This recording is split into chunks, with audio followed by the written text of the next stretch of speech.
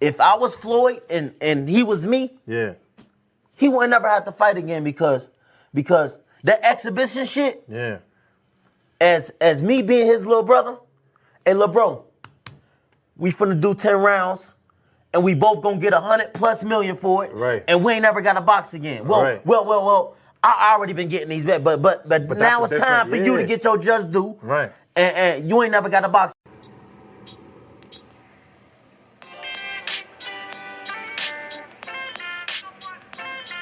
Yo,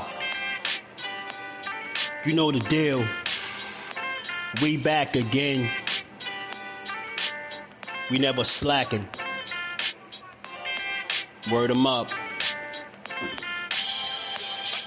Ladies and guys, whether if you drunk or you high, it's time to pay respects to the illest man alive. If you think you got a point, he'll shrink you down to size. And from there it's downhill like a slinky or a slide. Open your eyes, got a deep connection with the rise. So you might see them jump in whenever they go live. Peep it, this channel blowing up now, it's not a secret. With tons of exclusive interviews to listen to.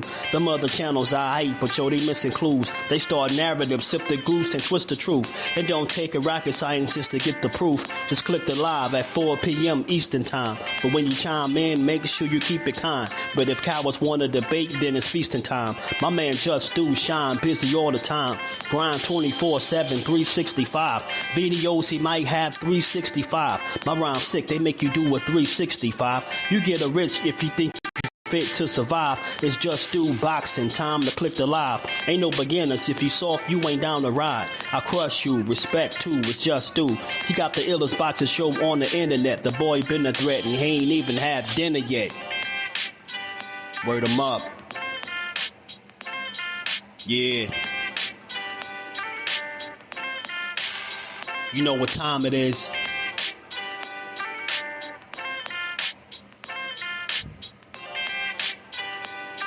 $4 p.m. Eastern. Click the link.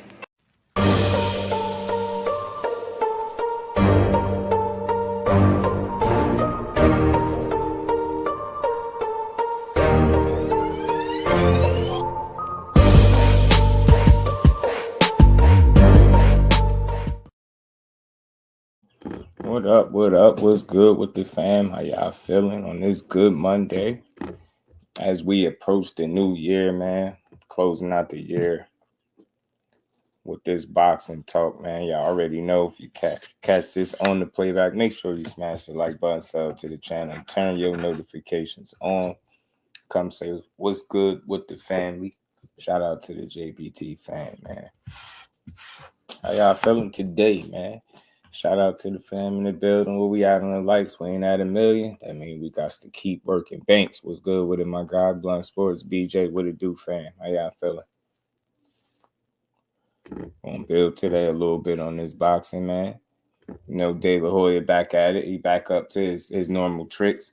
We're gonna talk about some of the stuff he was talking about in this short interview, but I noticed that Bill Haney is on Fight Hub. He's doing an interview over there. We definitely gotta tune in and play some of that.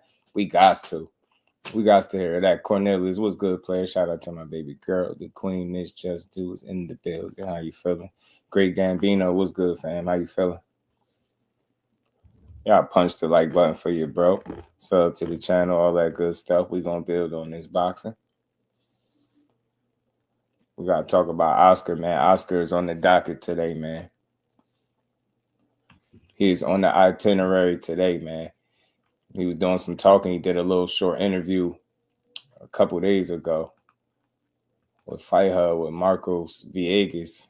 And he was doing some talking. And, you know, it been a lot of back and forth about he over there.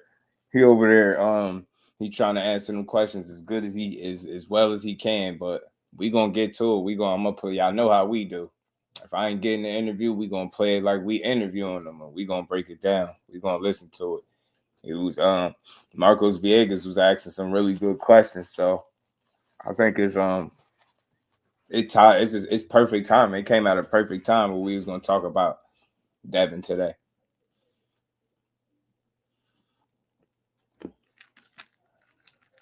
You know, he's asking some questions that people want to know. Basically, when you getting back in the ring, you know, who you looking to fight, what's the plan.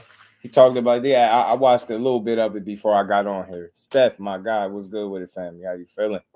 Always good to see you, man. Y'all punched the like button. We're going to get to this boxing build, though, man. We're going to get to this, man. Like I said, Delahoya was doing some talking, and y'all know I got the clip, and I'm going to pull it up in a second. Just warming the, turning the oven on preheat real quick. And, some of the things that he was talking about, it's kind of no surprise there, right? He talked about, he do a bit of double talking, right? On one end, he's saying there's no need for the Devin Haney rematch. Then on the other end, he's saying, the back and forth has been intense and all that. So my thing is, you're not gonna make that fight, don't make that fight, but move on, because you still got life after each other. Ryan got to still proceed after he's done serving his year of suspension. Devin Haney, it's funny that Ryan got a year and Devin Haney a year being out of boxing is approaching in a few months too. So it looked like they mess around and hit the scene at the same time. And I know a lot of people gonna be looking. All eyes gonna be on Devin Haney, whether good, bad, or indifferent. They're gonna be seeing the look. They're gonna be looking to see how he returned, how he bounced back, who he fight, what he look like when he fight him. Like, he gonna be under the magnifying glass like never before. So I'm gonna take a different angle with this. A lot of people has been, very dismissive of his comeback and his ability to bounce back from what happened on April 20th. But I've been an advocate, man, a consistent one of constantly saying I think this man could bounce back, but he just got to be smart. And he got to act sooner than later. The more time out, the tougher the task. And I think that remains to be the case. So I seen him back in the gym and he working. Bill has said on Fight Hub, we're going to get to that in the show. We're going to be here. We're going to build. He spoke about adding Nate Jones to the camp, so maybe that could work out in his favor. But we're going to see. We're going to see. Time going to tell. Time ticking and the months is piling up. And, like I said, he wanted to get back to the ring, I would guess, sooner than later. And while I said I was going to take a different approach from mostly what everybody else is saying, because a lot of people, like I said, are dismissive that he could even bounce back. They think he might be done. I'm hearing some of the bigger supporters of his even suggesting that might be the case, that might be a real possibility. And,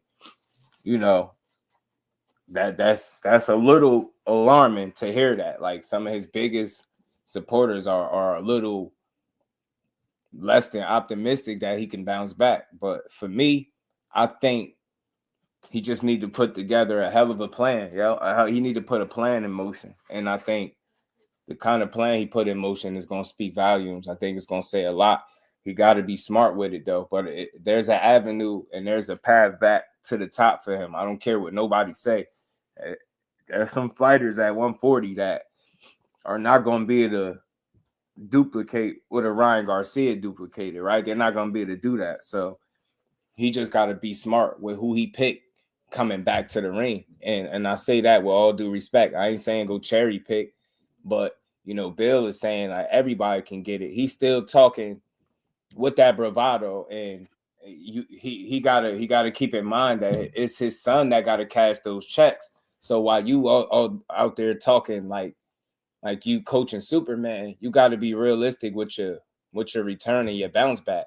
And I think you can use this opportunity while a lot of people are counting you out, and there's going to be a lot of eyes on you, maybe even more than before, simply because there's a story now. This happened to you after Ryan. Is he going to be done? What is he going to look like? It's going to be a hell of a lot of eyes on you, man. And it's going to be up to you to, prove all these people wrong, take advantage of this newfound audience. I'm telling you, it's been a lot of, you can't deny it. And whether it's just social media or not remains to be seen, but there's been a lot of talk about him. And I think if he put together the right kind of situation for himself and get back the right kind of plan and in motion to get himself back in the ring, he could do something. But it's really not going to be easy. It's going to be up to him and his dad. And again, he's going to have to change up the way he promote this guy. I don't think you can continue to promote the same exact way you used to before. You got to switch some shit up. If you ain't learned nothing else, you got to learn, bro. Switch some stuff up. I heard he said something in the Fight Hub interview. He said he got one of the best skill sets in boxing. I like that kind of talk. Talk that talk, because that's the shit that you can sell. Like, you know what I mean? He is a very skillful guy. You know what I'm saying? Talk about who you really want to get back in the ring with. Like, we get it. Y'all ain't ducking the dodger. No type of smoke. We understand that. But people, you can't fight them all. You get what I'm saying? And people just want you to kind of narrow it down. Like, but I think, truth be told, the reason why he has to take that approach right now is because they truthfully don't know exactly who they're going to fight right now. They still sorting that part out. And that's okay, because I think they're in a very, odd situation where they've pushed this being your own boss stuff for so long now that I think it was all cool while you was winning. And I think up until that Ryan fight, that changed things. So, maybe it was cool to promote being your own boss then. Not saying it's not now, but it's just a tougher situation when you're going at the networks and slighting them. And those are the guys that you're going to essentially have to work with, because even if you're not tied down to those promotional entities, those fighters that your fighter is going to want to get in the ring with are. So you're going to have to be able to come to the table and do some work with them. And if you're going to be 100% and completely dismissive of them, I don't see how you're going to get the fights. Do y'all understand where I'm going with that? So although he is the mouthpiece and he at the forefront, he got to be very smart, because he's speaking about doing the negotiating and all of that. You got to be smart, bro. You got to be smart. I'm rooting for y'all. Real talk, I'm rooting for y'all. You know what I mean? Got to smack tough, but won't smack his top boxers against others. Yeah, Oscar is bogus, man. We're going to have to get on him. Said the man, what it do? Thomas Hill, my brethren. What's good with it, bro? GQ in the building. What's good, fam? The Butcher. What's good, family? Jay Grant in the building. Gertz, what up? What's good with it? Cal Cooley, my guy. What's good, family? How you feeling? How y'all feeling? Shout out to everybody in the building, man. Yeah, punch on the like button. We're going to get to this bill. So, like I said, man, honestly, you can say what you want. It's going to be some people that's going to be watching this dude, whether they watching the hope that he fell or whatever, but I think it's honestly some of both. I think he still got some loyal fans. I think you got some people that's really rocking with him, and I think it's a fair amount of people that's rooting against him and don't care to see him succeed. And I think for that reason, he's going to have some eyes on him. Now, is he going to be some pay-per-view star or something like that? Nah, I'm not saying that. But I think it's going to be a fair amount of attention on him, being that he just went through that situation with Ryan. Then the lawsuit, it brought a lot of attention, whether good, bad, or indifferent. That's the reality. You know what I mean? The reality is you went through it with that dude. Everybody's seen it. People still talking about it to this day. They still talking about the lawsuit mess. So it's going to be eyes on you. And I'm telling you, if he facilitate the right moves, man, and get himself back, he can be a world champion again. He was a champion in recess. I don't know what's going on with that, but he might as well look forward, man, and put that best foot forward, get on that good foot, man, and get back in that ring, man. Dr. Boxing Talk, what's good with it, bro? How you feeling? Yeah, more so now, given the position, it ain't right. He got to be smart with the way that he's going about promoting and getting people to pay attention now. You get me? Because, some would say the jig is up. Right? Like, all right, now Ryan exposed him, right? And I don't want to say that. I mean, he exploited weaknesses and holes, right? And he was the better man on the night, but he had the Osterine, which tainted the fight altogether. So I get that. Not going there today with that. So it is what it is. But, he got to be smart, man. You promote the way you push this guy moving forward is going to speak volumes, right? You can't sell the wrong shit no more to the people. Because I think, like I said, eyes are on him, and a lot of people feeling like they having that "I told you so" kind of moment with him, with the Ryan thing. Despite the Osterine, they like, nope, he fought somebody his size, and look what happened. And so again, man, that situation, it didn't work out in his favor all the way. I mean, he still got his O back, but the fight still happened, right? I think it affected his ability getting back into the ring, because I think had he won, it'd have been a different situation. I don't think we'd be having this conversation. So a lot of that shit is going to be up to him and what his dad choose to push into the media in terms of promoting this kid, man. Tim Layton, what it do, family? How you feeling? Building, man. Like I said, we're going to pull up that Bill Haney interview too. We're going to talk about it, man. Y'all punch the like button. We're going to get to it, though, man. And Oscar is up to his old tricks, man. Up to his old tricks. Band up. What it do? How you feeling? Let's get to it, man. Pull this on up.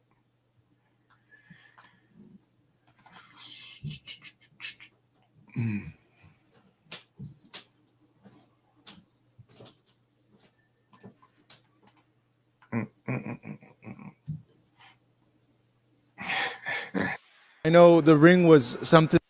Try to pause that. Shout out to Big Dog Willie.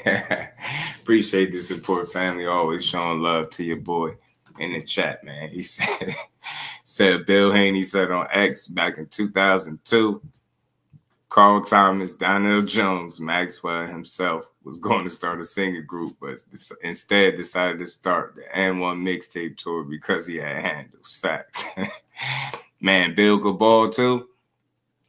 He say he's 50-0 in the streets. We don't know about his b-ball game. And we ain't never got to box again. Well, Right. well. I already been getting these bets, but now it's time for you to get your just due. Shout out to Big Dog Willie. Appreciate you, family. L-Dub-Boxing, the fax machine. What it do, my guy? How you feeling, bro? That was near and dear to you. Let me know about the process and the process of selling the ring to Turkey Al-Sheikh. It's been many years coming. Look, I held on to the ring for many years, and it was kind of like a double-edged sword for me. You know, I'm a promoter, but I have a belt that is very prestigious. You know, how am I gonna be, you know, handling both at the same time and not, you know, people are going to be talking about, well, there's conflict of interest or this and that. And so obviously the Ring magazine to me was always, yes, like you said, dear to my heart. But I needed to part ways with it, but to the right person. And over the years, I had so many offers from everybody, from all walks of life. You name it, from hedge funds to individuals to people not involved in boxing, just because they love the brand. And I was just waiting for the right, perfect person. And I think that you know, when Turkey Al-Sheikh was interested, I literally thought about it long and hard, and you know, was telling myself, is this the right person? Is this the right person to carry on that tradition? Mm-hmm. Does he have passion for boxing? And sure enough, he's probably the most passionate person right now in boxing that wants to make a positive change. So yeah, Turkey was the perfect person to pass the torch to. What are you hoping happens now with the brand, the ring, and the work that you guys did with it over the years? That it becomes the belt. That it becomes that it finally can create certainty for fighters, for boxers, for the sport, you know, for the fans. I think fans are now, you know, fed up with being undecided, you know, who the champion is, because there's so many belts out there now. You have, you know, I don't have to name them, but WBC, WBA, IBF, you know, people want to experience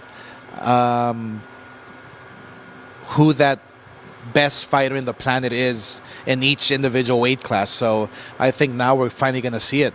It's going to take some time, but I think Turkey Al-Sheikh has a very ambitious plan in making sure that the fans are included in the sport, that the fans are feeling, you know, a sense of ownership. And that's exactly why I believe Turkey Al-Sheikh bought it and took it over, because he wants to include the people in this process. So there was a little bit of confusion. You just sold it to Turkey himself, or did the Riyadh season buy Ring magazine? Yeah, no, it was whether it was the, I'm not sure exactly what entity he is using, but Turkey Al-Sheikh is the person, the individual who approached me to sell the magazine to. I know you're a smart business guy. Did you make your money back on it? Like, did you get a good amount, Oscar? Well, I mean, I wouldn't sell it if I didn't. Yeah. You know, yes, it was a very passionate project of mine to hold on to the Ring magazine, to take it to the 100 years, which is very important to me, to keep it alive. And I can do so much. And obviously, you know, first and foremost, it was a passionate project of mine. But, you know, I am a businessman, and I do have to have a nice return in exchange. So everything worked out well. Did you get, can you say how big that return was? I don't want to say how big, but let's just say it was... Marcos is brave, boy. He trying to get the numbers. He trying to get Oscar to spill the figures. Aisha, peace, Queen. How you feeling today? Always good to see you. It was a nice retirement plan for myself, so... I think you, by fighting over the years, you have built a nice retirement plan. Moving on to your fights, your fighters coming into 2025. Ryan and the exhibition status, could you let us know what's happening with that and what's going on with that situation? Is he going to go through with that exhibition in Japan for Ryzen and Famio with Anpo, the fighter? Well, look, right now everything's up in the air. Ryan Garcia got hurt. I believe his wrist or his shoulder. So we have a pending meeting with Ryan's team, and then we'll take it from there. But I'm not sure exactly what's going to happen with the with Fanmio or with Rizin. I'm not sure exactly if Ryan wants to follow through with the exhibition. But one thing I do know for sure is that Ryan is reinstated April 26th, I believe. Yeah, I'm gonna get to it. I'm ready to sit down with Ryan and discuss his future, short term and long term. Most importantly, we have to get him. Shout out to my guy Tech for being a channel member, man. Much love, much appreciation. And we ain't never got to box again. Well, Right. well. I already been getting these back, but now it's time for you to get your just due. Appreciate you joining the channel as a member, man. Much love, bro. Yeah, I'm gonna get to the Bill Haney interview too. You know, I listened to some of it. Marcos be asking really good questions, so it's a good it was good to listen to. But that Ryan situation seemed a little sketchy. You know what I mean? I don't know what was going on. You just can't trust him. Like convenient wrist injury. He was just talking to you. It just looked a little off. It just looked like that fight wasn't gonna come to fruition. I'm telling you, them exhibitions could be tricky because you out there playing. You don't know nothing about the guy that you fighting. It's good that you found a way to postpone it or whatever it is that you did. But that fight just always seemed a little funny to me. That dude, I'm telling you, tricky fights. You go over there playing with one of them guys, they ain't got none to lose. You mess around, get caught. Dude had some size on him too. He was fighting a big guy. Ryan was Back in the ring. Make sure that he's well prepared mentally and physically to face the very best. The exhibition caught me by the surprise. Like, did it catch you by surprise and the company by surprise? Like, did you guys know about it? We did know about it. At one point, Ryan was talking about fighting twice, 2 exhibitions, before he comes back from suspension. You know, it didn't pan out. It didn't work out. But now, look, Ryan has such a passion for the sport. He loves boxing. He loves being in the gym. He loves training. That's what he's missing, and that's what we have to get him back inside the ring. So yeah, I'm looking forward to going back to LA and sitting down with Ryan, his team, and carving out a plan for his comeback. and that I respect that, but he need to serve that year. In some ways, it was good for him not to have an exhibition because, like I said, whether people thought it was funny or not, the fact that he was going to be in the ring before, Devin Haney, without having to fully finish serving out the suspension would have been crazy to me. I don't care what nobody say. I don't care where you travel to do it and what you suspended. Just sit your ass on the sideline, train hard, and be ready so you ain't got to get ready. That way, when that year up, you could get right into negotiating your next fight. You get what I'm saying? Do that sound unreasonable? I ain't saying I know what's best for him, but it's just not a good look, bro. Sit your ass on the sideline, train your ass off, be in the best shape of your life when your year is up. That'll be impressive to the people. Nobody care about seeing you in no exhibition. Just sit your ass on the sideline and serve the suspension that you deserve. Some would say you deserve longer, but the way you dealt with it, I could care at all how long they suspended you, but at least sit there. If you got a year, serve your year, bro, and then get back in the ring. You look crazy. Oscar, he sounded like he was cool with the exhibition, but you was threatening to sue or something like that, or call it off, whatever he was doing. So I'm not trying to hear that. He just saving face, but that's what promoters do. But let's keep going. 4 months away. It's going to come up very, very soon where Ryan's going to be able to fight in the U.S. again. Who are you thinking? Like, do you want him to have a tune-up and then go into a big fight? Like, do you want to throw him into a big fight? Like, are we going to see the rematch with Haney, like, right away? Like, what are you thinking?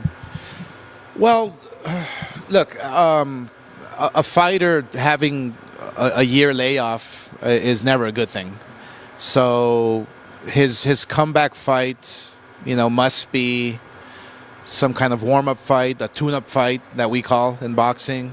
Somebody that's not a world champion. Because right now in his division, whether it's 147 pounds or in between 140 and 147, there's a lot of great names out there for him. So there's no name in between those divisions, though. That's not a division. Is he going to fight at 40, 47, or is he going to just be the catchweight king? Like, what's going on? And I just wanted to highlight something. Notice Ryan came out on the better side of things in the 420 fight, and he's still talking about getting him a tune-up fight, a get-back fight.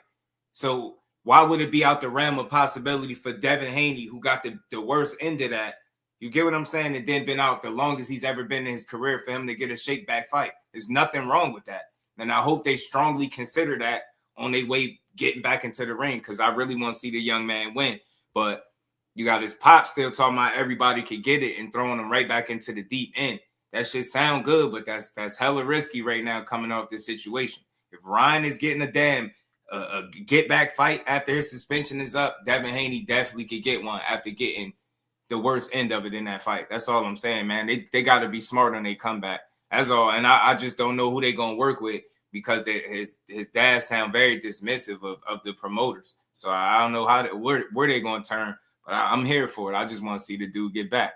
That's all. Once Ryan gets back in action, once Ryan gets back in rhythm, and maybe has a tune-up fight, possibly in late April or maybe early May, then I want to throw him in there with the very best. And that's what Ryan wants to do, is challenge himself and fight the best. I mean, whether it's, I'm thinking top of my head, Teofimo Lopez or even Boots Ennis or whoever the very best is. And, I mean, we still have Devin Haney who is wanting that rematch against Ryan-Garcia. Who knows? Maybe that happens again. But again, I have to sit down with Ryan and we'll carve out a plan. That rematch is going to happen, because I know like the whole suing thing, and I don't know if that like closed the door towards that. Right to it, yeah. Where's your thoughts on that? Look, when a fighter, first of all, I've never heard of a fighter suing somebody for battery. I mean, we're in the business of battering opponents, and so I've never heard that in my entire career as a fighter or as a promoter. But yeah, it opens up the door to It's a great storyline. That's a great storyline. I don't know if like it made things like too personal. Like, hey, you're suing me for this dumb thing. Not I don't want to get in trouble, but like you guys perceive it as a dumb thing, or the back and forth between like Bill and everybody. Yeah, it's nonsense. But the only way to square off is inside the ring. So who knows? Maybe we can see another one. Maybe we don't. I think Ryan-Garcia put on a performance of a lifetime. So the way Ryan-Garcia handled Devin Haney, to me personally, doesn't call for a rematch. But who knows? The back and forth is pretty intense. And I'll just get my opinion on it. At the end of the day, you being 100, there's no real need for them to revisit this fight. In a strange way, because of what happened and how it played out, it would be Devin Haney that need the rematch more so than Ryan. Right? Ryan could continue his career, skate on. He could actually move to 47 and actually try to fight a Boots, or stay at 40 or in between and do something with Teo. He could actually do that. But I think the fact that he don't need it and it wasn't him that got the worst of it, even though he got suspended. It don't matter. In his mind, he won. He beat him up. I don't feel like he feels he has to do it again. And you hear Delahoya, but that lawsuit looming, I just don't see it happening. What I see happening is him enjoying whatever back and forth that they're going to continue to have amongst each other, but I don't see the fight happening. His dad's still talking a certain way. They talking like they still want that rematch, but it's too much uncertainty for me. I ain't heard no consistency with any rematch talks. That shit sound way too premature, sound unstable. It seem like the lawsuit is definitely affecting the way people not only view Devin Haney now as a fighter, but his ability to get back in the ring and possibly get the money that he's looking for. It's a lot of shit going on. So until he resolve a lot of those other issues, I don't see them getting back in the ring with each other at all. J Boxing, what it do? One guy I'll give props to is Floyd Schofield for wanting that fight against Shakur Stevenson. Very ambitious for where he's at right now. I saw your post about the fight, but now that it's made, what do you think about it? I would imagine maybe the team did say like, "Yo, like just wait a little bit for these types of fights yet," right? Yeah, no, I was the first one to say, "Hey, you have to wait. We have a plan for you. We have a strategy for you." And but the father was very adamant. The father in particular was the one who wanted this fight. Kid Austin, he's a fighter. He's a throwback fighter. He's actually my favorite fighter today. I'm trying not to stop it too much, but I got to when he say stuff like that. He's saying his dad is the one that really wanted to fight. His dad is the one that really wanted to fight. But Kid Austin, he's a throwback fighter, and now he about to get into how he wanted it more, right? You just let us know his dad wanted it more. And what is his dad getting out of this? Like, again, if his dad wanted it more than he do, we might have a problem. But we gonna find out. Bruce Gas, peace. OJ Damon, what's good with it, fam? Say what happened to get it back in blood. And Ryan don't want to go. I noticed nobody calling Ryan's team pussy, but that was quick to call. Yeah, that's why I never jumped on that train, Damon. I never called Devin a pussy for that.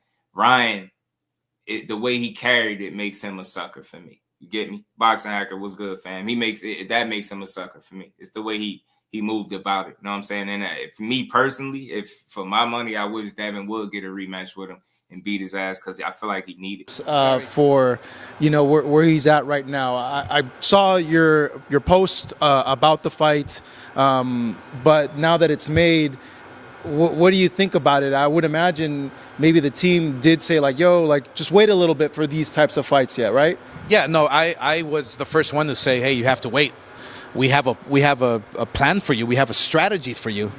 And but the father was very adamant. The father in particular was the one who wanted this fight. Kid Austin, he's a fighter. He's a throwback fighter. He's actually my favorite fighter today when it comes to fighting the very best, fighting anybody, getting to the top and making history. Like that's his mentality. I love that. But for my tastes, I think, yes, it was a little too ambitious, but they know exactly what they're doing. The father knows his son. We know his abilities inside the ring. Is it a little too early? Maybe. Is it the right time? Could be. Who knows? Only Kid Austin knows inside that ring that. Bro, he be double talking like hell. And you already let us know in your first mind you felt like it was too soon. We seen the message. I'm not about to get into it. Anything can happen. Any man got a chance in the ring. But I feel like Oscar being a former fighter, he know what's up. You know what I'm saying? He know what's up. Just like he knew what's up when it came to Tank and Ryan. Like he know what's up. Just like I think he know what's up with Williams Zepeda and Shakur Stevenson. I'm going to get into that too, man. All this going to tie into it, man. Oscar back to his old tricks. Ain't nothing changed with him. And I'm starting to have really serious doubts that we'll ever get a Zepeda Shakur Stevenson fight ever. Like the fact that he even discussing Tevin Farmer again is wild. So I think it's going to be a hell of a fight. I think it's going to be a very, very entertaining fight. Look, Shakur Stevenson is coming off an injury. And Kid Austin must take advantage of that injury. And I'm sure he'll find a way with his new team, with his new corner, Ronnie Shields and his father in the corner. So, look, I think Kid Austin has a tremendous chance at dethroning a pure amazing boxer in Shakur Stevenson. What would you say to him in the corner, or like how would you map out a strategy to little young guys getting cooked? And Oscar, I ain't straddling no fences. I think it'd be entertaining, but at the end of the day, the right man gonna win, the better man gonna win. And damn sure ain't gonna be no Kid Austin. It's levels, and I'm gonna just leave it at that. Beat a Shakur Stevenson at this point, given the tools that Floyd Schofield has at this point? No, I love his chances because look, one thing about Floyd is that he doesn't fight. He doesn't fight head first. He's a fast puncher. He's a strong puncher. His reflexes are cat-like. He's a fighter who fights tall. So I think that if Floyd Schofield can fight tall with a lot of pressure and using that jab, the jab is going to be the key. The jab is the key for Shakur Stevenson's style, for Floyd Mayweather's style, for the Shell style. The jab is the key. And I love Floyd's chances because of his footwork. He has tremendous footwork. Probably one of the best feet work in the sport today. So all that feet work, all that footwork, feet work, all that shit got him dropped in his last fight, and he missed his stool. I don't give a damn if you talking about somebody pulled it from under him. Say what you want, but all that feet work got him dropped by Rene Garreau, and his feet ain't better than Core's, so you miss me with that. But just because you can switch a bunch of times for no reason, don't make you get what I'm saying? Don't make your footwork great, especially when you're not using it with a purpose. The explosiveness, the speed, the IQ, I think Floyd has a great shot. Yeah, Shakur, though, on the flip side, just the way he's able to disable sometimes opponents' offense, it makes it tricky. And you mentioned jab. Shakur has a great jab also. So, yeah, that's a tough cookie to crack there. It is, and it's not easy to crack, but it's very doable. Every time I watch styles like Shakur or even Floyd's, the G is the jab is the key. That's basically it. And fight tall. I think with a nice stance on your feet and fighting tall, because a lot of fighters make the mistake of crouching down. Who in the hell has he been watching fighting? Is he talking about Kid Austin again? I almost lost my train of thought. Like, bro, is he describing Kid Austin? That's how he fight? What fights are you watching that he just sit there and throw jabs? I'm not saying he can't get smart. I'm not saying he can't switch up and just start throwing jabs on the night. But what fighter is he talking about just standing there fighting tall, throwing jabs? Like, what is he talking about? That kid don't fight like that, bro. You asking him, you damn near asking him to be a pure boxer. He don't fight that way. That dude like to fight. And I think that might be his downfall in that fight. Peace to the Queen, Lisa. How you feeling? Like, I don't know who the hell he's describing, but that ain't no Kid Austin, bro. I watched him plenty of his fights, and he don't fight like what he's describing. Like, I don't know who he talking about right now. Gives Shakur or Floyd Mayweather that advantage of landing the jab to your head easily because of their fighting tall. So it's like them looking from the outside looking in. I'm gonna make a Star Wars reference. It's the high ground. Yeah, exactly. So they're very smart boxers, and but there's ways of beating that style. That February 22nd card is an amazing. He said that same shit. He said that same shit about Floyd, didn't he? Smart boxer. I could beat him. Y'all always say that. Then y'all get in there and get beat up. I'm sorry to say, bro. I ain't sorry to say. For me, as a boxing fan, I like to put my money on the guy that I feel like is smart. Like, I feel like the smarter guy, like, because you get me, that plays more into the mental aspect of boxing, and they always say it's mostly mental. So I feel like the guy that has that under control is the guy that's more likely to win a fight for me. You get what I'm saying? In this fight, it's like brains versus bronze, and I'm not saying the young man ain't got no brains, but just a little strong guy right now. He's very raw around the edges. Unless he polish up a lot of holes on the night, I just don't see the scenario he wins unless he lands some phantom shot, lucky shot.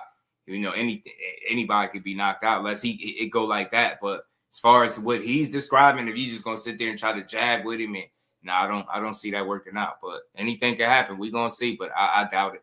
card. It's super stacked. We're going to see, Beterbiev rematch Bivol, but in terms of Schofield and Shakur, you're also going to have Virgil Ortiz returning against Madrimov and another, but that fight, I'm like, wow, that's a hard fight for both though too, style-wise. Style-wise, it's a tough fight.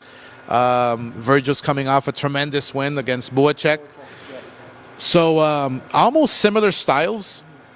In a way, I think Madrimov, is it? Yeah. Has a little. Yo, bro, what? Damn, I ain't no boxer, no trainer, but Oscar been sitting, man. You good? Did he just say Boachuk and Madrimov fight the same way?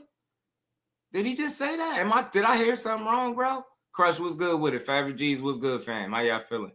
Got Madrimov. Did he just say they fight almost the same? Like, what is he talking about? Right more hard fight for both though too, style-wise. Style-wise, it's a tough fight. Virgil's coming off a tremendous win against Buacek. So almost similar styles. In a way, I think Madrimov, is it? Yeah. Has a little more boxing IQ, but hits hard like a mule. He comes forward. It's going to be a very entertaining fight. I strongly feel Virgil Ortiz will steal the show that night. Yeah. How much better of a performance do you think Virgil will have against Madrimov compared to Crawford, or is there anything that you guys can take away from the Crawford Madrimov fight and use it towards this fight? Absolutely. I think Virgil Ortiz is a very smart fighter. He knows exactly what he has to do inside the ring. I'm sure he studies his opponents. I'm sure his team, his cornermen, left and right, they study up and down their opponents to make sure that Virgil's in optimal conditions. Virgil's a very intelligent young man who knows how to take care of business. He knows how to adjust. And I think those adjustments in the first quarter of the fight, in the first half of the fight, is going to be very, very important. Yesterday, and that's where I agree with him. With the fight, I think, the first 4 to 6 going to be very telling because, after that, we're going to see who can make the proper adjustments if necessary to win the fight. I think this could be a tricky fight for Virgil, especially given the way Madrimov approached the fight with Bud Crawford. Now, I don't know. Maybe pressure bust pipes. Maybe, Virgil be able to apply pressure, bust pipes, and get through. But I don't know. I think that could be a tricky fight for him, but we'll see. And he just said it, Madrimov. He feel like Madrimov hit like a mule, and he got a solid punch, but we'll see. I think it's a good fight for both. Noticed at the gala that you ran into Eddie. I know Eddie is the brunt of your clapback Thursdays at times. How was that interaction? Was there any things from him hey, why do you go so hard on me, or why do you say these things about me? Or is it something where you just clown around with him, it's just messing around with you? No, I mean it's look, a video of you guys interacting, an interview. Yeah, we're I guess we're cool. I mean, I do my thing and he does his thing, and he does his thing for a reason. I do my thing for a reason. So I think having these types of rivalries outside of the ring are actually healthy for boxing. It just creates a fun, entertaining, spectacle for the sport. I'm having a lot of fun. I love doing what I'm doing, especially with Clapback Thursdays, which I was in hiatus for a bit. I think we ran out of content for the year, but I think that look, when you speak the facts, you're obviously never a hater. But I'm having a lot of fun with promoting the fighters and also having a bit of a friendly rivalry with other promoters and just making sure that boxing is nice and healthy and people are talking about it. Entertainment. Yeah, exactly. With the clapback stuff, I had mentioned it to you, but when you do them, does your phone go off with people telling you Oscar, stop? Why are you saying that? Or are you getting in trouble? Or are people telling you Oscar, stop it? You're going too far?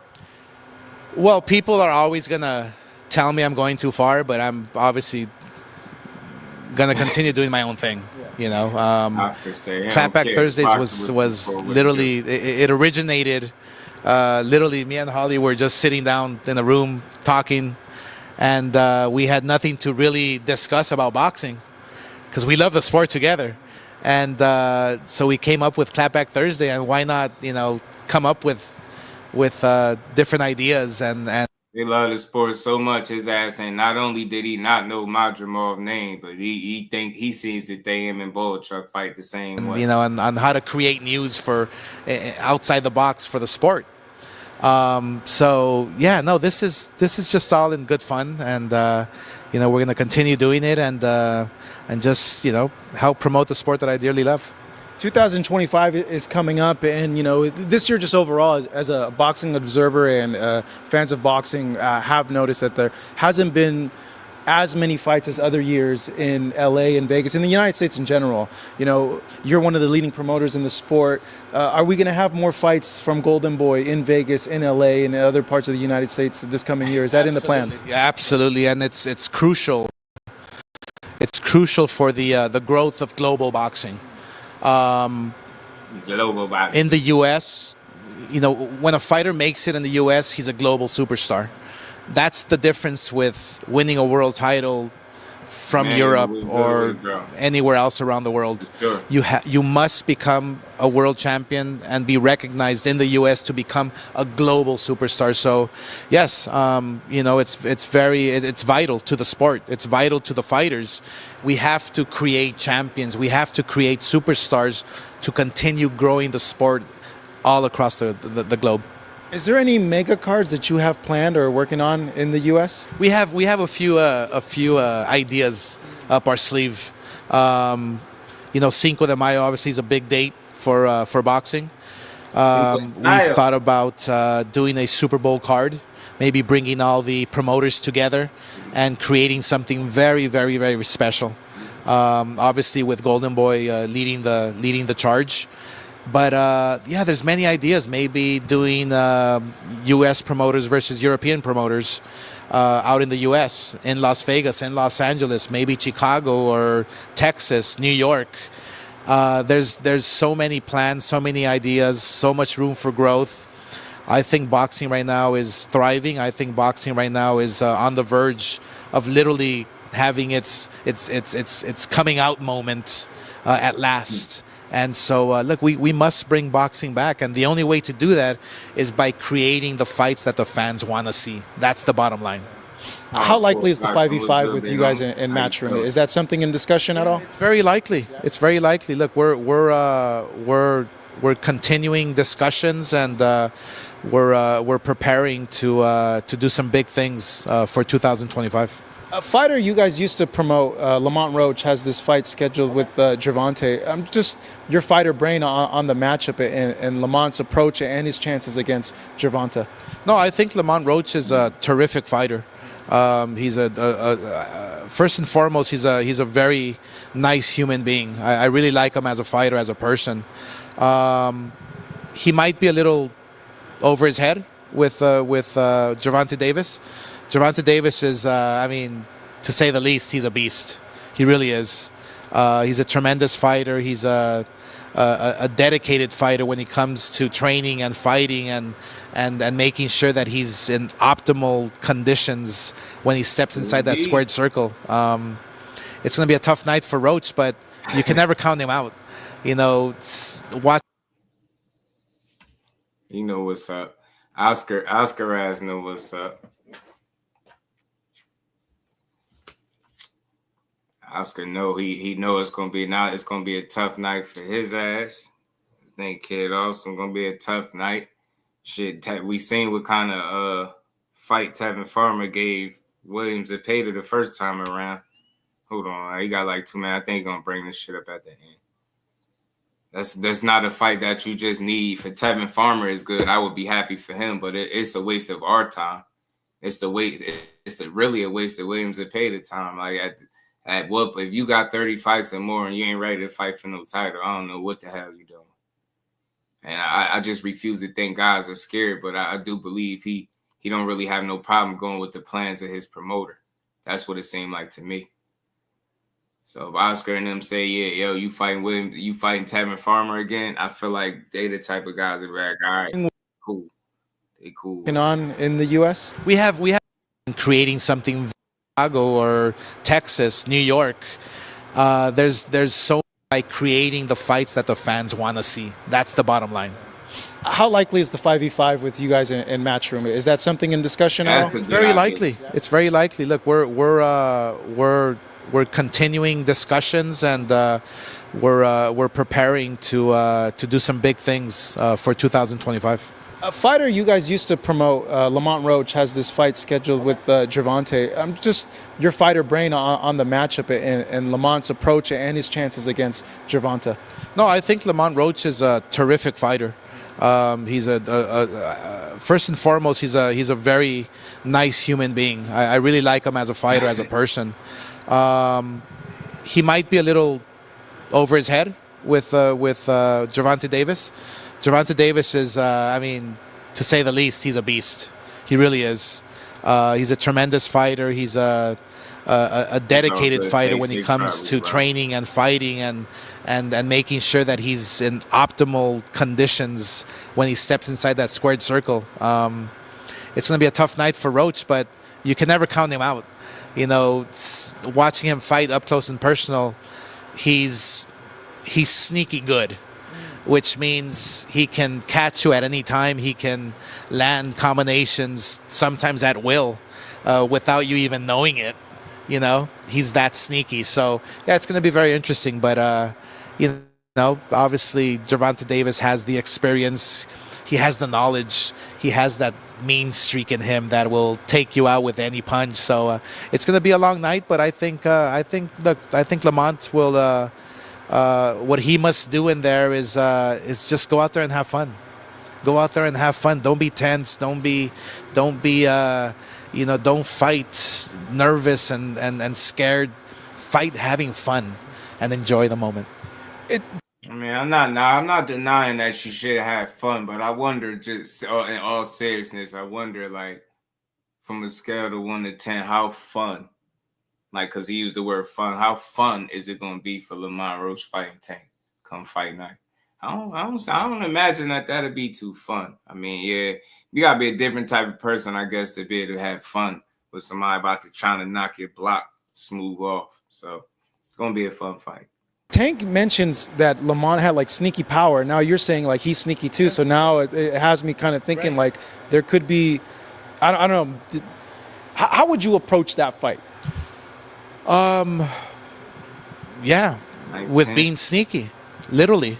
Yeah. Punching between combinations or like just punching outside the box. I mean, presenting Gervonta with something he's never seen inside the ring. Punching while Gervonta's punching. Bro said punch outside the box. Gotta love Oscar, but bro said punch outside the box. Like what? Using the power when needed, not every single punch. So changing up your punches, meaning he can throw combinations with, less force, and once in a while throw your full force punches and surprise Gervonta Davis. So there's a lot of different styles he can use, Lamont Roach on Gervonta.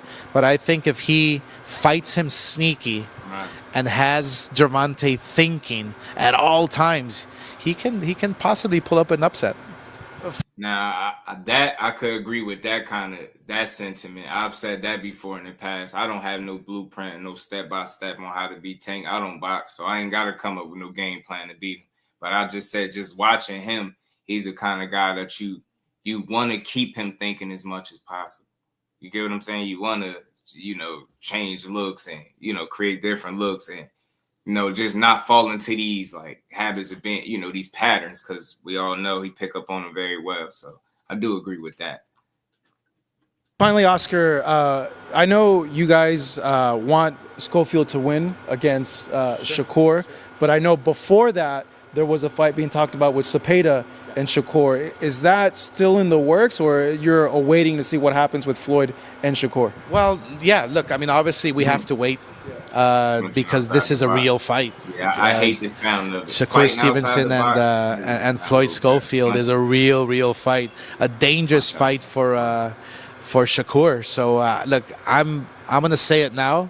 It's a 50-50 fight, but I have to go with my guy. I think my guy, Kid Austin, will pull out the upset, and then we'll take it from there. I think William Zepeda, yes, we'll get him a fight in the meantime.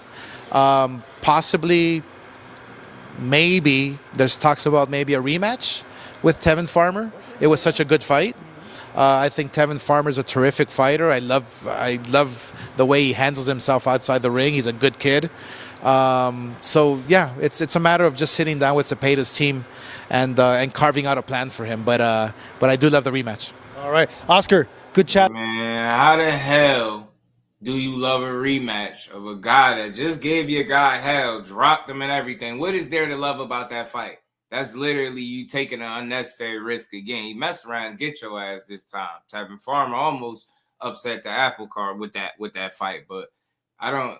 When I hear that, when I hear somebody, now I understand that if Shakur and Schofield fighting, obviously you don't want to sit around. But it's always an excuse or a reason for that fight not to be the next fight. It's always a roadblock, and it's this guy putting them in the way. Now I don't know. I'm never gonna be the guy to say fighters are scared to fight, but I don't think that's the case. But Zepeda just seemed like a guy that ain't tripping if he ain't getting in the ring with Shakur next. That Farmer rematch, the fact that you like that more than an actual opportunity for your guy to fight for a title is crazy. Now I get it. Shakur still got to get past Schofield. You can't skip steps. You got to beat him. You get what I'm saying? But if it goes the way most people think it could go, let's just say hypothetically, Core do beat him. Right? Why wouldn't that be the next fight for your guy? Why wouldn't it? You don't want a tank shot. You don't want none of these shots like this dude. How many wins do this guy need before you think he's ready to fight somebody that is worth his time? I think he deserves a title shot at this point. How many more fights you gonna give him? So that's the only thing about Oscar. That's why I played this. It tied into everything from the Haney rematch to, how he moving his fighters and how he just back up to the same old tricks. If it wasn't for Schofield, and it sounded like from what he just told his Schofield dad, I ain't saying Schofield was ducking the smoke, but he said his dad was the one pressing and he really, really wanted it. If it wasn't for that, then we wouldn't be getting this fight. We wouldn't be getting that between them. So the only reason we getting him throwing one of his prospects in there right now is because they demanded for it. His pops demanded it, and Oscar, he obliged. So I just don't think that the situation is going to be the same with him and Zepeda. I don't think he's going to be so willing to offer up Zepeda that way, right? And if he can make a damn Tevin Farmer fight in between time, I could see him doing it. That's good for Tevin Farmer, but it does nothing for William Zepeda, but put him back in a situation to possibly get beat by somebody that gave him a tough-ass fight the first time. So, I don't know. I feel like Zepeda is going to go one or two ways. Either you're going to give him a title shot that he's worked himself in position to get, that he earned it. You're either going to get him that, and he's going to either sink or swim there, or you're going to keep padding his record, and somebody going to come along, and it's going to be Dan Bruno. What was his name? Sakura is going to be one of them. He's going to have a Jaime Munguia and Bruno moment. I'm telling you, keep playing around, and you got to quit a little scared with Tevin Farmer. It's time for you to fight somebody else, bro. You got to fight for a title. You know what I mean? Stop wasting your time. You know what I mean? Maybe William Zepeda needs to do the same, man. I would say so, but for me, like, I don't know what the ins and outs. I don't know how he think, but it's just the way it goes. It don't seem like he don't know tripping about who he fighting. And if Oscar be like, hey, man, hey, William Zepeda, you give him saying Tevin Farmer again. To me, it just seemed like he gonna be cool with it. Like, I don't see him tripping. Because even when he's asked about what he want next, he don't give a definitive answer like, I want a title and nothing less. Like, it sounds like he gonna leave that to Oscar. That's what I hear. That's what I gauge from it. It sounds like he gonna leave it all up to Oscar, and whatever Oscar say, that's what he gonna do. Feel like he the promoter, he gonna let him work or whatever the case. But I'm gonna tell y'all right now, I don't think we get no Williams Zepeda and Shakur. Shakur gonna need to look for another a plan B. Even though he fighting a plan B from a plan A, he gonna have to find another plan B, because I don't think that fight coming to fruition at all. I think Oscar, he's in no rush to make it. And I'll say this, especially if depending on how Shakur and Schofield play out, depending on how that play out, like say he gets took the school, washed, or whatever the case, I definitely don't see him then being willing to offer up another guy to Shakur like that. I don't see I don't see it, but I could be wrong. But unless it seemed like to me, unless Zepeda demanded, bro, I don't think we get it. I don't think we get it, bro. I don't think we get it. Hold on, y'all. I'm trying to get y'all right. Trying to get y'all right because we're going to keep flowing. We're going to keep on rolling, y'all. Let's talk fashion. My guy Remo in the building. DGZ6. Oscar get past the Zepeda Shakur fight being ordered. I have no idea, bro. I have no idea. I just guess just not make the fight, bro. Go find something else for him to do like he been doing. Find something else for him to do. Like one thing I learned about fights being ordered is just because they get ordered don't mean they happen. That's the weak part about it. You know what I'm saying? But damn, I forget which one of the sanctioning bodies is it that they penalizing guys that turn down title shots and things like that. I forget which sanctioning body. I was talking about it. I got to pardon me. I forget which one of the sanctioning bodies is pushing that. But yeah, in a nutshell, I don't think we get Williams and Zepeda and Shakur. I think I'm off that. I just hear too much of the same old shit. I don't hear nothing change. I think it'll be a good fight to make, but I don't see it. WBL, appreciate you, Dub. I couldn't remember it. I like what they were saying there. Like that if you don't want a shot, then you get removed from the rankings is what they was doing. So I like that. I think that shit should be across the board. You know what I'm saying? And maybe we'll stop getting some of these guys dancing around the fights or the promoters dancing their guy around fights. Because I just want to see good fights. And I think that dude is a dangerous fight for anybody, right? He throw a lot of punches. He tough. He a warrior, Mexican fighter. He a tough guy. He'll give people a good fight. You know what I'm saying? But I think it's time for him to fight somebody, you know what I'm saying, that could, let him earn a title shot. You know what I'm saying? Let him fight for a title is what I'm saying. He can. I mean, orders. Yeah. Remember the Pitbull and Corey. Yeah, they just go in another direction. That's all. You know what I mean? With Pitbull, they said it'd be like a dog chasing a cat, and they can make more money fighting other guys. And they went on and did what they did. But that's how they do it, bro. What I'm coming to realize the more I watch this boxing is they're gonna do what's best for the fighters. And sometimes with the fights we want to see the most, it might not benefit one of the guys. So in that case, it definitely that Shakur stylistically don't benefit no Pitbull. So I could see why they swerved him, even though I don't like it, but it is what it is. Trying to hold his position. Yeah, that's what I'm saying, Aisha. And if it's not him, because I don't want to put it on him, but it seemed like his promoter doing most of the talking. Even when he got asked about it, he don't really sound like he demanding that shot. So I ain't knocking him, but maybe he could be a little more vocal in that regard. But for me, Oscar just gonna do what he do. He gonna, move him. Like, you know what I'm saying? Think about it. He already offering up Kid Austin early. He ain't about to do a back-to-back joint. I don't see it. But shout out to Williams and Zepeda.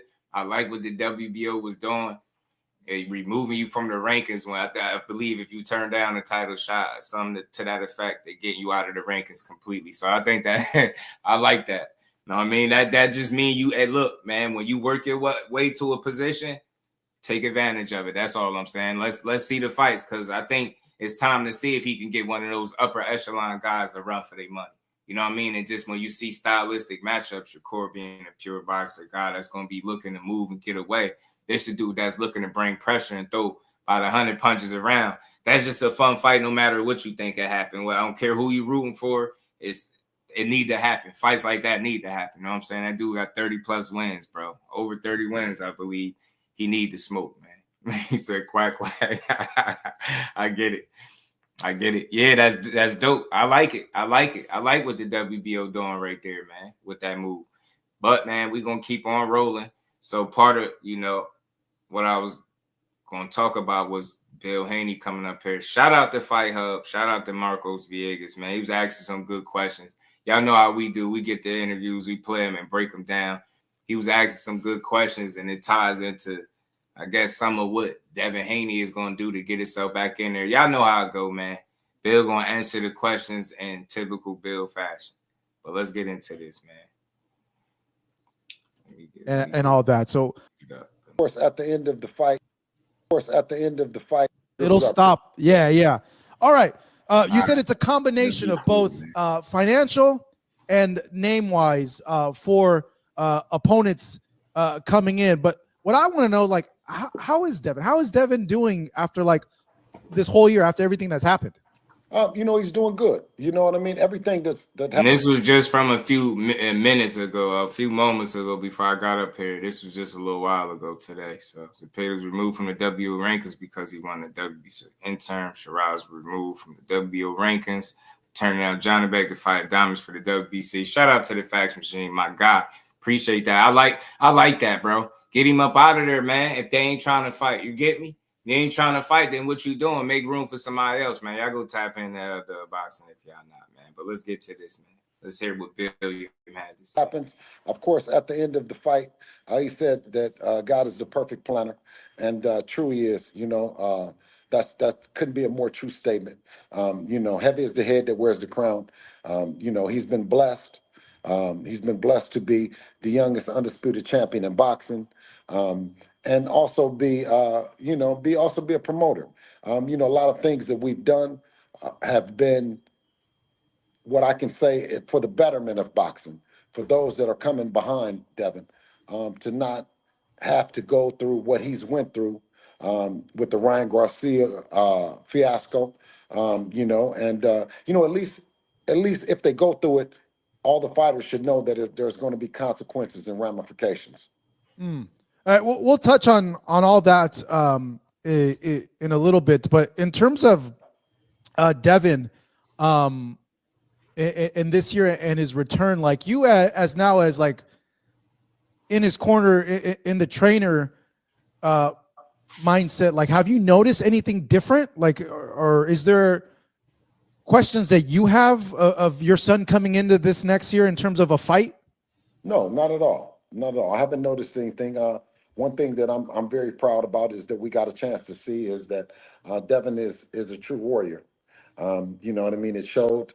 He got knocked down 3 times. He got up 4, and and like I said, the show must go on. All right. So at this point, Bill, are you guys actively like working on any? Like, who are you like looking at like for an opponent? Like, do you want to give Devin like a tune-up, or do you want to go right into like the big fights? Well, I look at. There you go with the good questions, and I thought that was a good question because a lot of people asking which way he gonna go. But like I said, I'm gonna try not to stop it too much and let it play through. But I don't think they got the answer to that just yet. You know what I mean? I think that's why he answered the question the way he did. Everything. I look at the complete landscape, and ultimately, as we, start sparring, we start getting ready. Then I'll start to negotiate. But right now, anybody can get it. Devin has one of the best skill sets in the world. I mean, and we believe in him. So there's no one that he can't fight. It's just a matter about what's going to be next, in his court or his course or his pursuit to be on the Mount Rushmore of boxing. Is there any changes going to be made at all? Adjustments coming into this year in terms of the corner, or maybe even things you guys want to work on? Well, we brought in Nate Jones. You know what I mean? I think that everyone has seen that on social media. Nate Jones, a legendary trainer and part of the Floyd Mayweather team. You know what I mean? He's spent a lot of time with Devin as a young fighter. So we just think that he was a great addition. What was the reasoning behind that addition?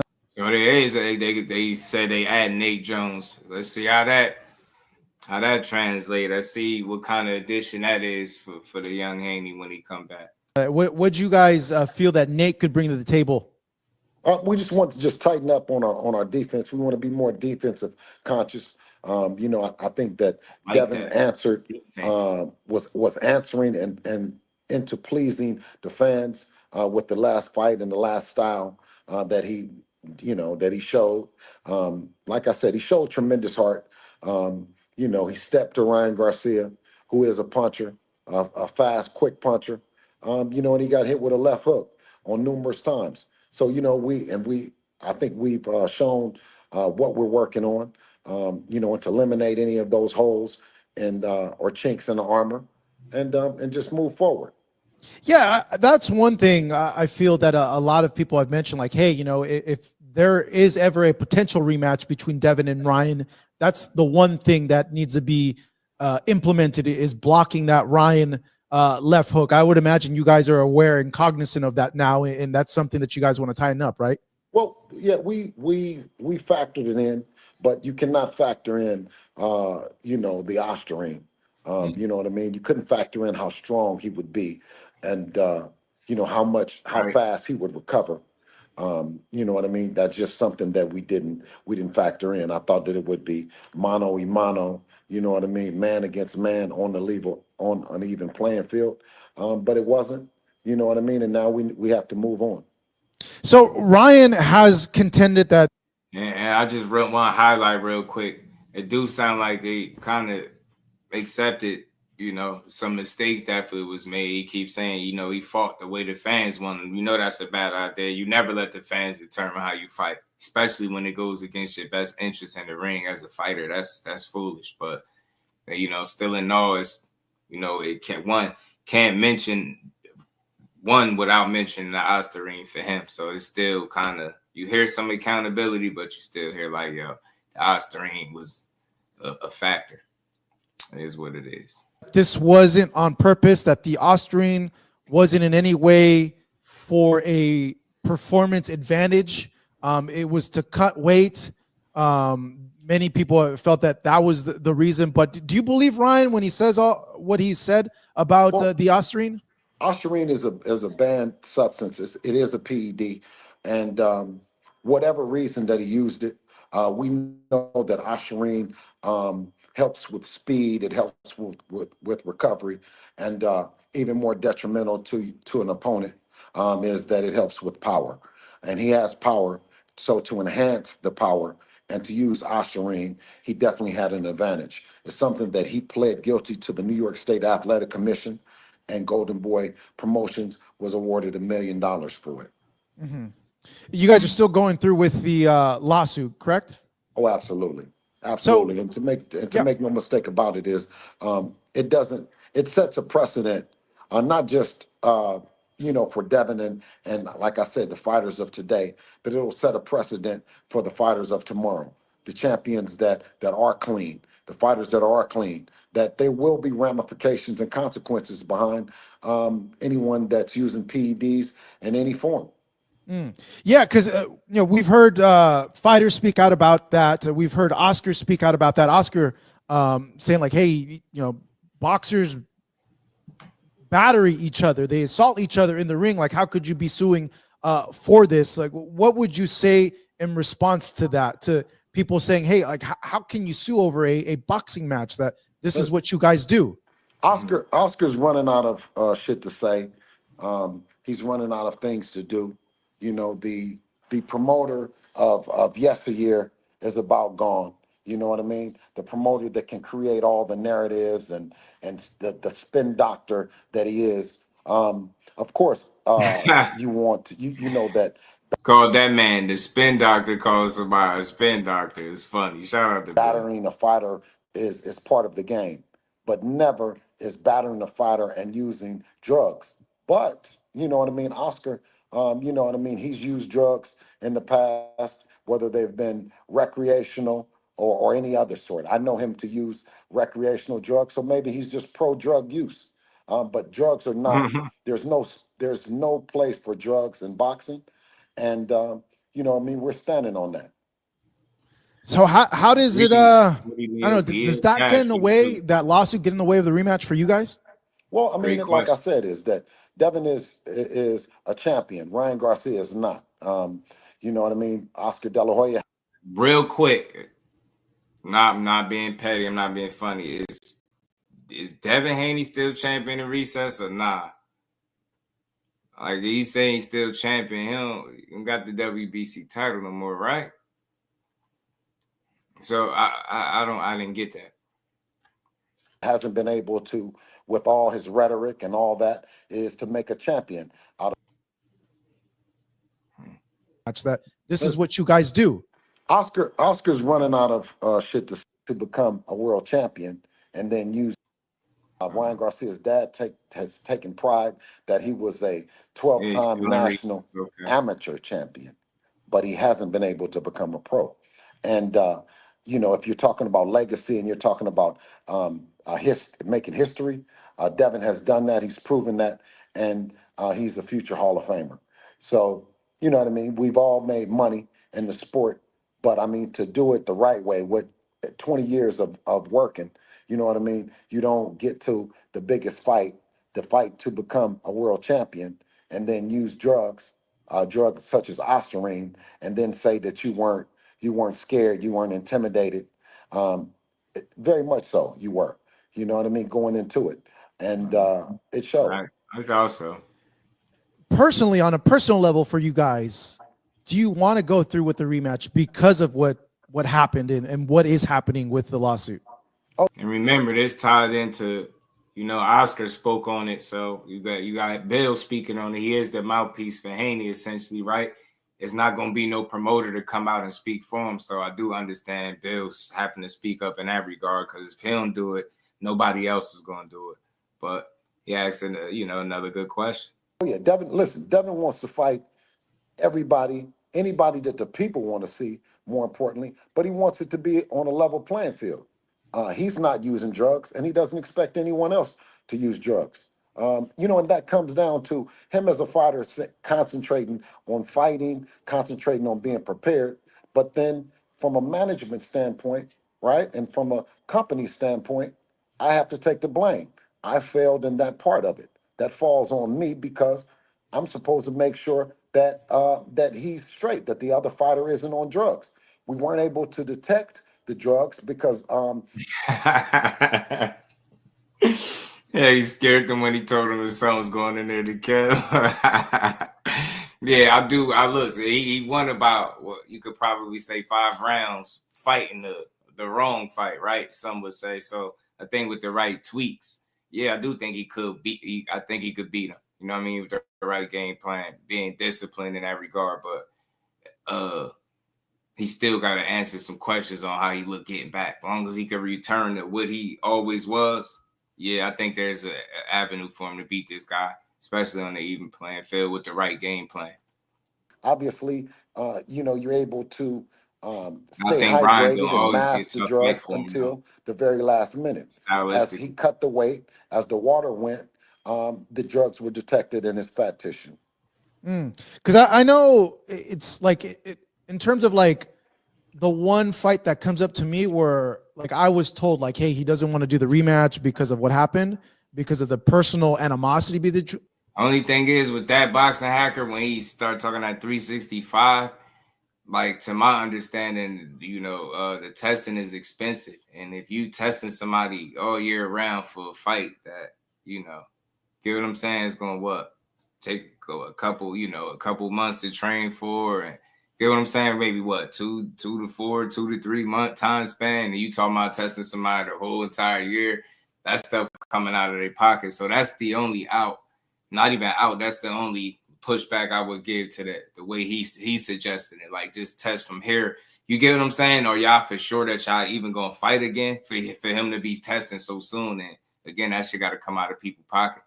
So between the two was Cotto and Margarito, and I've been told for the longest time Cotto had like a vendetta against Margarito because of what happened, and he didn't really want to give him the rematch until it just made so much overwhelming financial sense that he went ahead and did it, but he still didn't want Margarito to make a single cent with him because of what happened. I don't know if that's the case at all with you guys, but that's why I bring that up, that I have observed in the past things like that where there's such personal issues where they're like, no, we're never giving this guy a rematch because of so and so and so and so reasons. Well, we listen.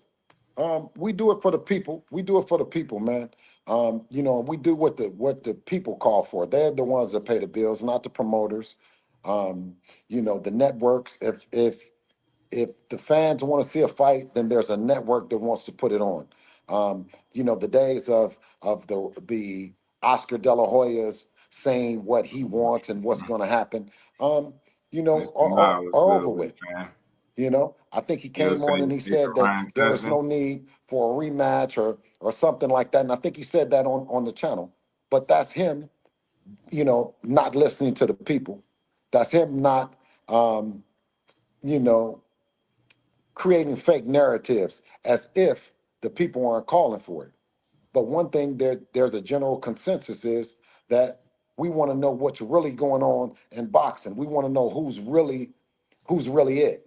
And the way to do it is that they would go in and they would do VADA testing, 365 days, and you know what I mean, and let the people know that he's a clean fighter.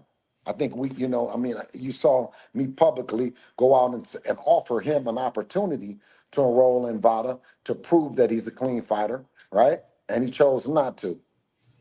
So with the rematch, given that Yeah, if you're gonna pay for somebody testing, that's different too, because that shit, from what I understand, could be pretty costly. And I'm just saying, like, realistically, if you doing it all year round, it's gonna be a significant amount of time where you being tested and not fighting. And I could imagine that could get costly. That's all. That's the only thing I was thinking. Like, is that a realistic demand? But I'll say, you make sure he clean from the time y'all situate a fight to the time the fight is over. You get what I'm saying? I don't think nothing wrong with him demanding him to be tested, but I think the time frame might be a little off for me.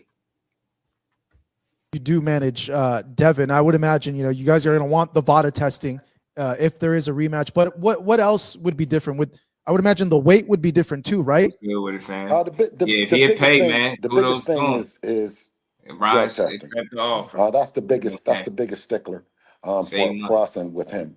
You know what I mean? I think that he's openly said that he was smoking weed. He's openly said that he was drinking. He's openly said he was crazy, right? So if you're crazy enough to do it the first time, then you're crazy enough to do it the second time. That's the stickler. You know what I mean? That he enrolls in a program. I think he once said that he was going to go to rehab after he made some disparaging remarks, racial to say the least. And he went back on his word on that. So we just don't know what Ryan Garcia is going to do. And then when you have a guy like Oscar De La Hoya, no telling. You know what I mean? We don't know how deep the conspiracy runs. Okay. Looking towards 2025, I know a lot of fans are wanting to see Devin back in the ring. We did an interview with Bob Arum, which he stated that there was a fight presented to to against Teofimo Lopez. It fell through. What is your response to Bob Arum saying that? Bob, like I said, when you have Devin as a promoter, you have our team. We know how vindictive promoters can be, and we know how they can lie. Bob Arum was not 100% truthful in the sense of that Turkey Al-Sheikh put a fight on the table for Devin and Teofimo Lopez and Riyadh season. I think that the fight with that Turkey put on the table was an opportunity where there wouldn't be any to get a little interesting squalms or any flack towards either team. It was a fair opportunity for us to come to the table. We don't work for Bob. We're not handcuffed to Bob. Teofimo Lopez is. So to say that you put something on the table for us when you haven't sold a pay-per-view, you haven't sold out an arena, and then to say that you put something on the table where you would be the A side and we would be the B side was an insult. And Man, hold on. Give me a second, y'all. Y'all smash the like button. It's about to get interesting. Pardon me, y'all. Real power say yeah, along with Duck Tank. I'm not big on the duck word per se, but if it's any truth to an injury, that's just more in line with what I've been saying all along. Dude was a little long in the tooth. I ain't making no excuse for you not to fight nobody, but I've always said if he retires without fighting nobody ever, I don't necessarily look at that as a duck because you ain't it ain't like you got out of fighting him and then went and fought a lesser guy, right? If you sailed off into the sunset, I understand why people would say duck. For me, that's just you knowing when to call it quits. You know what I'm saying? And if you 1 foot in, 1 foot out, and you think about fighting that guy, you already beat, in my opinion. So I think back injuries are real. We're going to get to that, though. We're going to get to that once we're done with Build. But we're going to get to that, man. I think I like to have a more in-depth conversation past the word duck. You know what I mean? It's easy to say that, but if he ever fight again and it's a lesser guy and it's somebody that's not Tank, by all means, that's how I'm going to look at it. But if he sailed off into the sunset or something to that effect, I wouldn't be 100% surprised, because if there's any truth to this back issue, and if it's severe in any way, like if this is the difference between him continuing or not continuing his career, it's going to be risky. I think it would be less than likely that we'll ever see him fight Tank. You know what I'm saying? Like, I don't know. Is that the kind of guy you want to fight with? You got some lingering type of back issue? Not giving you no excuse, but you know the people going to make it for him. You know what I'm saying? So we'll see, man. We'll see. But I think if he fights again, it's very important to me. Like, if he just retired, I get it. You know what I mean? And again, I'll say this. I'm comfortable feeling this way and saying this because, again, the fighter himself that had an opportunity to fight him had every opportunity to be like, you know, this dude ducked me and he don't want no smoke, or he's scared of me. Instead, he kind of leveled with Loma in terms of understanding that he probably was putting his body through so much, probably breaking down. You get what I'm saying? Not being in the mood. He was understanding it is more so than disappointed. And that's not because, I'm cool with not challenging myself. That's not the case. It's just from fighter to fighter. It's so much different than the way fans think. He could have. Why? I question anybody still that's pushing that duck narrative. Why didn't the fighter say that?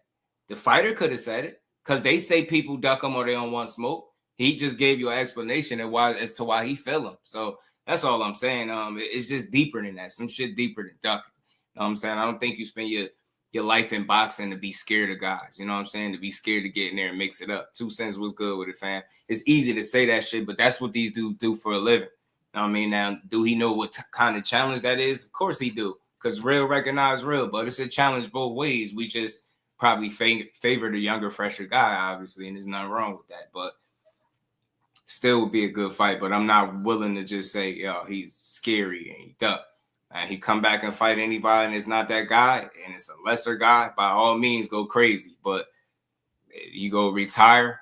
If he retires, when I already heard him talking about retirement around the Devin Haney fight after that, you know, even the Cambosa situation, still talking that retirement stuff, I'm not fully surprised. Like, it's only so much you're going to talk about retiring before you actually do it.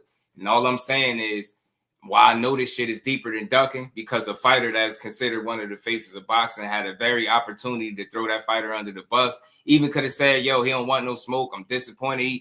He leveled with him from fighter to fighter. And I think what these dudes put their bodies through, we'll never know. Like, you got to think, we're in a climate where people are clowning Loma for saying he want to spend time with his family.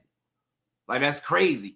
Like, that's strictly speaking like a fan. You got to think these dudes are spending months on end and weeks on end and missing birthdays and all types of significant, like, milestones in their kids' life to box and put on. Like, and I'm not complaining for them, but I'm just saying, you don't think that it's a possibility that they could want to be around their family? But we a clown a guy for that. I don't know about y'all. I don't see my kids for a day or two. You start looking around, it don't feel right. So the months and months away from family and you got other shit going on, I just think is realistic. Do I like it? No. Is the timing terrible? Hell yeah, it's terrible, because you would rather see that fight. But I'm not that selfish as a fight fan where I can't see a man talking about, hey, man, I got family. I respect it. The fighter understood it. The fighter respected it. The only people still complaining, and I get it, because we the fans, we just want to see this shit. I get it. But I'll come from a different mentality. I'm always trying to understand. I'll have my criticism and my assessment of what I think about it, but I'll also look at what he's saying and see if it's valid. People that spend months and weeks and, you know, months and months on end, training camp after training camp, you putting your body through it.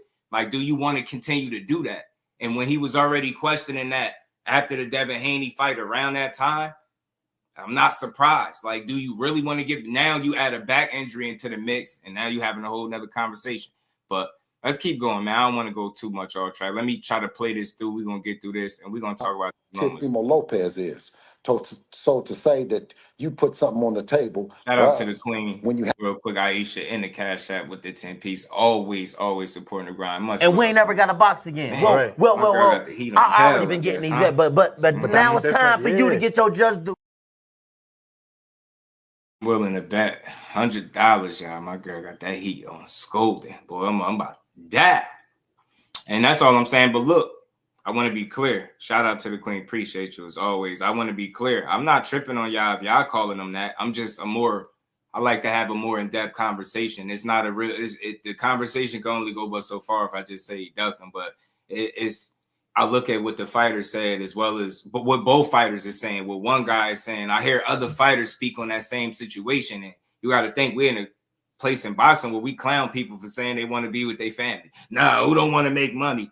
Some shit is family. Is money more important to your family?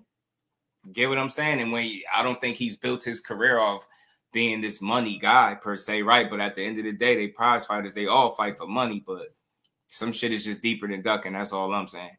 Yeah, you got a family. You get older. You never know. And again, it's a deep ass conversation to have, but it's just a conversation. I could be wrong, but I'm a reasonable person, bro. They spend a lot of time sacrificing and doing everything. And then think about this. You hear Tank Davis, whether or not you feel like he's going to actually retire or not, you hear him talking about it, and he's what, 6 years younger?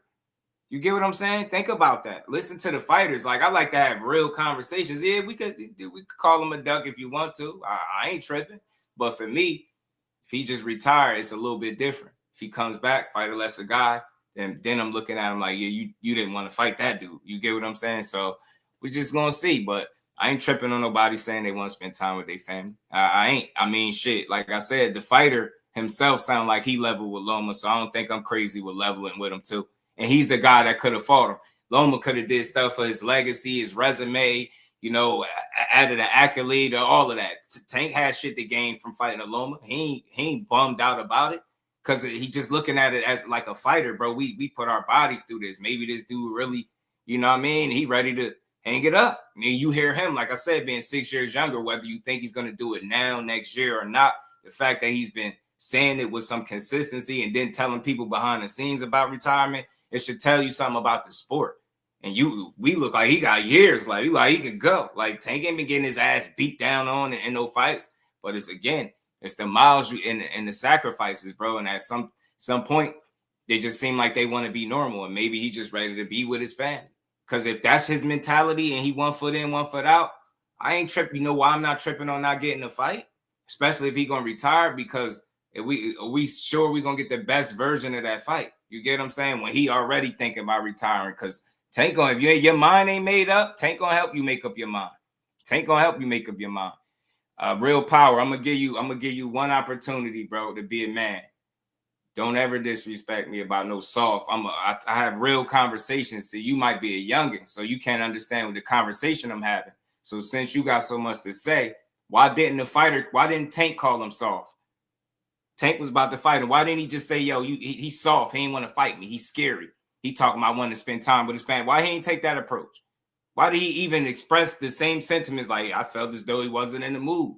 Get what I'm saying? Then talked about his breaking down and what they put their bodies through. Why didn't he go that route? It's always these goofy fans because y'all don't take the punishment.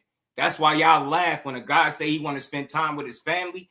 You find a reason to tell you, oh, money is more important than that man's family. I'm thinking like the fighter. Now that man, if he say that's what he want to do and he actually go do that and don't fight again, I respect it. But don't ever disrespect me and call me soft because I got a deeper level of understanding than you. You had to get that surface level conversation away from me. That duck shit is what's destroying boxing and is currently destroying the reputation of Jerron and his career right now. Everybody throwing him down the drain. He's a duck. I'm seeing duck of the year, tags for boots, all types of wild shit. So get that weird shit out of here, man. Shit is deeper than ducking, and learn the game, bro. This shit ain't always about ducking, bro.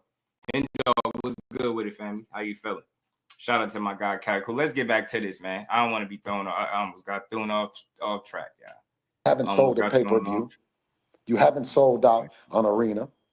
And then to say that you put something on the table where you would be the A side and we would be the B side was an insult. And I believe that they knew that it was an insult as to why he came out and he said it. But he left out the fact that they turned down the deal when Turkey Al-Sheikh put it on the table. So did the Turkey offer come before the separate Top Rank? There were two separate offers there. No, absolutely. You know, All right, I'm back, y'all. the Turkey Al-Sheikh It's about to get a little interesting. Rob, what it do, my guy? I was talking to and negotiating with Top Rank's attorney. Right. I don't know. I have it on Do Not Disturb, and it still comes on. Why is that? Not sure, but continue, Bill. Okay, and you know, Top Rank's attorney was extremely disappointed in the fact that it didn't work and didn't come through. He expressed that he was disappointed. You know what I mean? And I told him, listen, you know, we'll just have to wait and see if Turkey puts something else on the table, right, and see if Teofimo Lopez changes his mind. Then all of a sudden, later we out here. I just found out, according to the new logic, you could duck people from not even being in the same weight class, which makes no sense to me physically. Like, I don't even see how that works. But keep that shit you name any fighter you name, but I don't care how good they is. I can name you somebody that they ducked according to the fans. That shit is lame. It's terrible for boxing because people don't keep the same energy around the board, man. And some shit is deeper than ducking, man. You don't hear these promoters and shit running around here talking about everybody ducking them because they know that shit don't be the case. That's all. That's what I know. It ain't something I think, it's what I know. I know that don't be the case. These dudes is always, their job is going to be to put their guy in the best position possible. And putting them in the best position possible don't mean putting them in the most dangerous fight possible. That's a conversation people ain't willing to have because they don't know shit. You get what I'm saying? So they turned it down because they want to be A-side. That's what it sounds like to me, Aisha. But we're going to keep going, man. We're going to keep cooking, man. It's always a weird. We're going to keep doing what we doing. I would believe a publicity stunt that they came with this BS. As if Teofimo Lopez and as if Top Rank had some rank in this. No, I didn't mind looking at them eye level and saying, let's cut the best deal. But when you say that we're obligated, or that, you know what I mean, what we need to do, and we need to take something that's not a straight play, I mean, it didn't make sense. And I showed it to him. I said that I'm not stupid. You know what I mean? And you know, I gave it no reply. How so y'all hear what that is? That just am I looking at it wrong? Because the fact that y'all not with the promoter, that guy would be putting on the fight. What they said it was doing like a DAZN. I think they said a DAZN Top Rank kind of situation. What was it going on with them? Was it Top Rank? Top Rank would have been putting on this fight. Pardon me, y'all. Top Rank would have been putting on this fight, and you telling me the current champion don't deserve the more of the split? I don't know. I ain't into telling people what they deserve, but I don't feel like that was a reason enough to not take the fight, though. But that's me. I don't have to take the punches, so I'm gonna be consistent. I can't tell him what he worth, but just don't. Damn, that seemed like a good opportunity, especially coming off of, you know, what you just came off of. So I don't know, man. It don't seem like a good enough reason. Long ago was the Turkey offer, and then how long ago was the Top Rank offer? I think it was around it was before the first fight that Devin would have been in October, as if Top Rank had some rank in this. And pride would it do? No, I didn't mind looking at them eye level and saying, let's cut the best deal. But when you say, you know what, real quick, you know what it seemed like? Mr. Empire seemed like because the way he spoke about it, he said, we're still the champion. When he was speaking about him and Ryan, he's saying, we're still the champion. Ryan is not. So, well, to my understanding, they still champion in recess. So maybe that's why he's feeling like that it should have been a fair split, which would be, I guess, 50-50, because he feel like they still a champion. But, I mean, without that belt, you don't really have a bargaining chip, right? You will be going, that fight would just be for the WBO title against Teo, right? So, again, he being the champion, would it make sense for him to have the bulk of the money? Possibly. I don't know. So, and where it sounds like his reasoning for it is that Teo never sold a pay-per-view before. So with that being said, there's no reason why he should get the bigger split. I'm not into the split talks because I hate talking about people money, but that's his reasoning for not taking a fight ultimately seemed like he wasn't cool with the split. And he's saying Top Rank ain't got no rank in this, or just sound weird. But if they put on the fight, you would think that they gonna get the money if he the current champion. So I don't know. Say that we're obligated, or that, you know what I mean, what we need to do, and we need to take something that's not a straight play. I mean, it didn't make sense. And I showed it to him. I said that I'm not stupid. You know what I mean? And you know, I gave it no reply. How long ago was the Turkey offer, and then how long ago was the Top Rank offer? I think it was around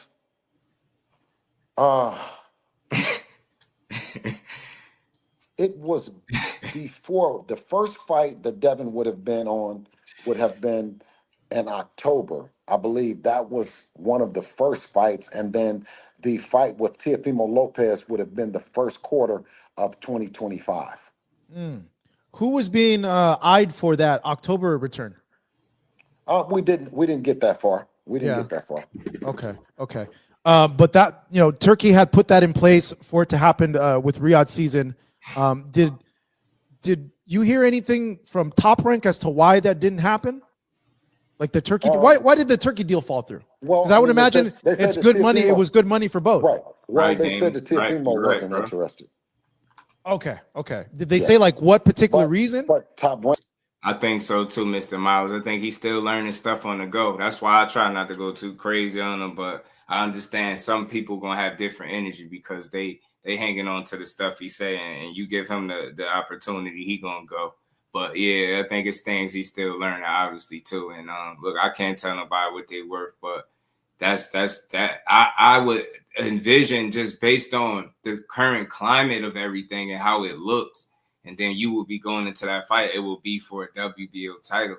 I don't see why him getting the bigger share would be the biggest deal. Like I didn't feel like that would be a deal breaker coming off y'all situation. That would be a meaningful fight, but like at the end of the day, unless you do something else to position yourself another way, I don't see how you're going to ever be able to make that demand and still get that fight. And that's what I think that's what's going to be the holdup when it's all said and done. Like, it seems like y'all can't get y'all asking prices going to keep y'all out of the ring longer than y'all should and y'all need to be. So hopefully that ain't the case, but we'll see. Let's keep playing this, man.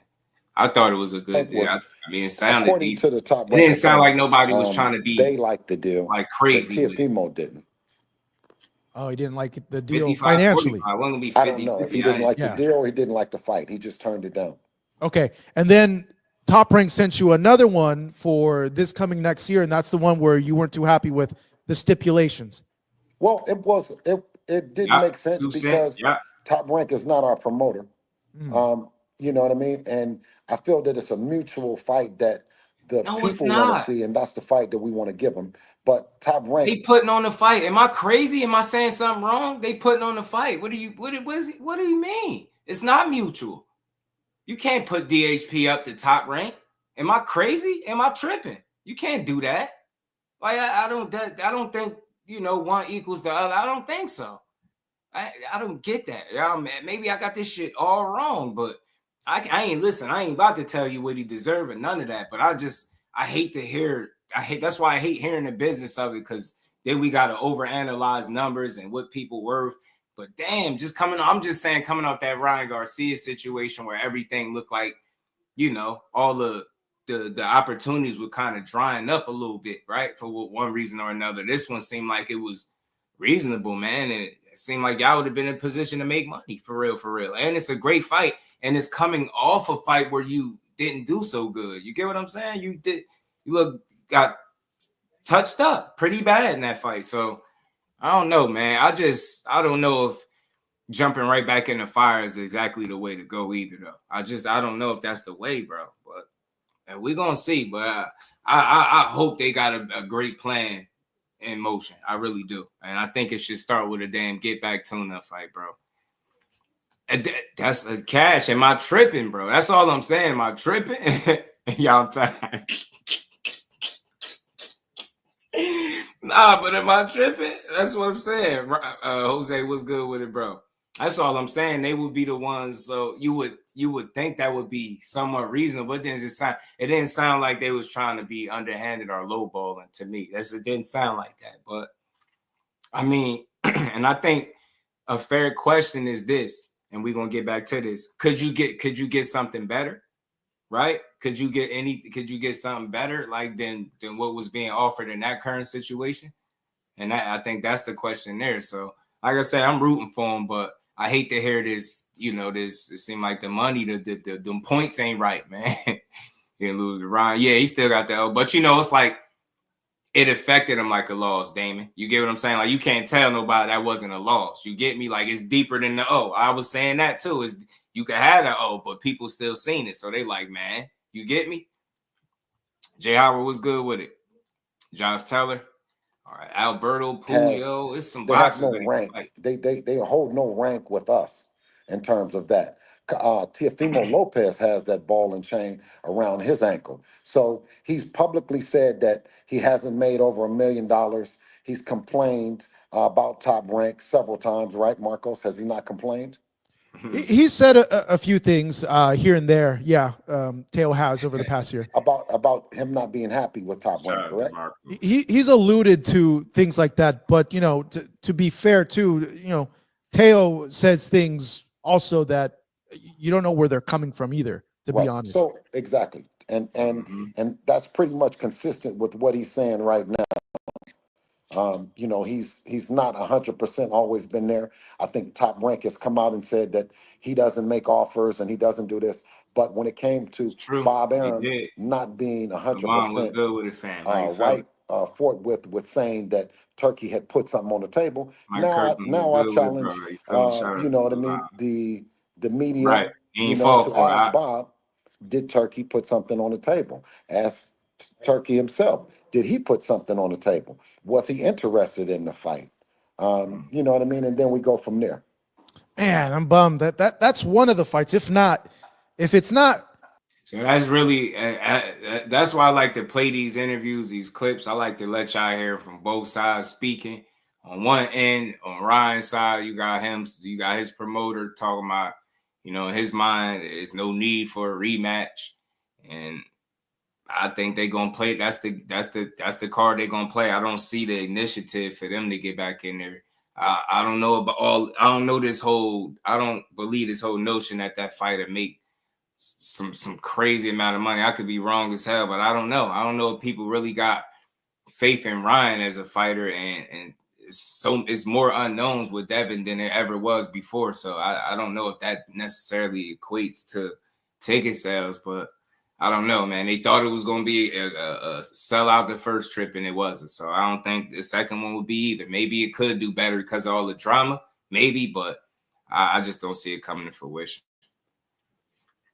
Ryan and Devin rematch. I think one of the biggest ones outside of Gervonta is Devin and hey, Devin. Oh, man. No, Devin, get back here. No, you're on camera. We got to get you on here. Hey, saying hello. No, Devin, how are you? You got to come back. How are you doing? I'm about to go work out. I just was saying hello. Yeah, when are you coming back? Can you tell us anything about a date or anything? Soon. He says Happy New Year. Yes, Happy New Year to Devin as well. Unexpected, but good to see him. Feel free to come back on here, Devin, if you want. Hey, okay. He says for sure. Awesome. And the invite's always open to Devin as well to get on here when the time is right for him. So then, Bill, with that being said, you got to be tested. Is there? You guys are in a position where you guys are your own bosses, more or less. I don't want to say, free agents, right? No. Listen, no. We are. Devin is the boss, right? Okay. I'm so happy to Devin have was a like, job nah, that man, every day I can do my best to work for my son, right? And you as you see him right there, he's happy, right? He's enjoying life. You know what I mean? But we went and we involved Top Rank, right? We involved Top Rank, and everyone says, well, going to Australia is the right thing to do. You have to do that. You have to go over there. Then you have to go over there once. You have to go over there twice.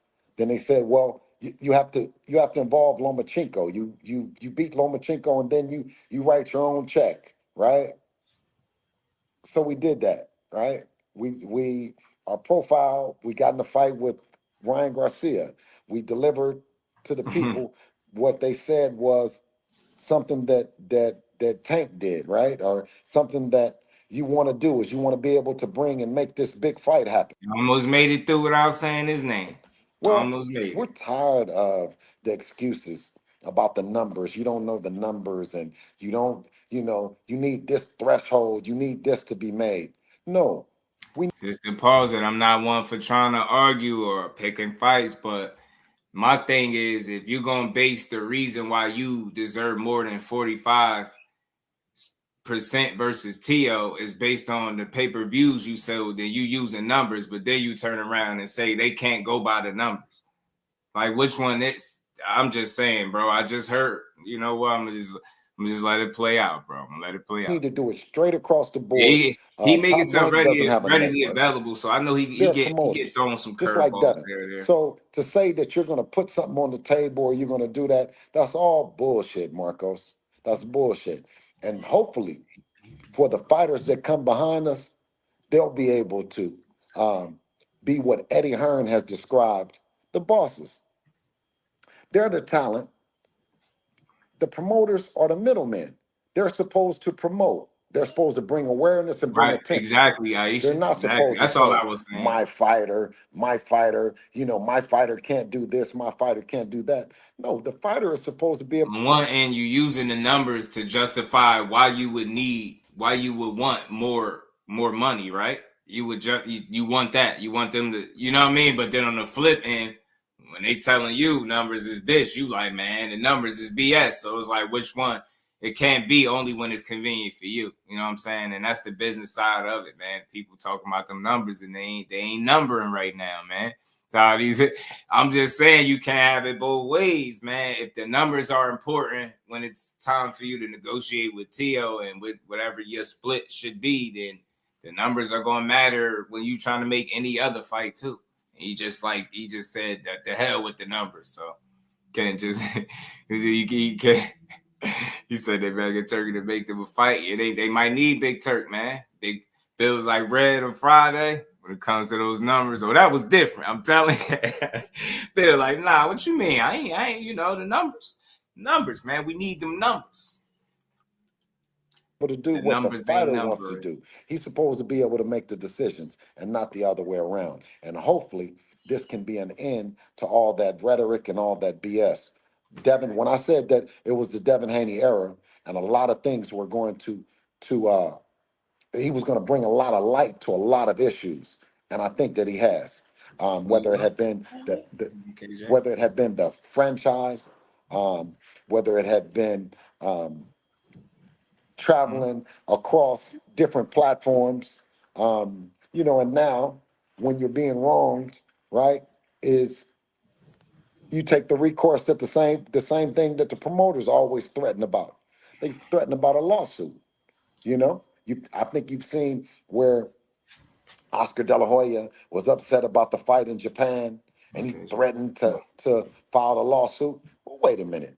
If Ryan Garcia is the boss, right, and he's the talent, and he believes that he wants to have a fight in Timbuktu, well, why can't he have the fight?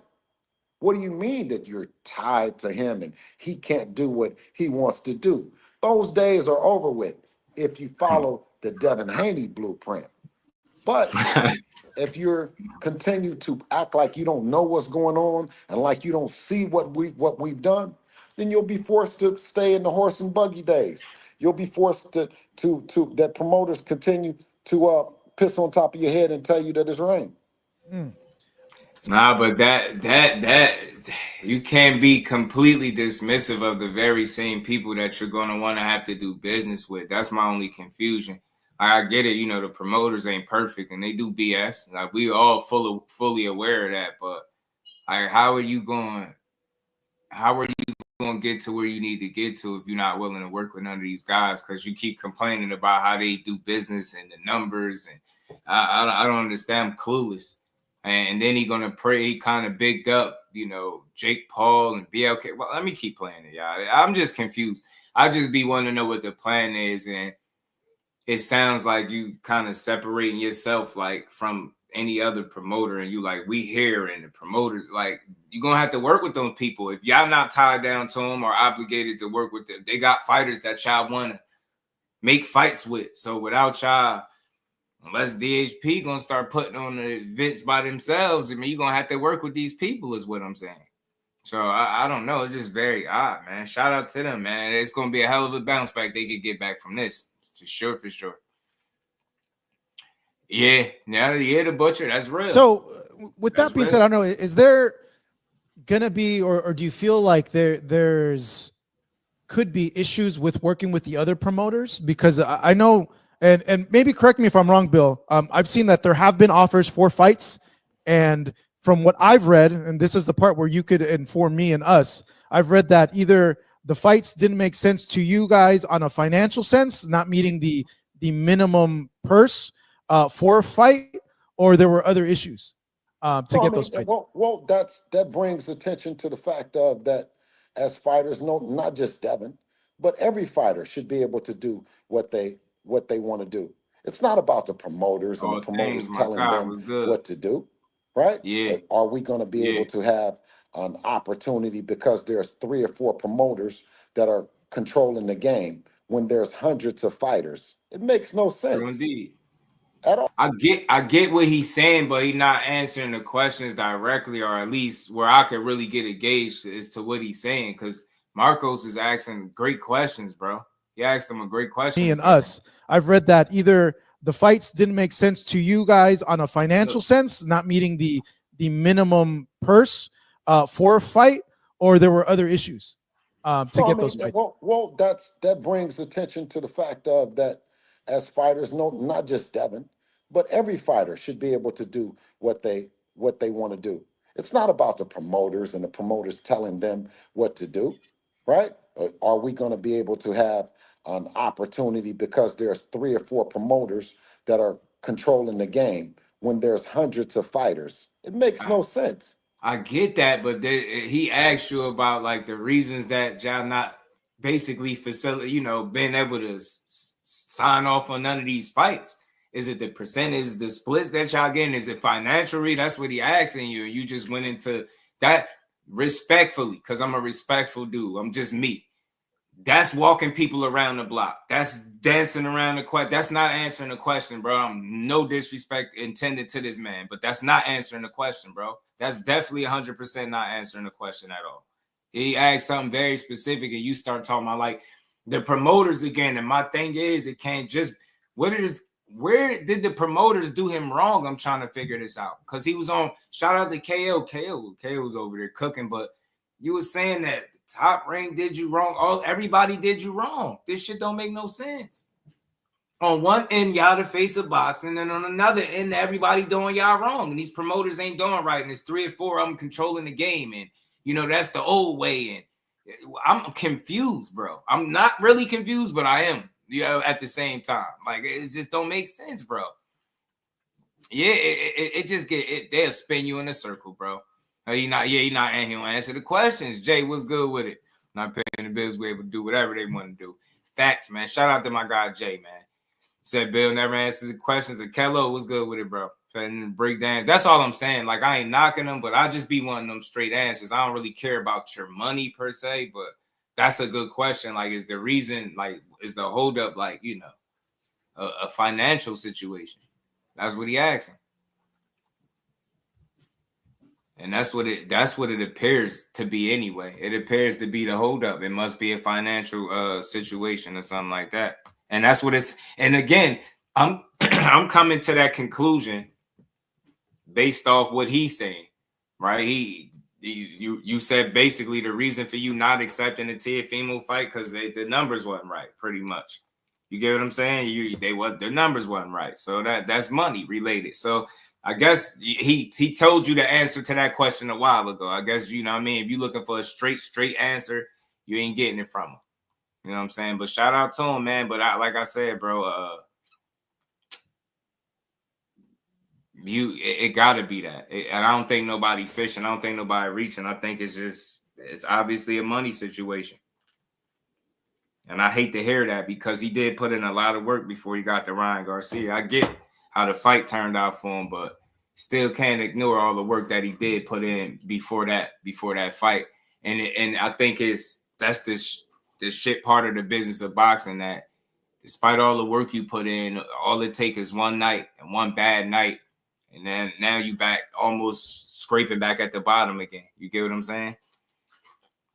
Every time they don't get their way, cry foul. Yeah, shout out to my guy Kello. And that's what I'm saying, bro. Respectfully, it can't always be everybody's fault. That's all I'm saying. Let me pull this back up, y'all. It can't be everybody's fault.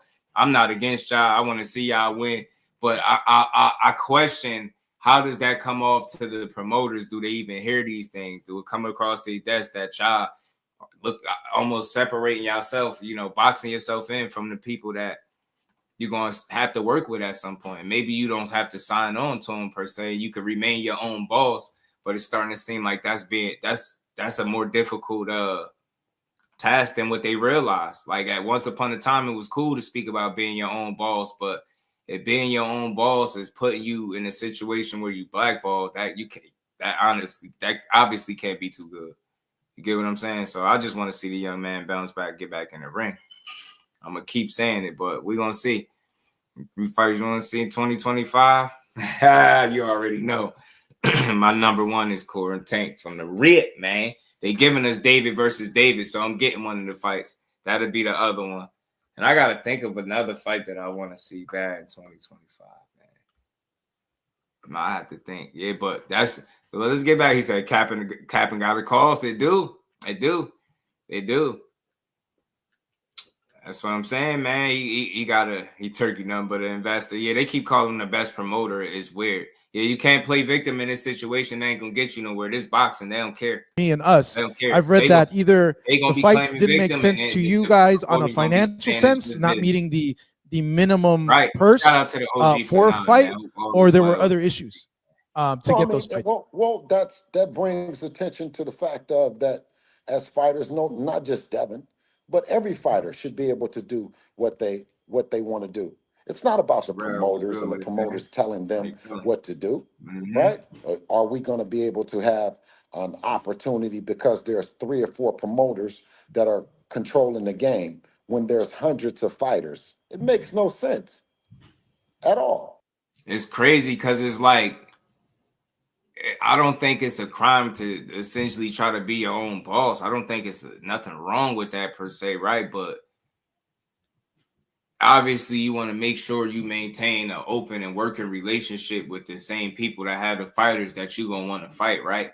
You're going to want to be able to have an open line of communication so you can do business with these people. I ain't saying you got to sign your life away to them, but it seems like, I don't know if it's premature, but it sounds like bridges could be potentially being burnt with this approach where you constantly taking shot and aim at the promoters that's giving you opportunities that y'all made the most out of, respectfully. So I don't know where all this disdain come in at with the promoters and what have they done. Like hearing him say, and I believe he's saying it to KO, hearing him say Top Rank and all these different promoters did him wrong. That was news to me because the way they talk, they always talk like they got the best situation possible each and every time they stepped in the ring. So to then hear him double back or walk all of that back when speaking to KO, saying how, these promoters essentially is doing you a certain way. It just don't make sense. Like everybody did you wrong. I thought y'all was being done right. And there's no way you could be getting done dirty like this and still be the quote unquote face. So it's a lot of shit that just don't add up to me. You know what I mean? So, but I'm still rocking with him. I'm supporting him. But to tell you the truth is times, man. I ain't gonna lie. They're not getting any younger. Devin is the youngest of the bunch and the most accomplished. So they're running out of time. We're not. Okay. In an ideal situation, Bill, how are you going to map this 2025 for Devin? How active would you like to see him?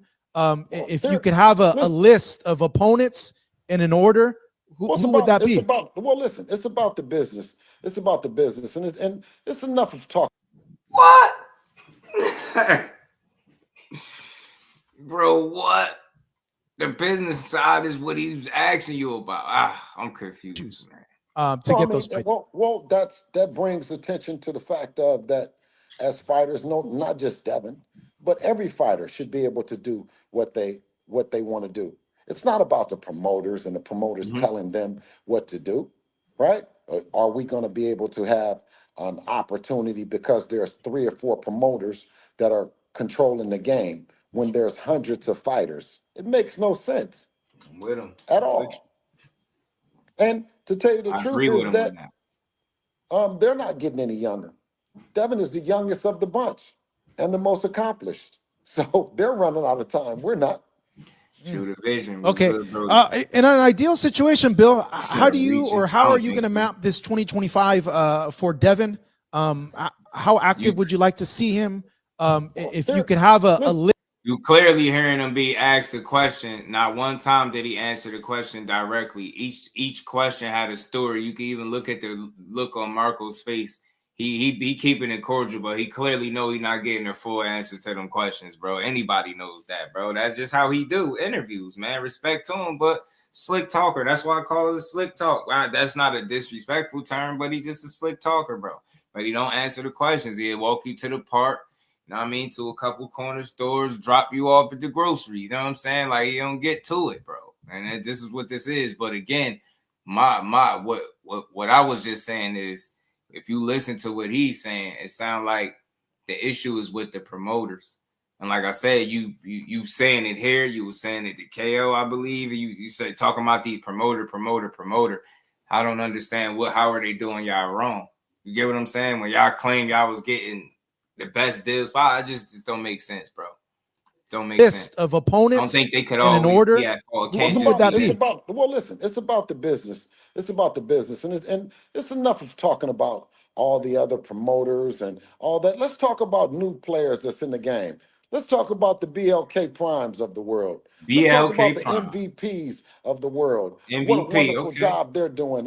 Jake Paul, and let's talk about new blood, new people, new situations Paul doing his thing, that no can doubt. happen and bring boxing back to its glory days. Because what I'm seeing is I'm seeing a bunch of rhetoric. I'm seeing a bunch of promoters creating narratives where Turkey al-Sheikh came to the game, and that was supposed to be over with.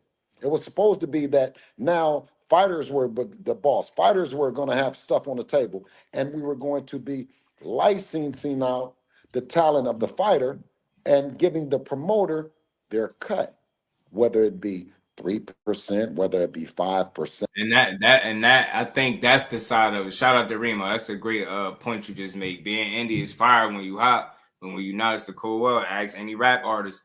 And if you've seen it, everything before Ryan was on the up and up. Y'all was constantly winning. So, you know what I mean? You was at the top of your game. Not saying that you're not now, but with a bad fight later, now it seemed like everything changed. Now it seemed like you almost being boxed into a corner, but a lot of people would say that's the same corner that they put themselves in. You know what I'm saying? But some of the way that they've been going about promoting and the way they speak about the promoters, the very same people that they work with. I didn't see how they was getting done dirty in all these different situations, but sounds to me you making a pitch for MVP, man. That's interesting, man. You never know. Devin Haney, he moves around, he works, but I just don't know.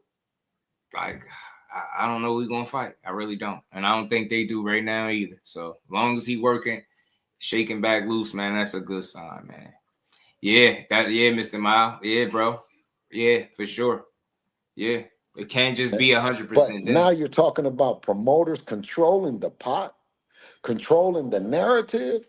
Come on, man. Those days are over with.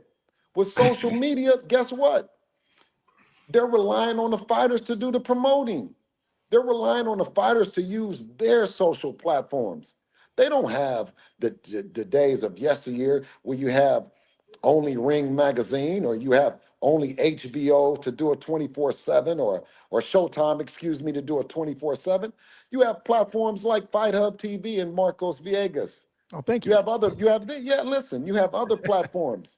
You have other platforms. You have the LDBC. You have new media. You have a lot of opportunities to go where you want to go and tell your story. You don't necessarily just need one promoter, right, to say that he's in control and you're going to do this and you're going to do that. That's over with, Marcos. Okay, you mentioned MVP and Jake. You know that they did that huge.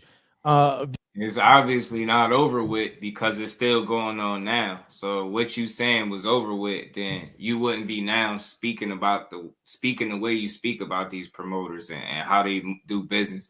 I have a hard time following it. Like I said, it can't always be them. I just want to see them be able to make fights with any of these guys and move around and do their thing. You know what I'm saying? But if everything is promoters this, promoters that, and it's all negative, it's probably going to be a tougher time getting back to the negotiating table. You get what I'm saying? So, and that independent route after taking a fight which appears to be a loss to many people, right? Your career is being affected by you suing, and you pretty much highlighting that that's the case. So, you know, I don't see how that situation could get easier if you essentially burn bridges by speaking so, you know, freely about the promoter, should I say.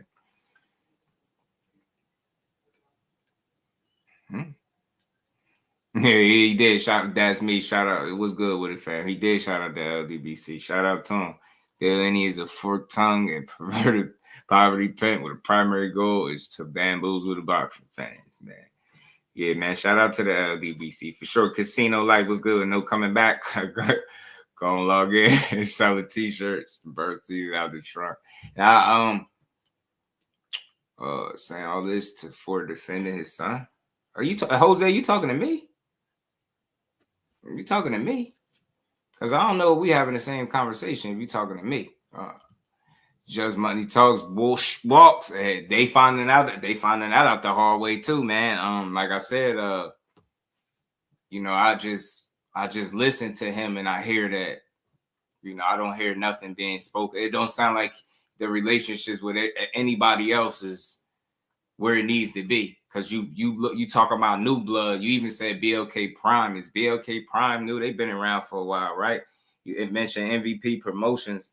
I don't know, but that's recently coming off you doing an interview where you was talking about. I don't know if it was an interview, but you know, when you was getting fried, where you was talking about you get the promoters. So now you follow this up with that. This is after that. This is from today. So again, it's more promoter talking. Then you talking about the couple maybe that you haven't worked with yet. So it just I don't know if that comes off the right way to these guys that you're gonna need to work with at some point.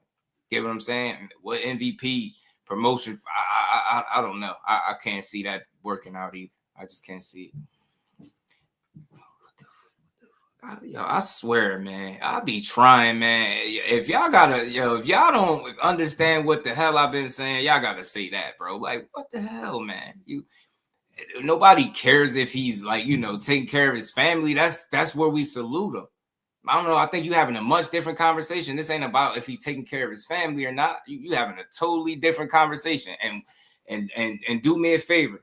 Don't, in no boxing conversation, don't tell me if it was my family. Because it's not. You know, I ain't say nothing negative. He's not being honest conversation. I'm speaking about his relationship with these promoters appears as if it's damaged and nothing he's saying is coming off as positive. So it sounds as if he blaming these people for the current situation he was in. He was just on somebody's channel talking about how all the promoters screwed him over, but you must have forgot the talking points was how he was the face of boxing and how they getting X amount of money and how good they are. So now, after the Ryan Garcia situation, it's all changed. What changed? What changed that fast? How did Hugh losing or getting beat up by Ryan Garcia make it everybody else's fault? Since how did you getting beat up by a fight you elected to take become everybody else's fault? Like you decided to take that fight. Y'all decided to go in there and let the fans decide how you fight. Y'all did all these things. Y'all decided to take the extra money and fight the fight with the extra pounds. They did all of this. Now the Osterine, that's where I level with them. But you having a much different conversation, bro. You having a much different conversation. Much different conversation. Y'all, I swear, man, I question people's level of comprehension, because if you got what I'm saying about him not being able to take care of his family, you clearly like It's almost like you don't even understand English, bro. Let me say this real quick. This is the only channel where you're going to hear somebody give a straight down the middle without going crazy on him. You ain't hear me call him out his name, call him all types of, you get what I'm saying? You don't hear me just trashing the man. I'm having a genuine conversation based on the words that he putting out. Don't be weird over here. You're usually good, but you having the wrong conversation. This shit ain't about him trying to feed his family. We want to see him to be able to feed his family, but if you was listening, you will understand that the point that I'm making, as long as he's speaking this way about the people that he potentially might have to work with, they're going to continue to box him out. They have no reason to want to work with him if everything you saying is negative. If it's our fault, then why should we have to work with you? What the hell conversation are you having talking about his family? You having a totally dead, that shit just pissed me off, man. Damn, your level of comprehension is off. You good? You good? You ain't hear nothing I just said? I'm having a decent conversation. Most people gonna fry his ass. I could go a much different way, but I choose not to because I stay true to me. I don't want to go hard. I'm trying to understand the man. But again, I'm playing this so you can hear exactly what he's saying. You can't be the promoters. I done followed the career. Everything been on the up and up all until they ran into Ryan. Now all of a sudden, Top Rank did you dirty. You talking about 100K thresholds and how the numbers don't matter, but the numbers matter when you trying to negotiate with Teofimo. Make this shit make sense. This shit ain't about his family. I want to see him feed his family, but is he going to be able to do that the way he wants to if he putting himself in the corner with all the promoters, he boxing himself off, if he burning bridges with the way he's speaking, going on record publicly saying people screwed you over? Got to think about that. You having the wrong conversation. He's not going to be, it's not going to get no easier for him if this is the route they taking. Damn, man. The comprehension is a mug, man. Mike Kirkland, shout out to my brother for the 5-piece, for the good boxing talk. Appreciate it. And we ain't never got a box again. Well, I already been getting these back, but now it's time for you to get your just due. Yeah, that's probably a good idea, bro. It's probably a good idea. Maybe you go to sleep and do this shit all over again because you just came on some weird. Like, we're not talking about Osterine. Let me say this shit again. I'm not gonna keep having conversations about Osterine. I made my sentiments very clear. I even want Ryan Garcia to get his ass whooped by Devin the Dream Haney because he cheated him like that.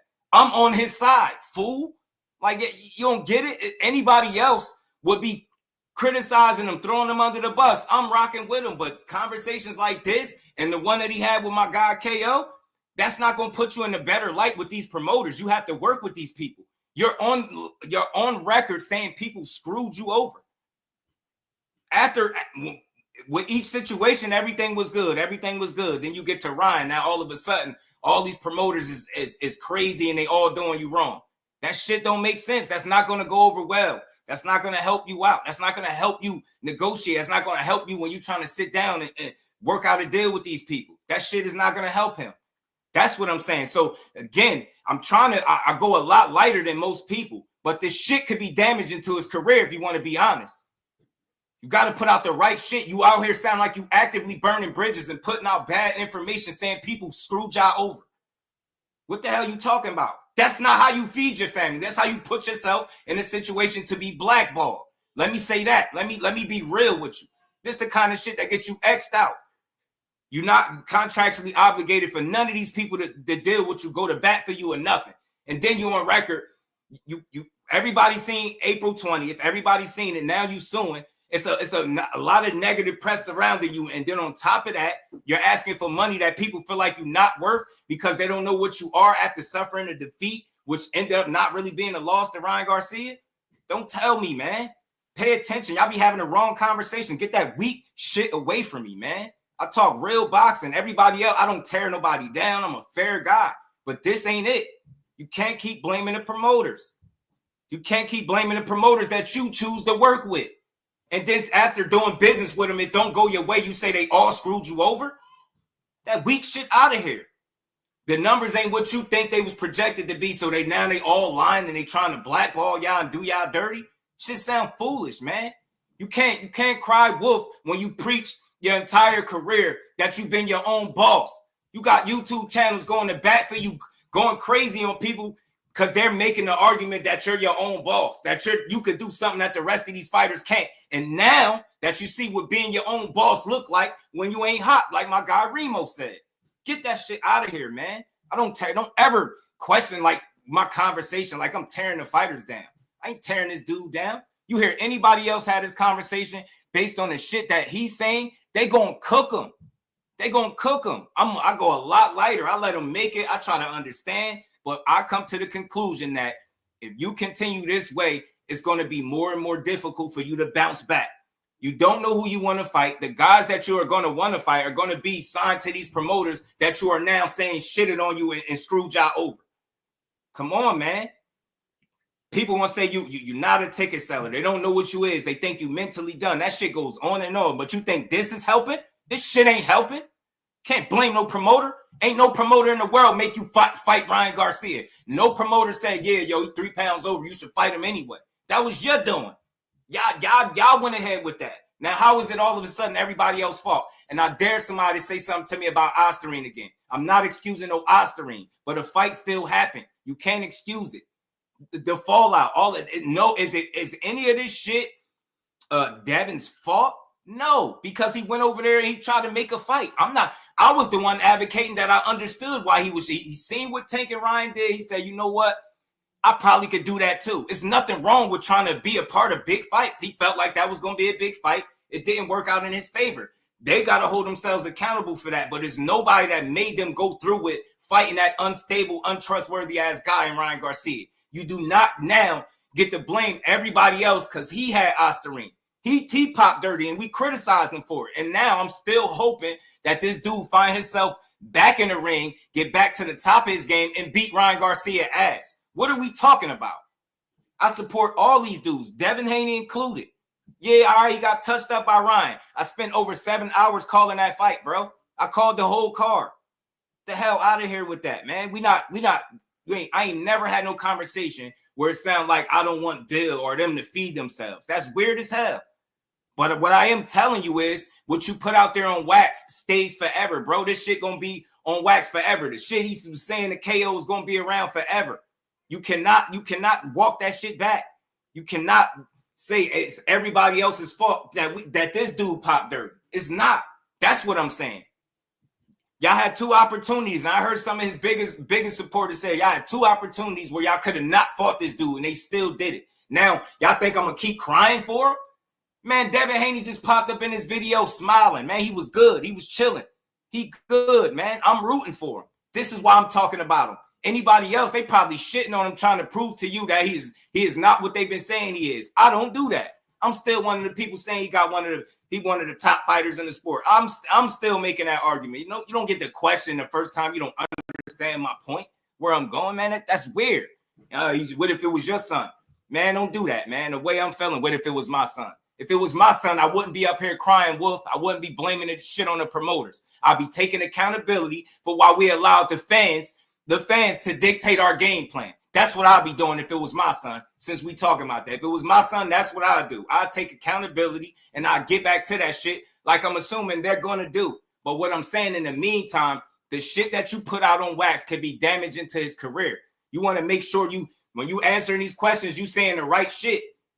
Come on, the way that you used to promote them is not going to work no more. That shit ain't going to work, bro.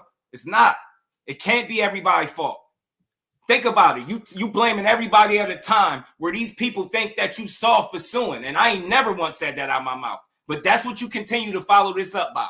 You follow the lawsuit up by, all right, you know what, now the next order of business, let me blame the promoters and let me tell y'all how the promoters is screwing us over and how the game is messed up. Y'all both doing it. Y'all burning the candle at both ends, and then y'all blaming people for highlighting the shit that you put on wax for people to analyze. I'm one of the most, I am the fairest. Find me more fair content creator, and I'll delete my channel. You will never hear nobody give it up like that. Somebody would have been called this dude all types of names. I don't do that type of shit. I'm just saying you got to be careful, man. The same people that you're going to have to work with are the same people that you shitting on. And you're doing it consistently from interview to interview. You doing that. Come on, man. You want to put yourself in this shit. I want to see him bounce back, but this ain't it. I bet you that. This ain't it. This ain't it. This shit ain't going to make you be worth more money. Sitting on the sideline, yeah, it's their fault, man. They screwed us over. Yeah, man, yeah, F the numbers, yeah. But, yeah, that Teo, that 55-45, nah, man. Teo never sold a pay-per-view. Come on, man, with the double talk. This is the shit people be talking about. Then if we highlight it, we somehow a hater. Hell no, I ain't no hater. I'm gonna talk about what's out there. He put it out here. I always tell this man I respect the fact that he make himself readily available to interview people and answer them tough questions. And I know some of the questions be tough because I don't give a damn what no Devin Haney supporters say. He don't be having all the answers to the questions. And it's okay because he's still learning on the job. And that's how I look at it. Don't ever come here questioning what if he's just trying to feed his family. What if it was your son? What ain't gonna be on YouTube bitching about what the promoters did, knowing we signed up to fight Ryan Garcia, loopy ass. Damn sure ain't gonna be blaming them. After I sold death, after I sold Ivan Drago style type death, if he dies, he dies. You can't sell death and cry wolf at the same time. Nobody is going to respect that, all while suing. Oh, and here's the bonus. We're going to blame the promoters while we at it. Yeah, that's how we get back to the top. Yeah, son. Come on, man. That shit is damaging to his career. That shit is not helpful, bro. That shit is not helpful. That shit is not helpful. None of that shit is looked at as a positive.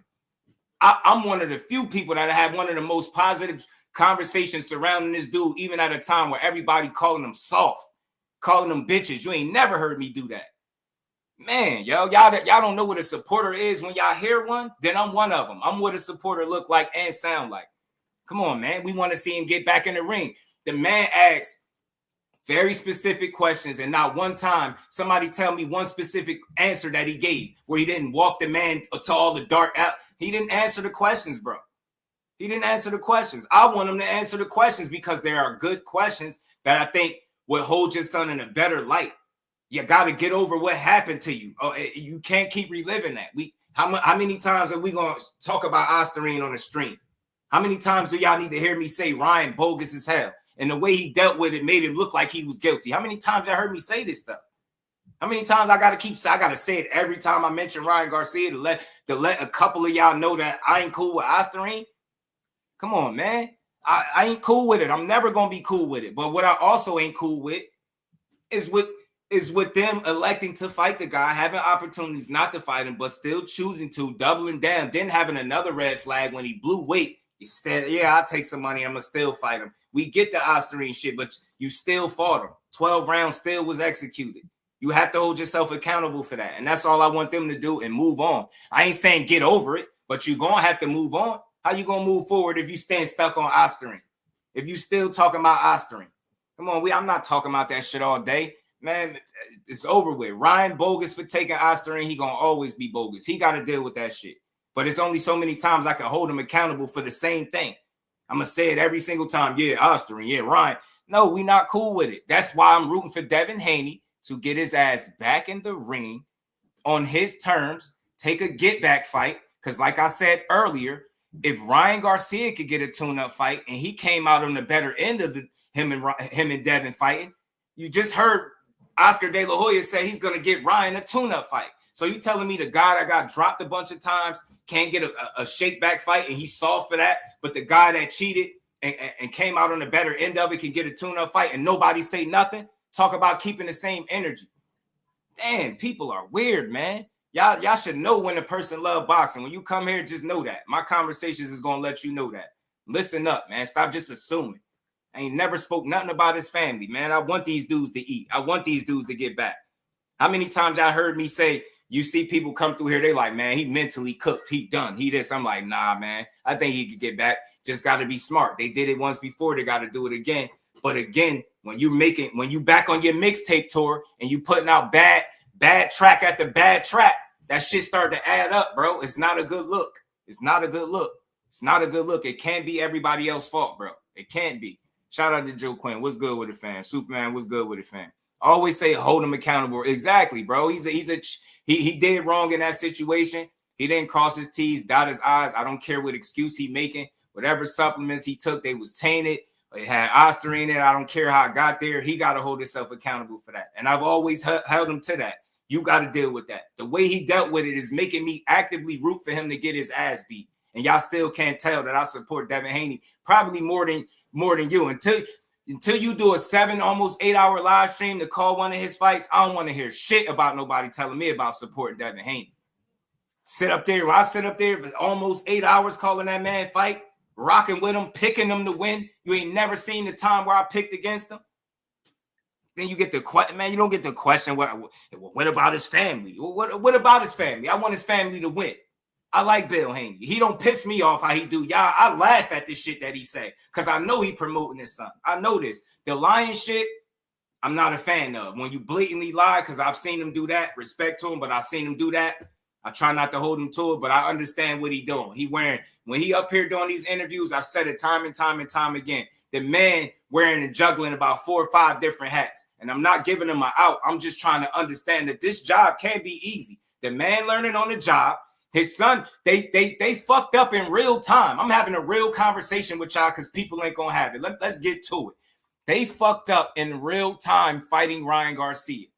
And now we're seeing them with the magnifying glass under the microscope trying to respond to that fuck up. That's the only time I think that's the only mistake they made in their career was fighting that goofy.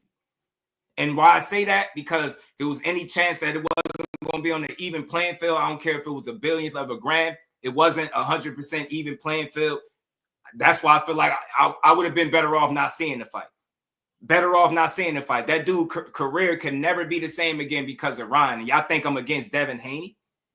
You think I'm against Devin? I'm not against him. I'm against people who cheat and then act like it don't matter that you got caught cheating, whether you did it intentionally or not.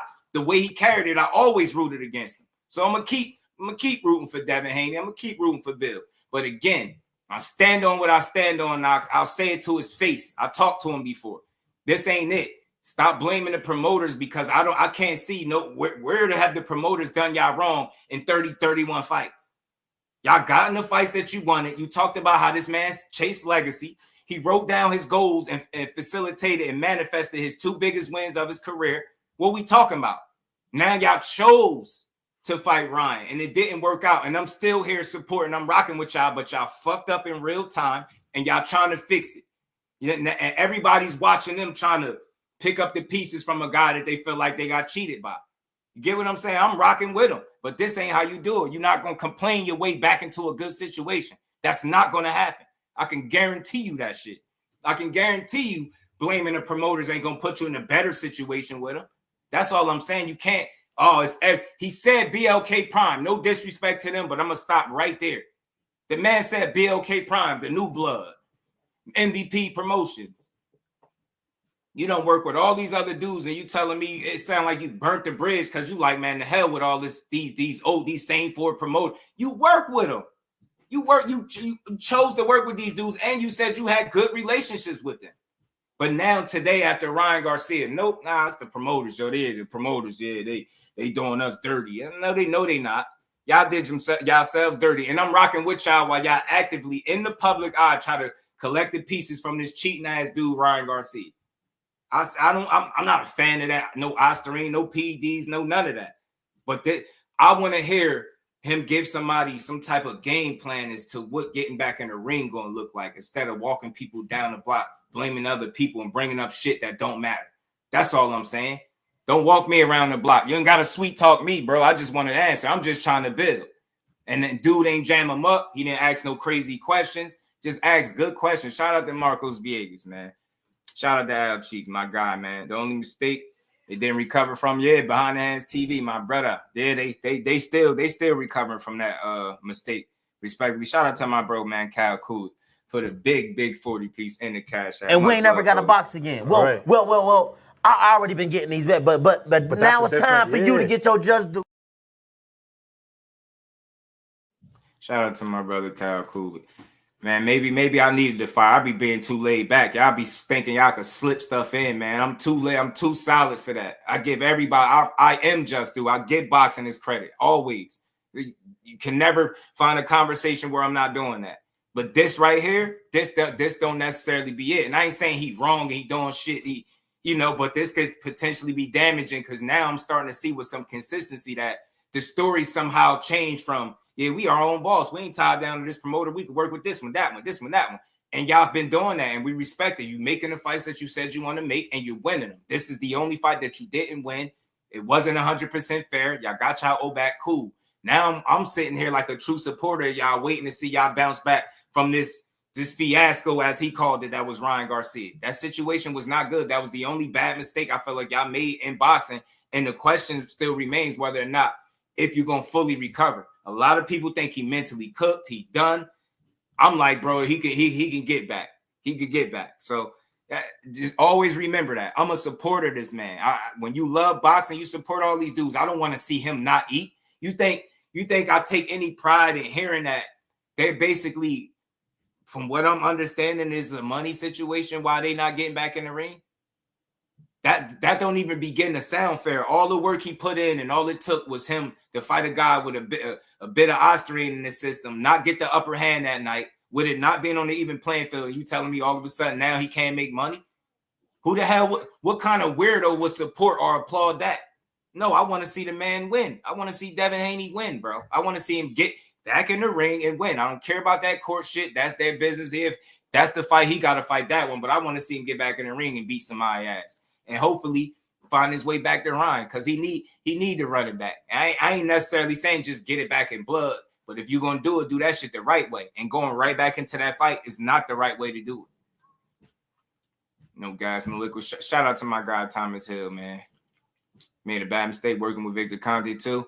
I mean, again, all things, sometimes, perception is not always reality, but it could be, you know what I mean? It could be mistaken as such, right?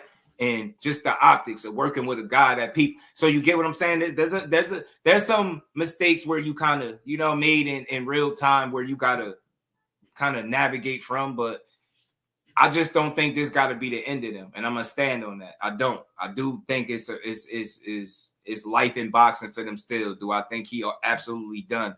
No, but I think if you don't make the right move, getting back, then that could potentially speed up things for you in a bad way. So I'm just here trying to listen to this man speak, and I've heard him have a number of different times to do it, but not one time is he answering the question straight up. And again, I'm giving them the benefit of the doubt. I don't think they have all the answers right now.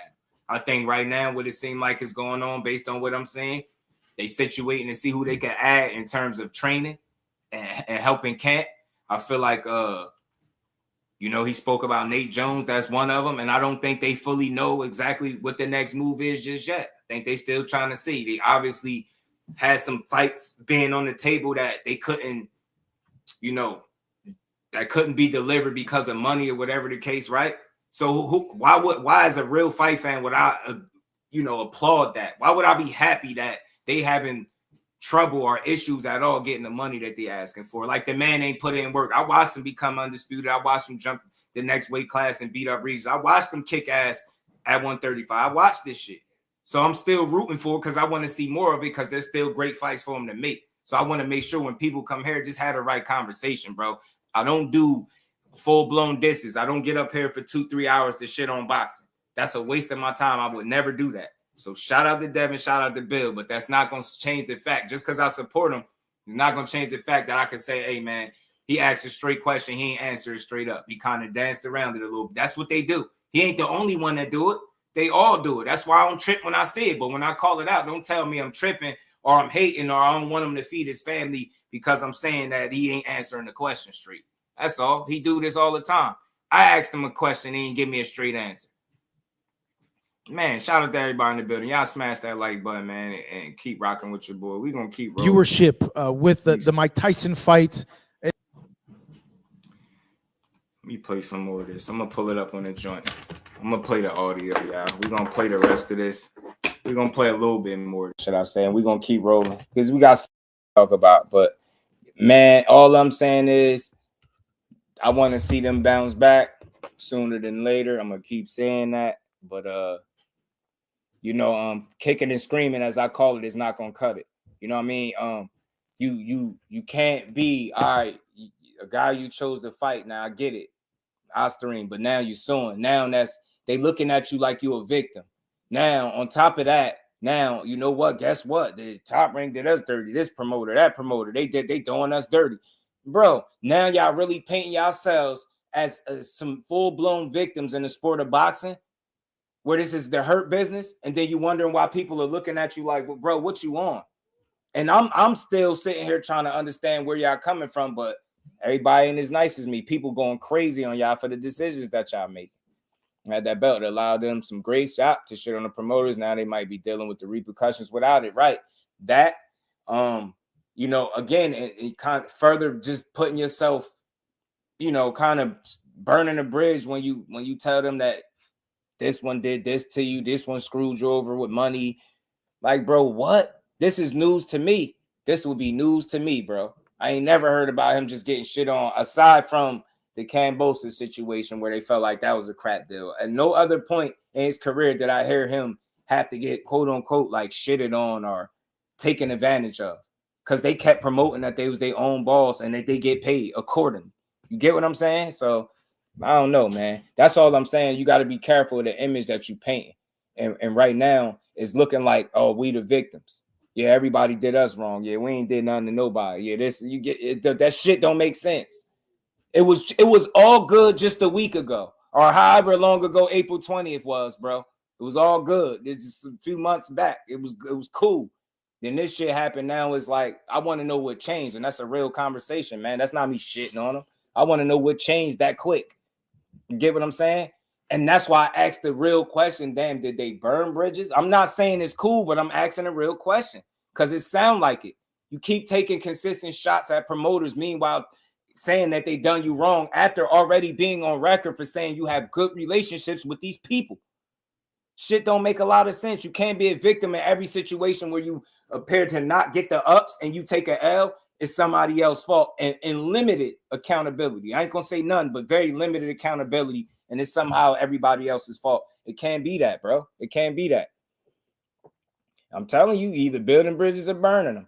And all I'm saying is, in this climate where people, like, you know, I don't like to say people's stock is dropped, but you can't tell me the way people view him as a fighter is not affected by what he went through. So with that being said, you could imagine that having an impact with negotiating power, right? Or lack thereof.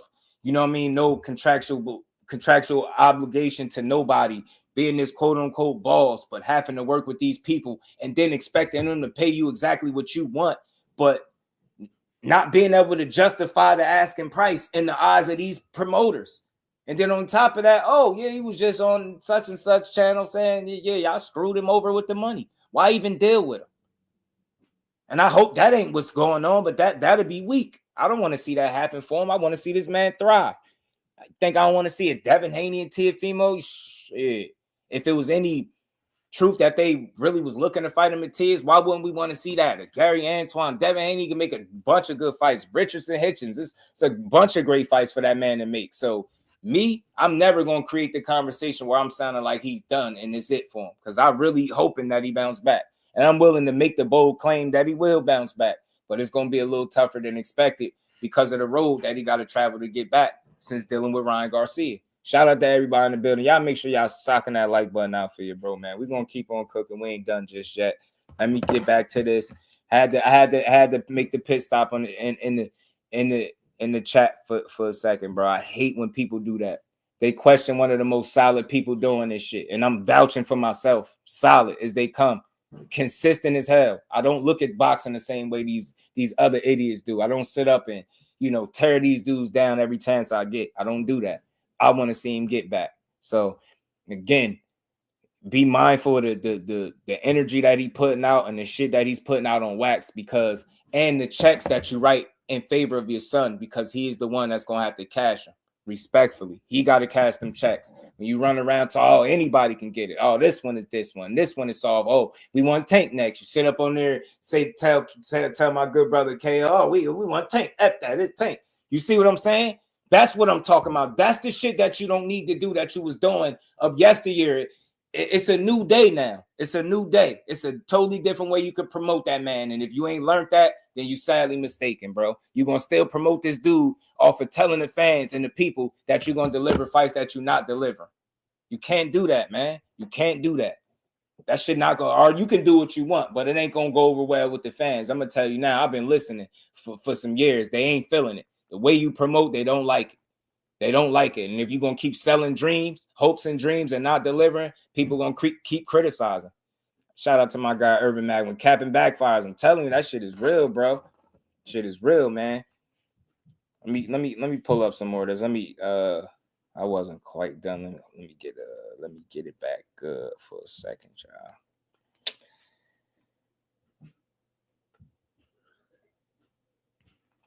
Let's get back to it. Y'all smash the like button, man. We gonna keep rocking, man. Ain't no fun when the captain got the gun. And look, I like him, but that over promoting is the capping stuff that y'all talking about.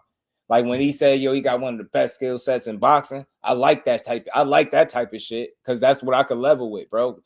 Push that type of shit. Push that. Yeah, I want to hear that. Yeah, we got our ass beat, but he was cheating. Like you ain't got to say it in my way, but I just want to hear the accountability, acceptance, and move on. And like, yo, and when we get a chance, we beating his ass. Like, cool. Like I ain't tripping. Get back in the ring, though. You know what I'm saying? Get back in the ring. Now, this is one thing that I'm telling you, and I'm explaining to you. Yeah. We do what we want to do, and we talk about who we want to talk about, and we defend it the way that we want to defend it. Yeah, but the fans don't want to hear you like grill these content creators. Wait a minute. You can't tell me what the fans want to hear. How do you rematch? The days of yesteryear when you Let's keep listening to this, y'all. Ring Magazine. Shout out to Fight Hub and Marcos Viegas too, man. Great work, by the way. Or Showtime, excuse me, to do it 24/7. You have platforms like Fight Hub TV and Marcos Viegas. Oh, thank you. You have other other platforms. You have other platforms. You have. Oh shit, my bad, y'all. I ain't mean to do that. The LDBC. You have. Shout out to the LDBC. You have a lot Shout of out to New Media to go where you want to go and tell your story. You don't necessarily just need one promoter, right?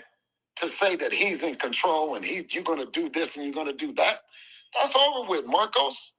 Okay, you mentioned MVP and Jake. You know they did that huge viewership with the Mike Tyson fight. It kind of gets my wheels turning. Are you angling to have Devin fight on a Jake Paul card?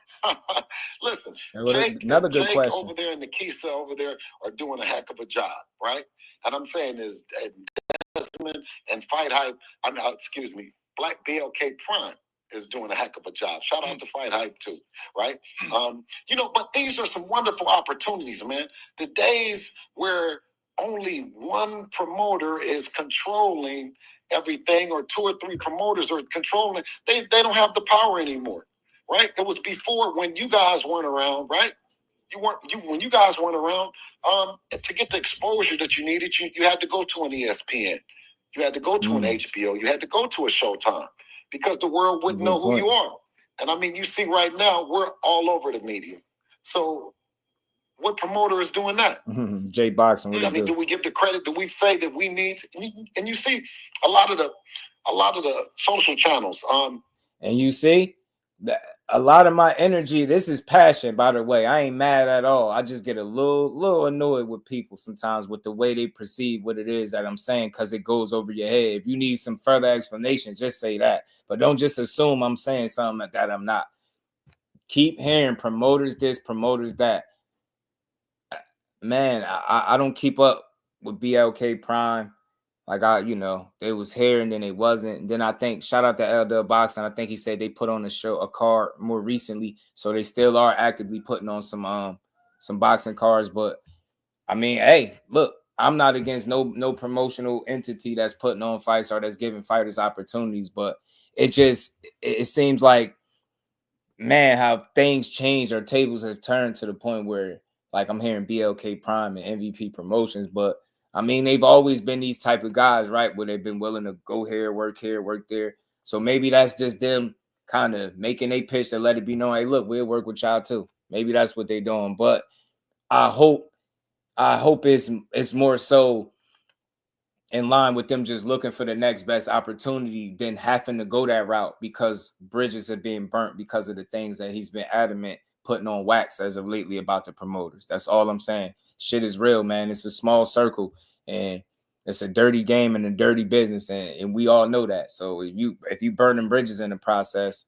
people ain't just sitting around here doing you no favors because your pops could call you the face of boxing. Get what I'm saying? That shit ain't gonna work. We got a guy. Oh no! Wait!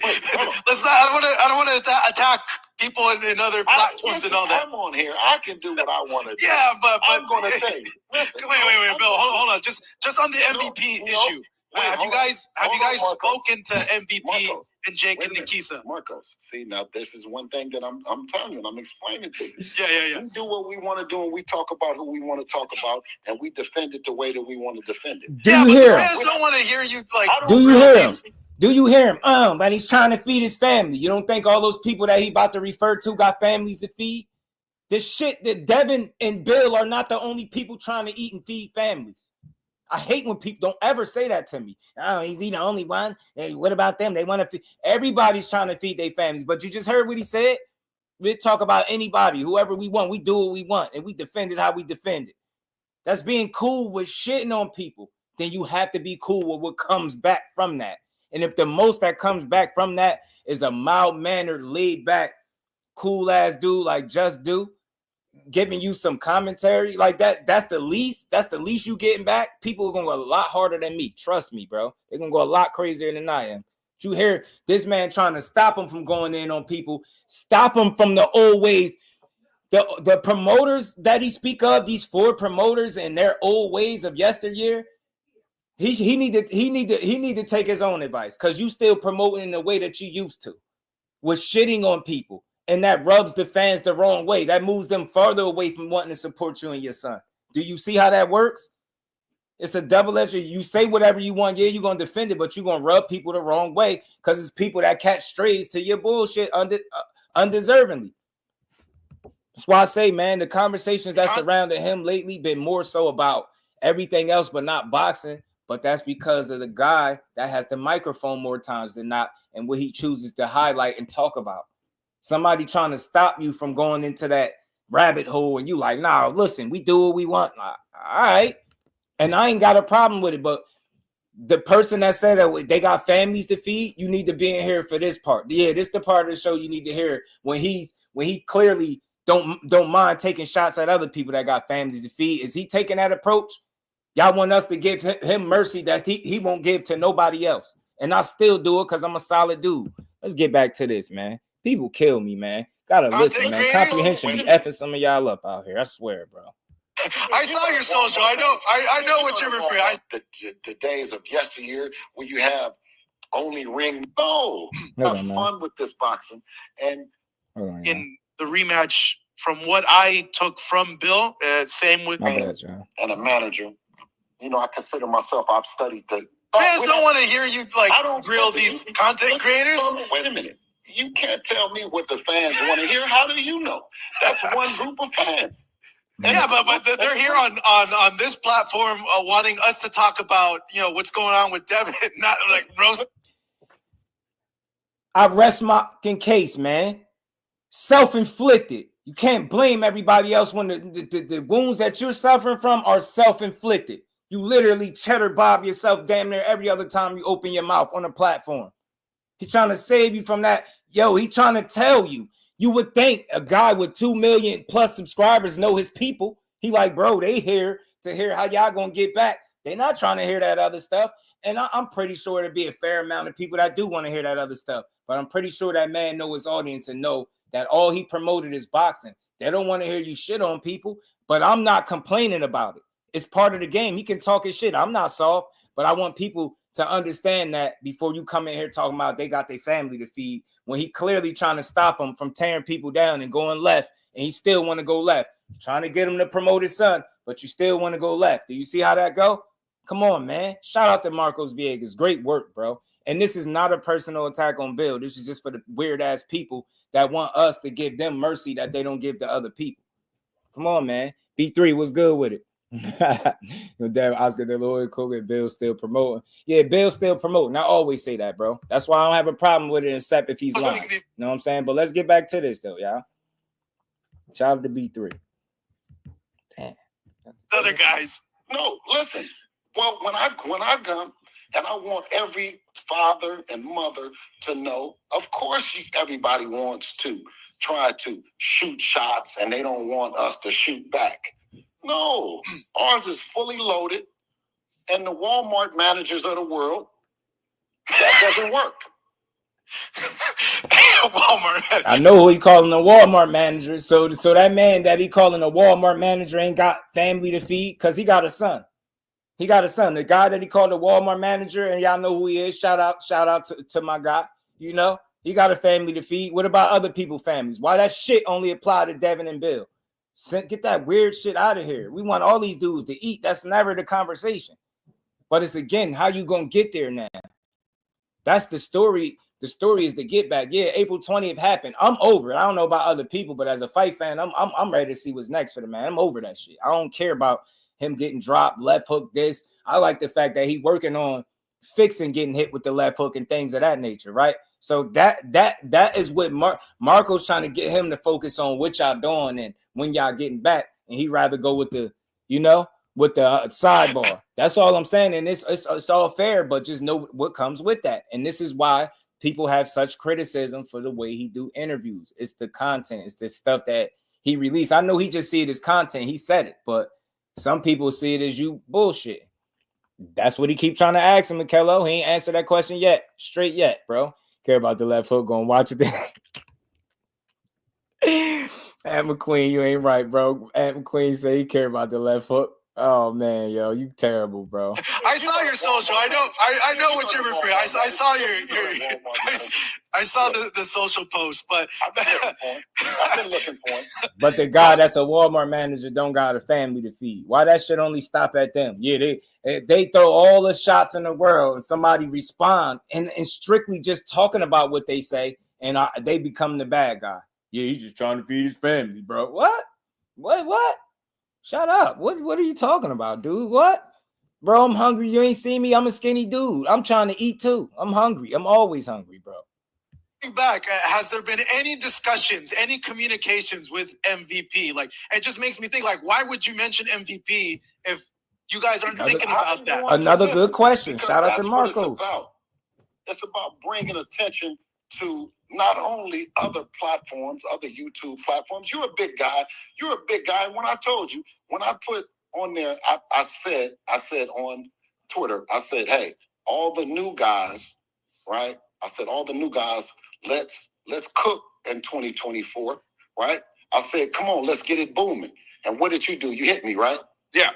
And what did I tell you? You called me. I called you. What did I say? You said that was for the little guys, but we can always do stuff with you. Yeah, I said that. I said that was for the guys that need a shot. Now look, most people, I ain't gonna say most, I can't speak for most, but from the people that I seen respond to him speaking about let's get the little YouTubers booming, some of the people I seen speak on it, they feel like he's trying to buy all media or smaller channels. I ain't gonna take that approach. I could say if he's smart, he could use that as an opportunity to really build with those platforms and build relationships with those people. And I'm not saying build relationships so that they go up there and push propaganda and bullshit for your son, but because when they speak about, you build those relationships, so when they speak about your son, they speak about him in the right manner, right? They respect where y'all coming from. You have that power because it's a lot of people that would kill to get a damn Bill Haney interview. But you got to use that to your advantage, and you got to use that as an opportunity to build with those platforms and not push the bullshit. You got to know where your support at and know who's supporting you, who not, and what to push. You get what I'm saying? And people just want to hear you push your son, but in the right way and within the right context. Don't oversell and underdeliver, as they say, right? They want to manager Marty. Why not KO Boxing, 86 TV? Why not Jusdueboxing? You did. And KO, he's already over there. That's who he calling. Shout out to manager Marty, but that's who he calling a Walmart manager. You know what I mean? With Bill and Dev, the way they shit on. Yeah, oh yeah, that's it. That Cal, I'm with you too. Everything else is good, but that. Everything else is good, but that. All I'm saying is they put out the certain energy that they get back. When they get it back, people like, why y'all hating on him? Well, he's trying to feed his son. Y'all just mad because you ain't have a father. We get all this weird shit. We like, bro, what? We literally just playing the interview from Bill. How did you get that I don't want him to feed somebody? Like, what the hell y'all be talking about? Sensitive as hell. I gotta be casino. I'll be letting people. That's why I get so mad when people question my takes. You don't have to agree with it, but to make it seem like I'm insinuating something that I'm not is weak as hell. Weak. Yeah, just don't push the bullshit or AKA the bullshit. That's all. Know what I mean? Don't push the BS. That's all. That's it. That's all. got a lot of people that's gonna really rock with him. You got a lot of smaller channels that would be willing to reach out to him and really build with him, and he could use that as an opportunity to, you know what I mean, work on different relationships and you know what I mean. Now I ain't saying have people in your pocket and no sellout shit, but you'll have people understand your why. You'll have people understanding like, yo, you just here to promote your son to the ends of the earth. But sometimes something as simple as getting that message across to people on these platforms could go a long way. Could go a long way with how people view you when you out here promoting, doing what you're doing. The promoting shit is what I'm speaking about. The lying or that shit, I don't. That's something different. B-Dog, my guy, what's good with it? Let's get back to it, man. I always call you Marcos, but sometimes, like I said, the content creators, the new content creators, the new platforms, whether it be MVP, whether it be BLK Prime, they deserve an opportunity too.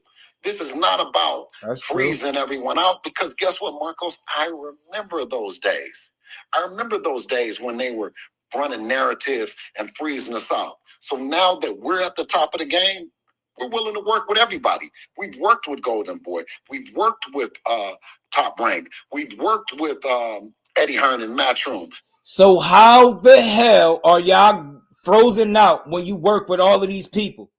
So who the hell is freezing you out? That's what I'm seeing. That's the shit that's mind-blowing. You said you remember the days when they all froze you out, but then you turn around and say, oh, yo, but we work with this when we... which one is? Did they freeze you out or are you working with them? See what I'm saying? That's all. I just be having questions because shit don't be adding up. Math don't be mathing over here. That's all I'm saying, y'all. And I do this without being disrespectful towards this man. I do this without being disrespectful. Come on, man. You just said you got froze out. You remember the days when y'all was froze out. But yeah, I work with this one. So when was you frozen out if you was working with all these people? And we've always known y'all to work on different platforms. And that's what some people respected about y'all movement. It was a little different. You wasn't tied down too long to one guy. You could bounce from here to here, make the different fights. I think I respect that. That's cool. But I think now they're dealing with the cons of being your own boss without being contractually obligated to any promotional entity. They reaping the cons. Before it was the pros, they was winning, they kicking ass, you undisputed, you jump up another weight class, you beat some ass there, you become a champion. But 420 happened, you running the Ryan. Now all of a sudden shit looking much different. See what I'm saying? So they just got to get back, man. He said Bill James. Cocaine is a hell of a drug. Y'all some fools, man. Shout out to everybody in the building, man. Y'all make sure y'all hit that like button, man. Y'all know Just Do. He said Kale told him what Marcos Villegas is currently doing to him right here, asking same questions, getting answered like, nah, I did. I'm telling you. He said, like Ham did on Into the Dragon. I'm telling you, bro. He just don't be answering them straight up. And sometimes I think it's because he don't be having the for sure answer. So he be trying to, and that's why I give him a lot of respect. A lot of people not even going to look at it like that. They're going to just say, nah, you be lying. I just think he be having to answer certain questions on the fly because he don't be having the for sure answer at the time. But I think it's in an effort to try to give the best answer possible. And I think in doing that, sometimes he says some shit that people really don't rock with. And it's just that simple. Just that simple. John BX was good with it, fam. Who was referring to as a Walmart manager-ish. Manager Marty. Shout out to Manager Marty. So why would and how I know that, because shout out to Manager Marty. I was listening to his show the other day, and he was saying he happened to be talking about Bill, and Bill called him the Walmart something. He said they always call him that. But shout out to Manager Marty. He be doing his thing over there. we work with BLK Prime? Why wouldn't we work with MVP Promotions? Why not, Marcos? Okay. Yeah, that was what I was. I mean, I like that. Why not? Way old school, my brother. What's good with it, family? How you feeling? I know it's PPC, the only ones Devin did work with when they went to tank fight. Yeah, I think that's about it. That's about the only I don't think they ever did either. I don't think they ever did. I never heard of no dealings with him in the PBC. Not to my knowledge. I could be wrong, but I don't. Not that I could remember.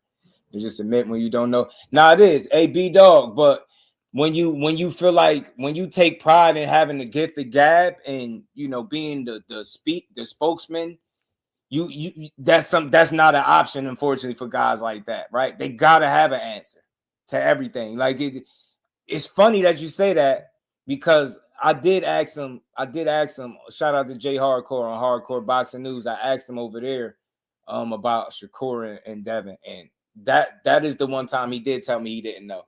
He did tell me he didn't know. But see, when he said he didn't know, I think people respected it better rather than saying something that just was fake and not authentic, right? Just saying like you're not sure when they're gonna fight. I think that that was a reasonable answer for the time that you gave it. And if he can be more consistent with that from interview to interview, when the tough questions get asked, he just answers them straight up instead of walking you and dancing you around the block. I think people will be able to perceive him a little bit better, the interviews and the way he answered questions. Getting to And the real answer would make Devin Bill look back. You get me? So, and maybe to a certain degree, Akello, maybe that's in an effort to not look as bad. So you got to give an answer, maybe to, I don't know, save face at the time. I don't know. Don't get me the line for him because I ain't trying to, but I get it. It's not an easy job, but I'm not justifying or condoning or saying it's cool to lie or mislead the people at all. But I can imagine that job is a little more difficult than what he anticipated, especially when you're juggling the 3, 4, or 5 different hats. The answer is, let me find out and get back to you. Hey, that's a fact, Ant. That is. And it's real. You got to respect it, right? Somebody asking you that question, you're like, yo, I get the answer. I'll find that out and get back to you. You got to respect it. But when you dance around it or you give somebody some long-winded explanation and it don't get to the answer, people they're going to say you full of it. You know what I'm saying? Fly Frequency, my guy. What's good with it? Haino's Clan. We at war with county fair workers and Walmart managers. Damn, man. Yeah, my boy. With the question, was based on that, like, is it going to be difficult to secure fights or opponents because of these issues with the other promoters? But you're saying no, it's not. Listen, let me tell you. See, asking great questions, y'all.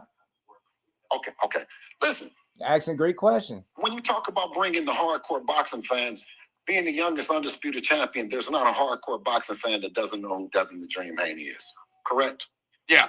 Right. So when you talk about, is it an opportunity for him to fight? He's all over all the social blogs. He's all over everyone. I'm telling you, Casino. He's for all intent purposes booming in boxing and out of boxing. Just real quick, just think about it. Imagine how hard it is to difficult of a sell for you to try to sell your son or your fighter as the face of boxing when you got guys that do crazy stadiums like Anthony Joshua, when you got guys like Canelo Alvarez with a country behind them, when you got guys like Tank Davis that have captured the imagination of both the diehard and the casual fan, when you got guys like that, that's really making a case based on numbers and consistency, right? And attention that they draw in, right? And then you just imagine trying to sell that your son is also that when you up against those guys. But that's something that, and I ain't saying it's cool because it comes off as him just not being honest with himself, right? And not having a real understanding of where your son is in terms of being an attraction, right? Like, imagine how hard or difficult of a sell or task that is to even accept the job of trying to sell that your son is selling more than those guys. And when you call him the face of boxing, you essentially, in so many words, say that to us to a certain degree, right? Or you, at least with that crown, when you place the crown on his head, when you say that, you raise the expectation level, and then people go deep dive into the numbers, and I think that's how a lot of those conversations get started. They sound negative, but I think they come from an honest place. Like, you selling face of boxing, people say, hey man, if you're the face, then you should be able to do X. You should be able to do Tank numbers. You should be able to do Canelo. You get what I'm saying?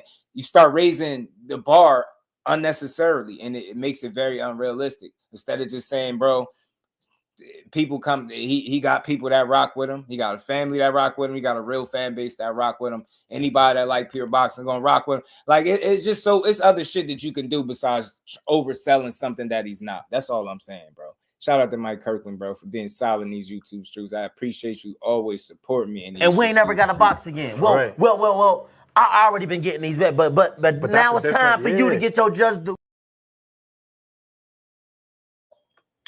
Shout out to my guy Mike Kirkland, man. Appreciate you.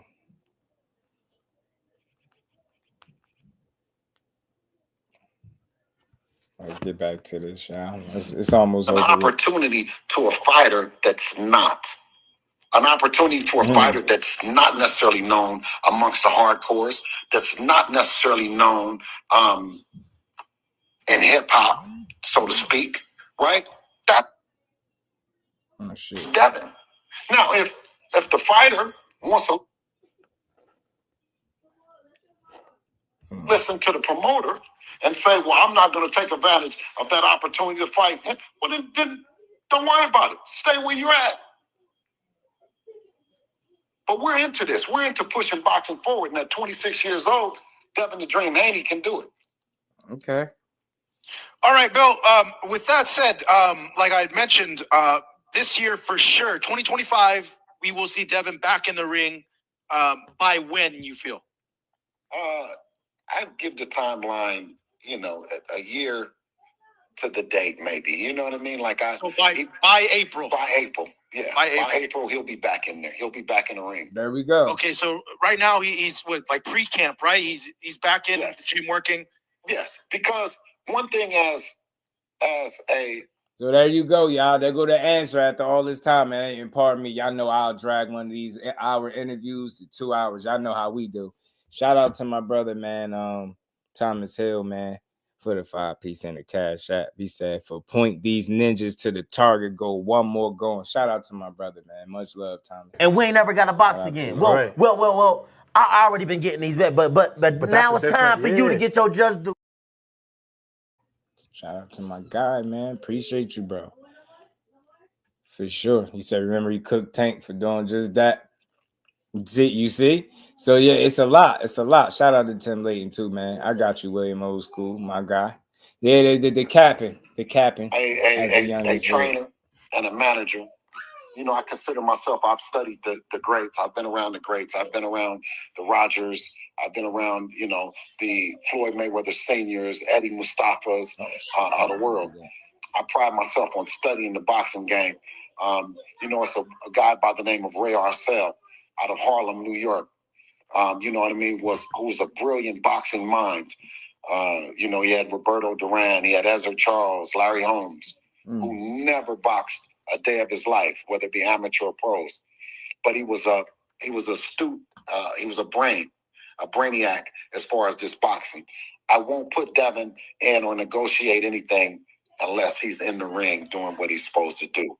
And we're at that point right now where we're going to some sparring here this week, get a real good look at him. And then I'll start to decide and pick where we're going. But the landscape, the landscape is thick and the opportunities are around the corner.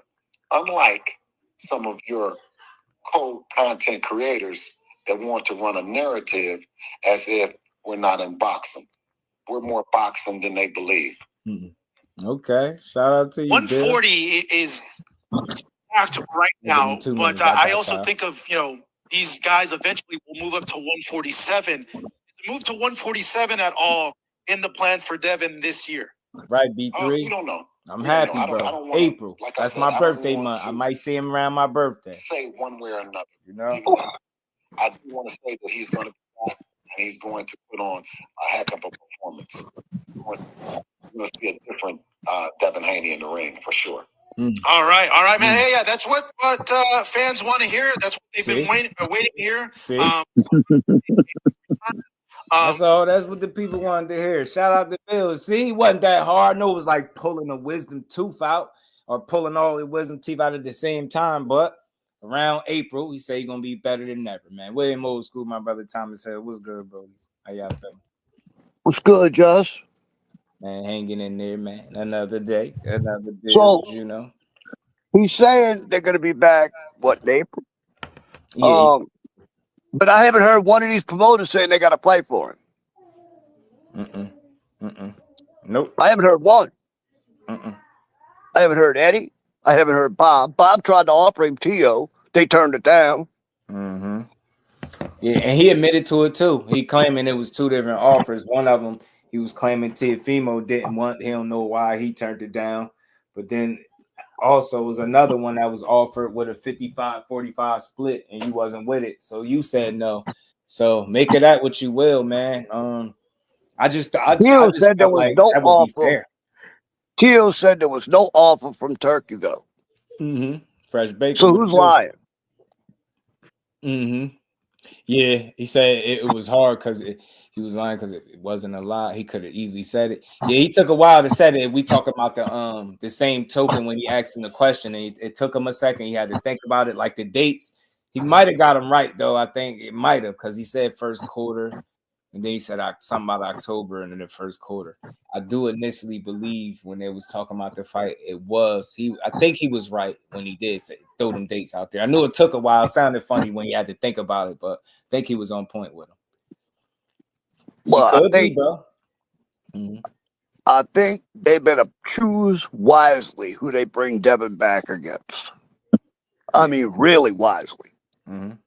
If they overmatch him and his head ain't in it, they could ruin that kid's career, to be honest. Yeah. Somebody said it, like his career could never be the same again. And that's what he up against. So he got a real uphill battle. That's why I'm really rooting for the man.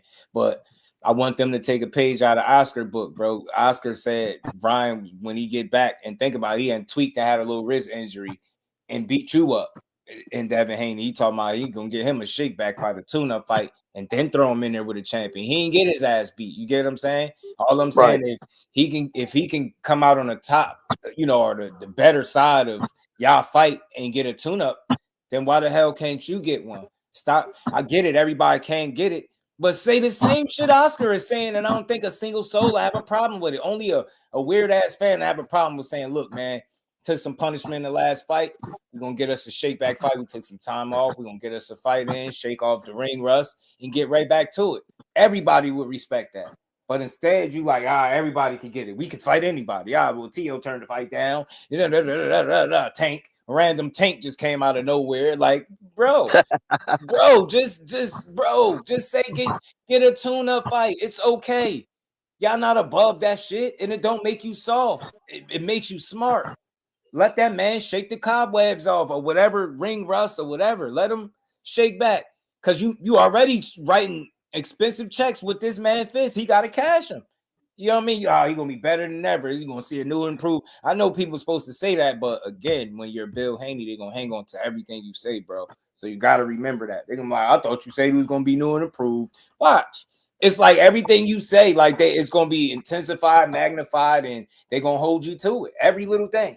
Not me. I'm not petty like that, but people, they're going to go crazy. I thought you said it was going to be better. Still jab, hold, right hand. Wow, I could see it, bro. I could see it. And look, that video with him working on guarding the left hook finally, bro, he's got to do better. His reaction time is so freaking slow. Somebody like Ryan will feast on him all day long. Yeah, shout out Skills from the Order. Skills, my brethren. What's good, Brody? How you feeling? Stretched out box said at the same time. Said they want to give an unknown a chance. See, they want to give an unknown. You get like if that's what he want to do, stressed out boxing. They got Jalil Hackett. Speaking of that, real quick, let me just go. I was gonna venture down that road, but I'm glad we tackling it now. So let's go. Let's hit it up, Just. Huh? Say that again. Nah, I'm saying were you about to head was what I was about to bring up. The Hackett joint. Oh, go ahead. Well, just no. You was about to tackle it. I was just gonna see if we can go down that road, but you talking about the unknown. Yeah, just the unknown. It's a set it off too. Yeah, Bill. Another day, baby. It's all about you. Fake ass bitch. You and your funky ass son. Bill, fake ass Pimp Haney, and Devin Pussy Haney. Everywhere I go, I see the same hoe. All the time. Oh, you remember this? I don't know if you remember that. That's still you bitch ass nigga. We gonna be on your ass till you fucking fight. Your whole ass gonna stop stealing money from boxing.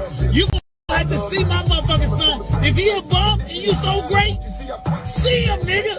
Cause everywhere we look, everywhere we go, we see the same Haney hoes. Enjoy your Sunday. Only. Damn, this was a Sunday greeting too. That's cold, dog. That's beating off the Hackett. Shout out to them Hackets. Them real Dallas over there, man. But I love this on the entertainment standpoint. But Bernard and Jalil, they've been on your helmet, bro. So look, if you want to give a youngin a chance and get a shake back fight, you got Jalil. If not, then you can always do whatever else you're gonna do. I hate to say it, but that's a bad fight for Devin. Yeah, especially if you had to do it at 47. Yeah. If it's gonna be the 47 route, you also got your boy Blair the Flair. You can definitely go that route. Blair talking about fighting him. He do got people speaking his name for sure, though. He got options. I do think, but I think again, whatever they're asking price, man, today's price ain't whatever yesterday's price was. AB needs some money. I would love to see. I would love to see the AB fight, bro. I would love to see the AB fight as well too. Honestly, bro, that's what I'm talking about.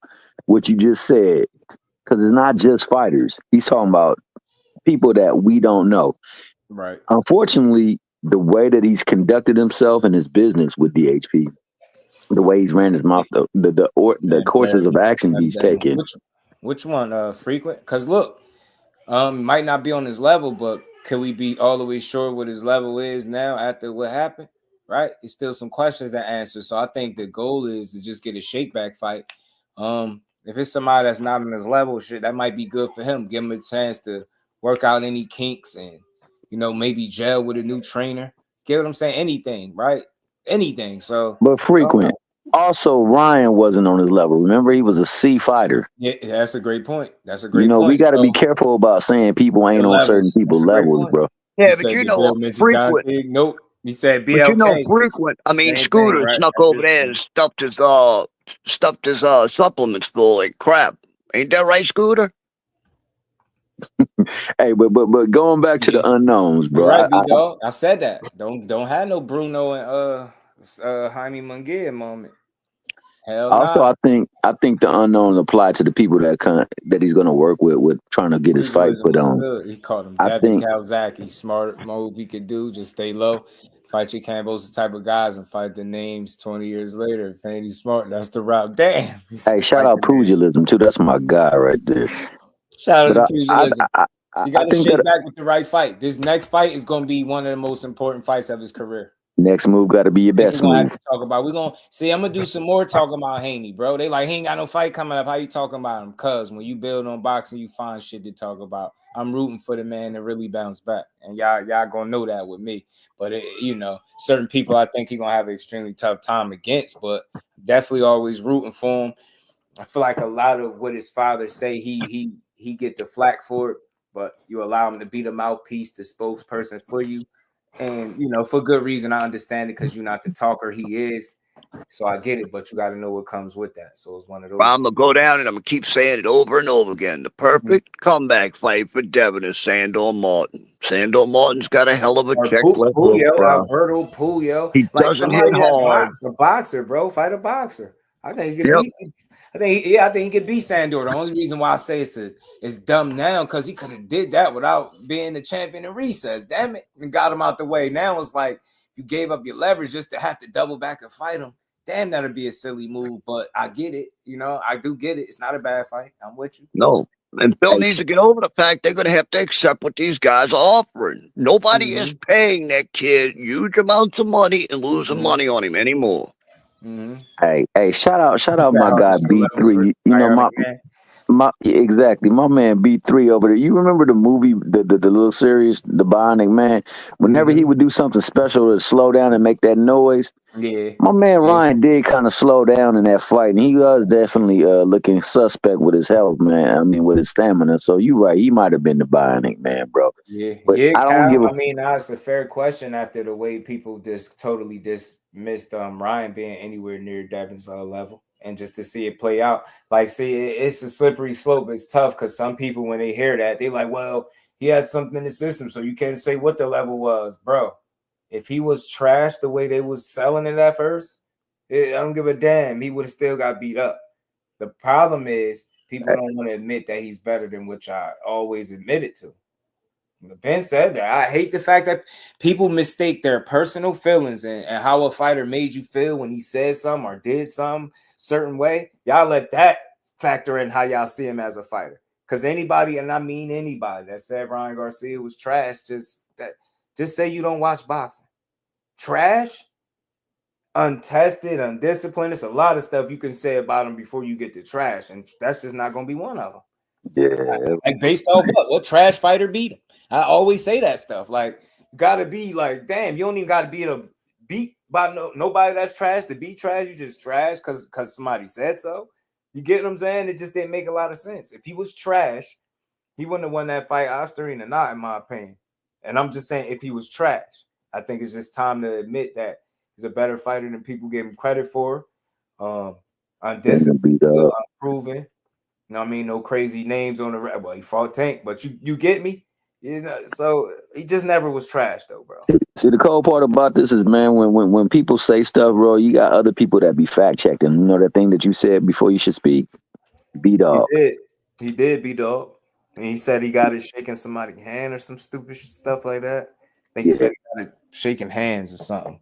And had higher levels in his blood as well too. Yeah, Ryan is one hell of a fighter. I'm telling you, that dude is serious, man. And it's crazy because if you think about it, he'll give him a good fight. He wasn't easy for Tank. Tank figured him out and did what he had to do, but I don't think he would say that fight was easy. I think he said after the fight that was the best guy he'd been in the ring with. You know what I'm saying? But I say this though. And you know, I'm gonna bounce back down to the chat, bro. I came up here to say two things. I'm out of here anyway, bro. My food just got here, so I'm hungry. Hey man, what you about to eat up? What you about to eat up, bro? Believe it or not, fucking TV dinners. I ain't cooking tonight. Fuck this shit. Oh, that's what's up, man. That's that old school meal. Salisbury steak, huh? Nah, bro. Believe it or not, what you call it? Boston Market. Boston Market? Oh, that ain't no TV dinner, dog. That's just a prepared dinner by somebody else. Yes, sir. All right, guys. Later. Yeah, peace, bro. Yeah, and I get it. Nah, from Flyer, that's gonna follow him for the rest of his career. Unfortunately for him, but it's just a deeper conversation than just Osterine, right? You can never forget it or leave it out, but it's just a deeper conversation because you're not gonna tell me a guy that's looking gassed as hell in between rounds is, severe, is extremely enhanced. But I hate to even get into that. But it is what it is. Can we say this though? Yeah, how it got there is still to this day haven't been proven, but just the way he's dealt with it, he ain't done himself no favors. So I don't care about having a conversation that even gives him anything close to an out. He is who he is. The way he dealt with it speaks volumes about his character as a person, but it still don't say whether or not he intentionally or unintentionally had it. So it is what it is. It was there. I want to see how he look from here on out too. Like, fights after this, what kind of shape he gonna be in. It's a lot. So that shit gonna follow him. But the thing he got to do from here on out is just be tested, be on the up and up. That's the situation. For sure. He got to be complicit to the testing for sure. Right. Hey, let me say this. Let me say these three things, and I'm gonna bounce. I just want to say that the unknown folks that he was speaking on aren't just fighters as well, man. I think it also works with the people that put on these fights. So I'm thinking because of the bridges that he unfortunately burned by the way that he was talking and the way that he was walking amongst the big dogs, probably left him with very few options, to say the least. Right. I still say that turning down that 55-45 deal was a grave mistake, because when you coming off of a point where you got awarded a victory, and it didn't look like you won in the ring, but you definitely get to keep everything intact and still get a good fight, come back and fight for a championship belt. Following that's an opportunity you got to take advantage of, and I think that might come back to bite him, just like dropping that belt. Because if he takes that fight, he can access the champion recess with the other fight, the other belt, and then get both belts back. So, I mean, the fact that he has options and pretty damn good options for that, man, speaks to the work that he has put in. And then also to the chat, bro, to the people who rock with my main man, he got a target board up there that says blank of 10. Let's get that 10 to be in front of the little slash mark, they say 10. I So it heard could be we 10 talking and about the 10. channel goals. Let's hit the channel goals. Let's keep running up the likes. We're gonna be here for a few more minutes. We're gonna rock some more. We ain't done just yet. We gotta get to Loma ass before we do. Into that bad boy right now in the chat that just said something, just skills from New Orleans, man. Congratulations to my guy Will I Am, Old School Art, and D1 for hitting that platform where now they can get paid. Shout out to my guys on that monetization too. Skills said David B. Bring up David M. Reluctance. That's that damn Skills. You ain't gonna. I've been meaning to talk about that for like 3 streams, and I ain't been able to touch on it. That's something else. Y'all know we do these long streams anyway. We for the people. Justice for the people. We build over here, and we don't leave until we done. Till we empty all the bullets in the clip, man. You know. And shout out to Mrs. Just Do for always holding it down. She said the go got to be met, otherwise she's handing out spankings to everybody. Dog. That's so a good. We're gonna bring that up too, though. Skills, man. Yeah, but you heard her. Since Dev, it was contamination. But if he ain't. I never say that. Why I need to purposely miss weight. I think he, cause he undisciplined dude. B3. Be on this. Don't get me the line for. I ain't gonna get the line. I ain't about to create no dialogue where I'm trying to make him out to be a good guy, right? But I just think undisciplined. I think he pissed off a good portion of the camp, and he paid for it. And he had to use something to cut weight. That's just my thoughts on it. It's 100% his fault that he didn't cross his T's and dot his I's and make sure everything was on the up and up. That's why I don't level with him at all. But for me, in a situation like that, intent matters, because if you intentionally did something versus, like it was a mistake, you just didn't, like I said, cross your T's and dot your I's. Yeah, it's still on you. But for me as a man, that matters. If you didn't intentionally do it. And then, like I said, doing my research on it and seeing how consistent that shit was with contamination, it's just a slippery slope. I just leave it as what it is. It was there. He got to pay for it. How he did with the rest of his career is going to say a lot about him. You know what I'm saying? How he did with the rest of his career is going to speak volumes, bro. You know what I'm saying? If he really going to do the shit he's supposed to do the right way. You know what I'm saying? And that's where he at with it. That's where he at. That is where he is at. Downplay PDs or ignore, and the sport will continue to be forced to endure. Yeah, man. Maybe in a strange way, the suing of the PDs. I mean, the lawsuit for the PDs, maybe it shed light on it. I don't know. Shout out to the Queen Aisha, always supporting the grind. Cash App, Super Chat, she's just always supporting. Appreciate you as always. And we ain't never got a box again. Well. I already been getting these back, but now it's time for you to get your just do. Hold on, I got y'all. Shout out to the Queen. I think it was a lack of discipline. So yeah, that caused him to miss weight. Lack of discipline. I think he pissed away a lot of his training camp, and he suffered. That was his way for trying to make up for it. Now, whether or not that caused it to be in there intentionally or not, maybe that's why people feel like he was doing it. Because I just feel like, that shit caught up to him. Like, it's only so long you could sit around and be drinking or smoking or whatever you call that shit. Drinking, sitting around drinking, smoking, whatever you call it, and just not focusing and not working. That he put himself in a situation. You're not Superman. You get what I'm saying? Some people say he was drinking. Some people say he wasn't. He said he smoked for the whole training camp. He wasn't really drinking. But then he said a lot of shit. So at the end of the day, the lack of discipline,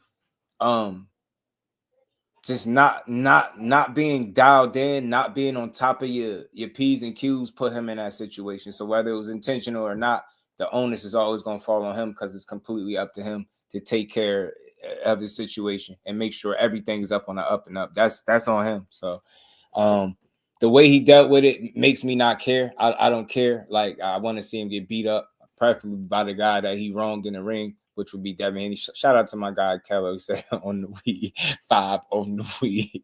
Shout out to you, bro. Appreciate you. And we ain't never got a box again. Well. I already been getting these back, but now it's time for you to get your just do. Guy, man.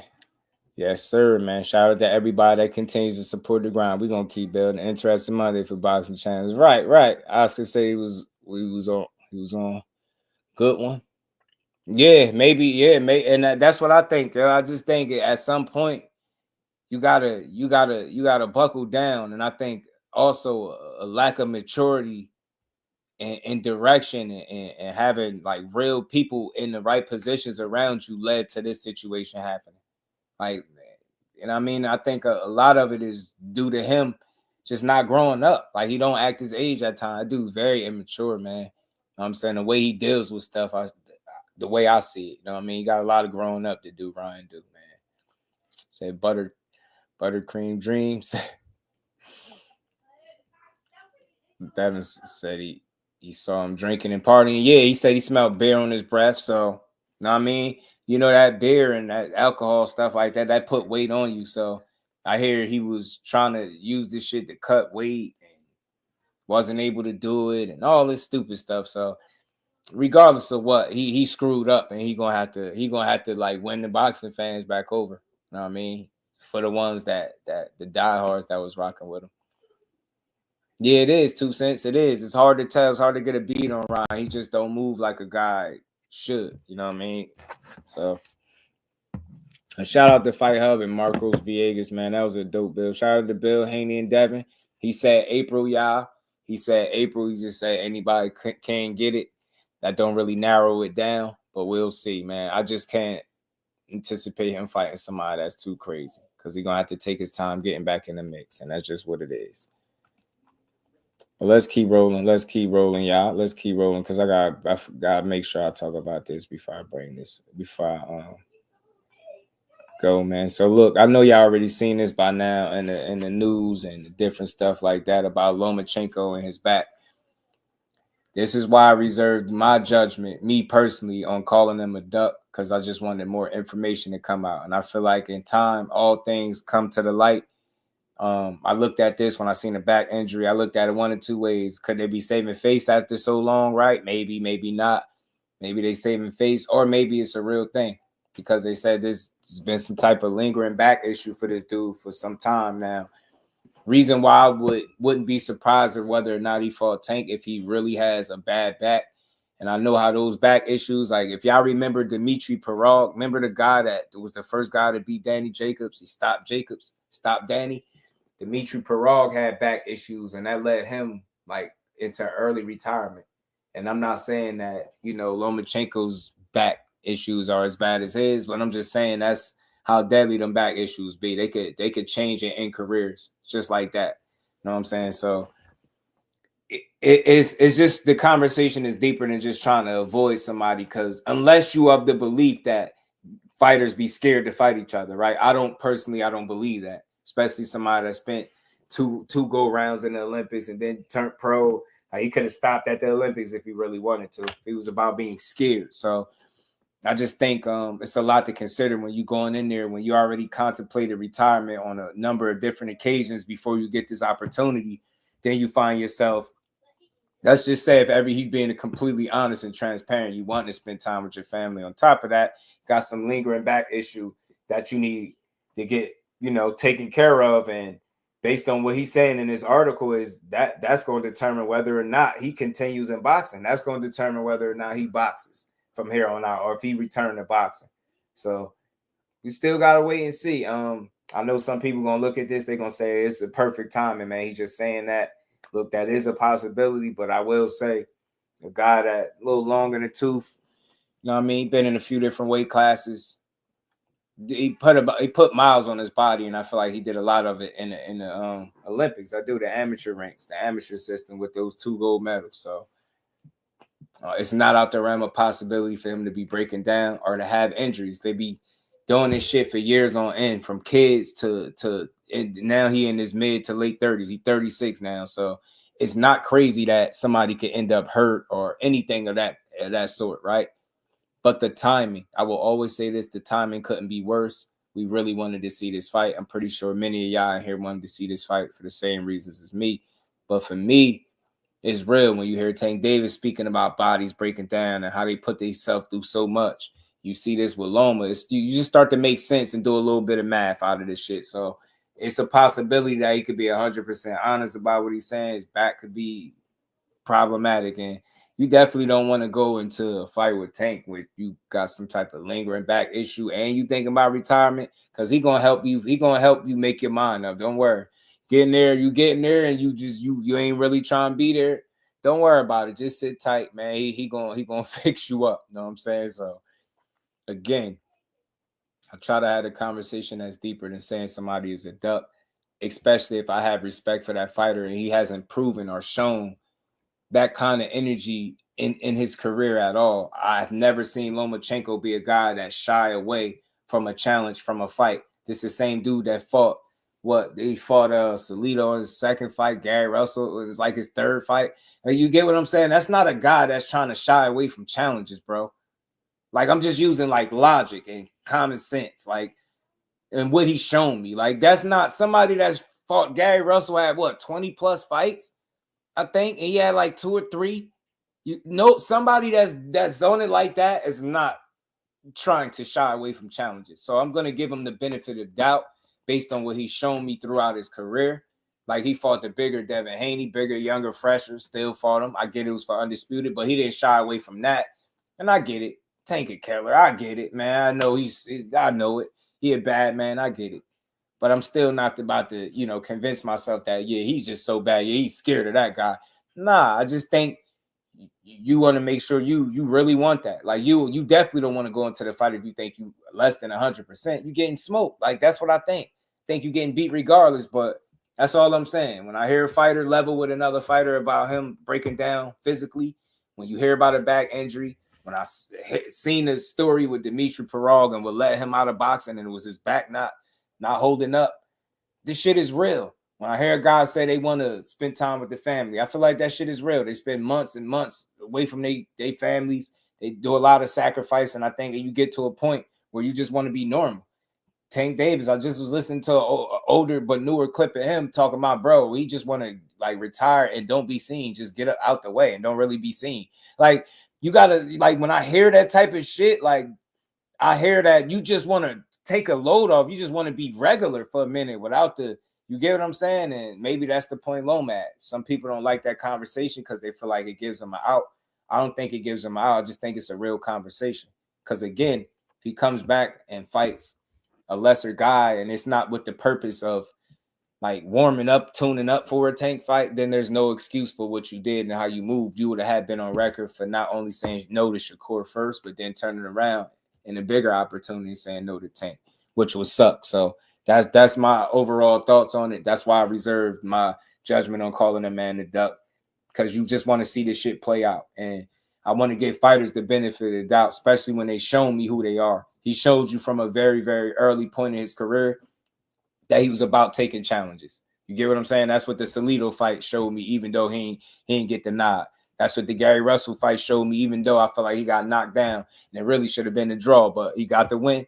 That somebody like that, I'm not going to just turn around all of a sudden and say, yeah, he's scared. Yeah, that's just don't make sense. You know what I'm saying? So shout out to Loma, but I will always say this, the timing couldn't have been worse. You got, damn, this is what everybody, a lot of people, what should I say, wanted to see from Tank. It would have been knocking down a few different narratives, you know what I'm saying, all at the same time of giving us a fight that would have been worth our money. You know what I'm saying? So it kind of sucks. The timing sucks. People I know gonna always jump on him and say, yo, he a duck. I get it.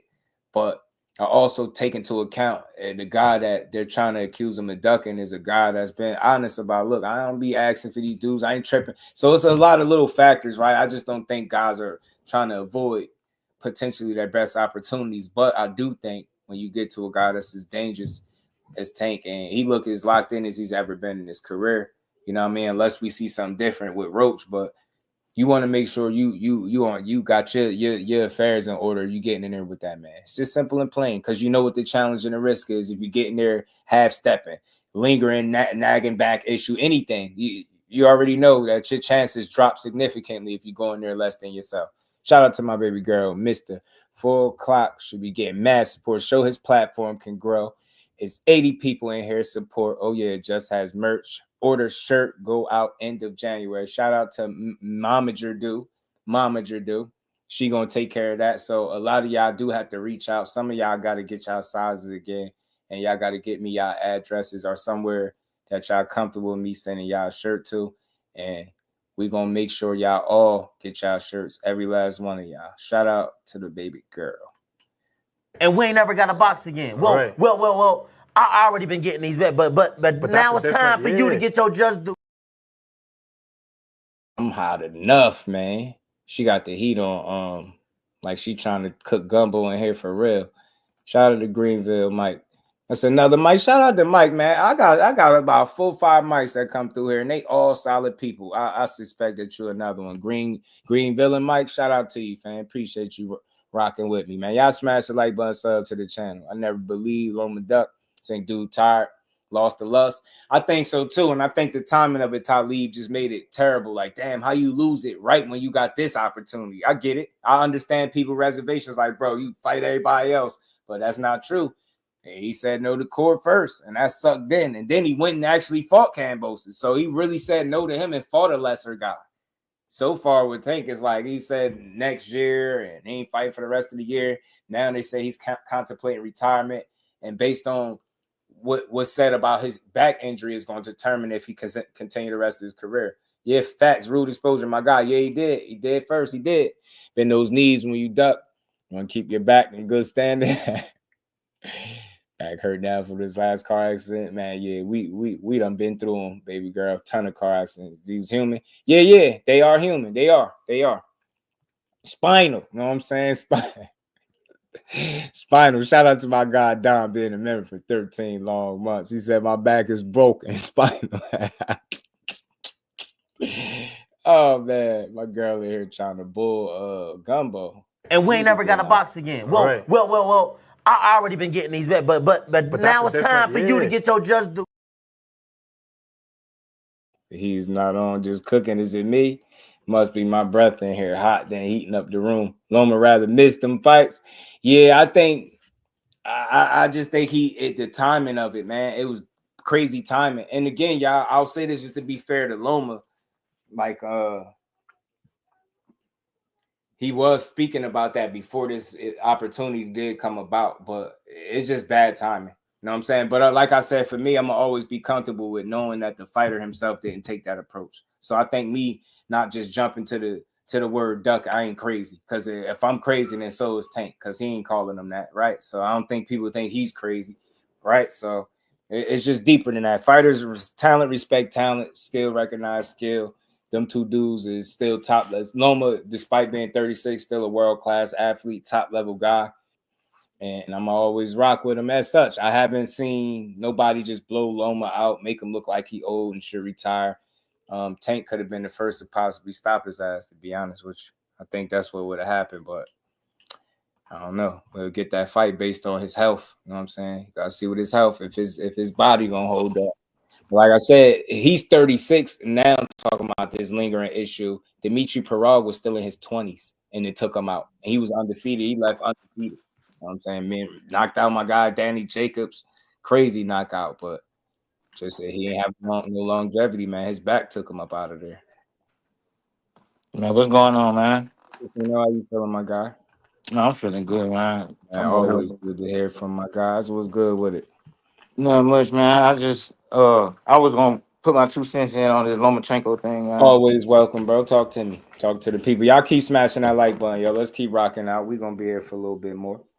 Man, I'm hoping ain't nothing wrong with his back. And I'm hoping that if ain't nothing wrong with his back, that nigga give us the best Tank. Like, I hope he give us everything we looking for when out of a Tank fight. You know what I mean? I swear, I'm with you. Like, real talk. Like, because the way, bro, I be watching Lomachenko, and when I look at old Lomachenko and shit, like, bro, ain't no. I mean, well, I can't say that because Toledo beat him. Right. But yeah, well, never mind. I can't even say that shit. But from what I look at, it looked like that nigga. He look like he be looking like he got more skills than everybody. You know what I'm saying? Nah, he do. He's even at 36, bro. Very skillful dude. Very. That's what I'm saying. So I would like to see that. You know what I'm saying? And he a killer, in my opinion. Like, I don't feel like he got like one punch knockout power or nothing like that. But I feel like he a dude that deserves way more credit than a lot of dudes because I'm with you. He too small. Like, I mean, at the end of He could have easily been undefeated if he wanted to be. Well, no, except for the Salido shit. I keep forgetting about it. I get what you're saying, but even that was super ambitious. So he could have took a slower approach. You're right. He could have though. Right, exactly. He could have just been an undefeated fighter, bro. And we would have been like, this dude is the greatest. We wouldn't even, bro. He could have took this shit the whole other way, but he went out there and did it the way that everybody swear that they want somebody to do it. You know what I mean? Challenges. Fought the experienced that Salido, lost to him, and turned around and fought Gary Russell.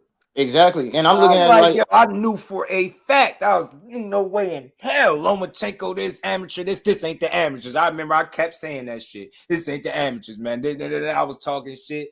I seen how that fight started playing. I'm like, damn, yeah, he kicking my boy ass.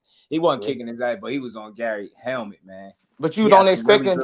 People didn't expect for him to have skills like people knew he had skills, but they didn't expect that shit to translate on a Gary Russell. You know what I mean? That dude talented as hell, man. And then like even like recently, like it's a lot of debate about that fight with Haney. You know what I mean? Like everybody had their opinion, you know, but Haney got the nod. I'm of the opinion. I mean, when I was watching the fight, I haven't went and watched it again to try to score it or nothing like that. Right. But the way the fight felt at the end, I felt like Loma won. You know what I'm saying? Like how I felt. You know what I mean? But I ain't scored it. So but I was just impressed by what he doing to this big ass dude. Yeah, I always thought Haney edged it out just slightly, and I felt like the 12th round done it. And then when I seen Loma come out, I was like, I let up in the 12th round, didn't give 100%. I was like, oh, there you go. Shot yourself in the foot. Like, I'm not making an argument for a guy that let up, like in the biggest fight. And if you look at Teo fight, he did that shit too. 12 round, kind of get that 12 round up. And these good competitive fights where, you know, like, so that's it, man. I just think Haney being bigger and the right time. He called Loma at the right time. I think a little sooner, I think we having a different conversation, man. Man, I think we having a different conversation with a lot of dudes sooner. Like if Loma was younger, I would have Tank only by, like, you know how everybody described how the Shakur fight would go, like where Tank got to knock him out.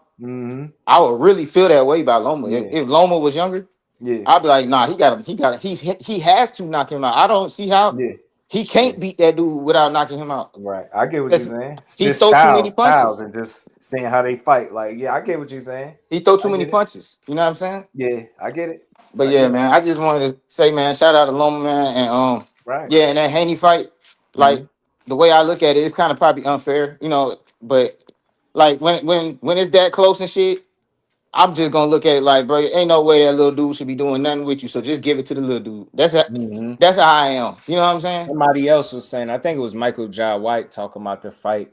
And he said that's probably was very influential to the people, seeing this little guy knock the bigger dude head back, and then he had the hair that's flying, not making it any better for him. But he just really had some moments where he completely got off. Right. Like he had his rounds where he won. He had a couple rounds where he kind of won big. Right. And had no moments even in the rounds that he won. Yeah, and I feel like Devin didn't have those moments like Loma. Like Devin, he had a lot of rounds. He was putting rounds in the bank, but the moments that make you stand on your feet and shit. Because I thought he was going to get him out of there. You know what I mean? At the end, like I thought he was going to get him out of there. Like, but yeah, man, that's pretty much all I got. And I wanted to touch on the that build video you was playing. Oh, yeah, talk to me. All good, man, bro. I respect what you be doing, bro. I understand how you coming out now. You know, it took me a minute to understand what the hell you be doing. My approach is more of I'm trying to understand you. I'm gonna have my assessment and criticism, but the fact that I leave space to try to understand where you're coming from is gonna stop me from going all the way left on you like most people do. And I respect that because I leave room for a conversation instead of just going crazy on it. But talk to me. What you got on it? No, I was gonna say I respect. Well, first I'm gonna say I respect the way you approach it because it gives people the opportunity to have a conversation. Because that's you're the only person gonna do it like this. So if you want to have an actual conversation about that's shit, why this the I only place. Went off, and that's somebody that come and support. But I'm just like these people. The first time you don't hear something that you could understand, ask another question. Don't just assume. Never assume the latter with me. Like I'm going the negative route. Always go the other way with me. When it's me, trust me. I'm not. because before I got here, I had a chance to see how most people do on their channels, and I'm like, damn, boxing don't get enough credit for the shit that they do. We always asking for more, or we never appreciate what's right in front of us, and we do this and do that. Well, he ain't did this and he ain't that. I'm like, damn, can we showcase what boxing actually is? And that's what I try to do over here by highlighting what's right with it. People always talking about what's wrong with it. I want to speak about what's right with it, or the shit that I appreciate, instead of tear the shit down. Like, it's already ain't a top 10 sport as it is, and it's gonna keep going that way because the fans don't support it the right way. We be making excuses for why fights shouldn't be made, tearing down some of the most successful guys that you have in the entire sport. It'd be crazy to me. I'm like, man, this is wild. Like, only in boxing where you could damn near pitch a shutout and fans are still, that ain't shit. No other sport would it be like that. Boxing, the one that you can't play, is the one that you get the least credit for when you do put in the actual work. It's crazy. Shout out to the Queen, Marshawn West. Appreciate you, Queen, supporting the grind. Shout out to you for always calling it fair. I appreciate everybody that recognizes me being a fair guy, because it ain't that me. I'm the last of a dying breed, and I'm saying that everybody ain't fair. I listen a lot. People be on BS. And we ain't never got to box again. Well, I already been getting these bet, but now it's time for you to get your just due. Talk to me, bro. Finish telling me what you was about to say. You still there? Yeah, my bad. I had muted myself. All good. Appreciate you, bro. I'm busy, my guy. Talk to me, my bad. I was saying, I basically, like, that interview that you was playing, that basically just solidified a lot of the shit that I was thinking already. Like, that's why I was saying you being too nice, because, like, bruh, everything he was saying, I was taking that shit at the opposite. Like when he said he coming back and he said by April, I was like, okay, bet, not by April. You know what I'm saying? Right. And then, right. You know what I mean? No, because look, check it out. And I put money on it. I let him slide, but I know it ain't gonna be April, because that, you still got to train, find a fight. So it's gonna be later than April. I just know that's a targeted date for you to probably expect yourself to start being in situations where you can start trying to negotiate again. You know what I'm saying? Because I don't see him being back in April, though. For sure, no. And then, you know what I'm saying, he was throwing it out there basically like trying to see what people think. I feel like he was trying to see what people think about Devin coming back and fighting a bum. Because remember, he was talking about fighting somebody you might not ever heard of and all this shit. True. Like, you know what I'm saying? So basically he's saying, so I got out of that, if and when Devin come back, it's gonna be a bum, which is understandable. Yeah, a tune-up. Right. All things, my guy. Appreciate you. Just telling somebody this. Same thing about Devin and Ryan. You're a true boxers fan, you'll want them back in the ring instead of you do want to see him back in the ring. You as a fight fan, you wish Ryan never had the eyes to ring, because that we wanted to just see a good fight, and I had Devin winning, by the way. You know what I'm saying? We just wanted a good fight. We didn't want nobody to test positive, and then all of this shit he got to go through to do fight. That's why I really started leveling with him. I'm like, I support him more than a lot of people realize. I started going far with it. Like, think about it. He do everything right. Whether you don't like the weight gain that he gained after the weigh-ins, he's still sacrificing, making the weight, knowing that shit hard for him. I done seen the dude cutting weight to the point where he was talking and he couldn't even like complete sentences. Like, I was seeing this shit physically affect him, and they wrapping him up like a burrito. I start thinking like that. Look at the sacrifices, and then you get to this goofy ass dude, and he on Ostarine, missed weight, blinded you with the money. I think he got blinded by the bag. That's why I call Ryan Fool's Gold. So I hated to see him get done. So Devin Haney, Bill Haney, get y'all asses back in the ring, man. Real ones is waiting to see y'all get back to it, man, and see how y'all respond from this situation that Ryan Garcia was. And if y'all ever get yourselves all the way back right, go beat his ass, bro. Go beat his ass with that Victorville shoulder roll that he was doing. I ain't gonna lie, I do disagree with that, but I'm gonna hop off. But after I say this, go ahead. He's like you look at it like, damn, that's sacrifice. I look at it like, damn, that's smoke and mirrors. You see what I'm saying? So we see shit totally different. Like, I'm looking at it like, this nigga ain't that good. And that's why I won a bunch of money off Ryan. Because anybody who willing to do all that ain't that good. Because if you was that good, you just go up, be comfortable, got that whoop ass. But no, you got to do all that. You got to be a burrito. So I was like, yeah, smoking mirrors. Ryan gonna get him, and I won big. Because ain't everybody thought I was crazy. But I just knew he can't be. When you do that, if everybody in the future, when you see fighters doing all that, just know Put the money on the other dude when they the same size. And that's all I would say. My God. All Appreciate right, man. you, bro. Love, man. Appreciate my Yep. God coming For up sure. a bit. Tim said, yeah, you got to get back in that ring ASAP sooner than later. You know what I'm saying? Preferably get back in there, you know what I mean, where you don't spend excessive amount of time out, and then it just makes that get back even harder because you made good money in the sport, you know, and you don't want to find yourself being in a situation where it's like you sleeping on the silk sheets too long. Big Keith, my guy, was good with it, fan. But we'll see. Shout out to Bill. Shout out to Marcos Villegas and Fight Hub TV. Dope platform, man. They gave a great interview with Bill. Y'all go check that out if y'all wasn't able to see me playing it over here.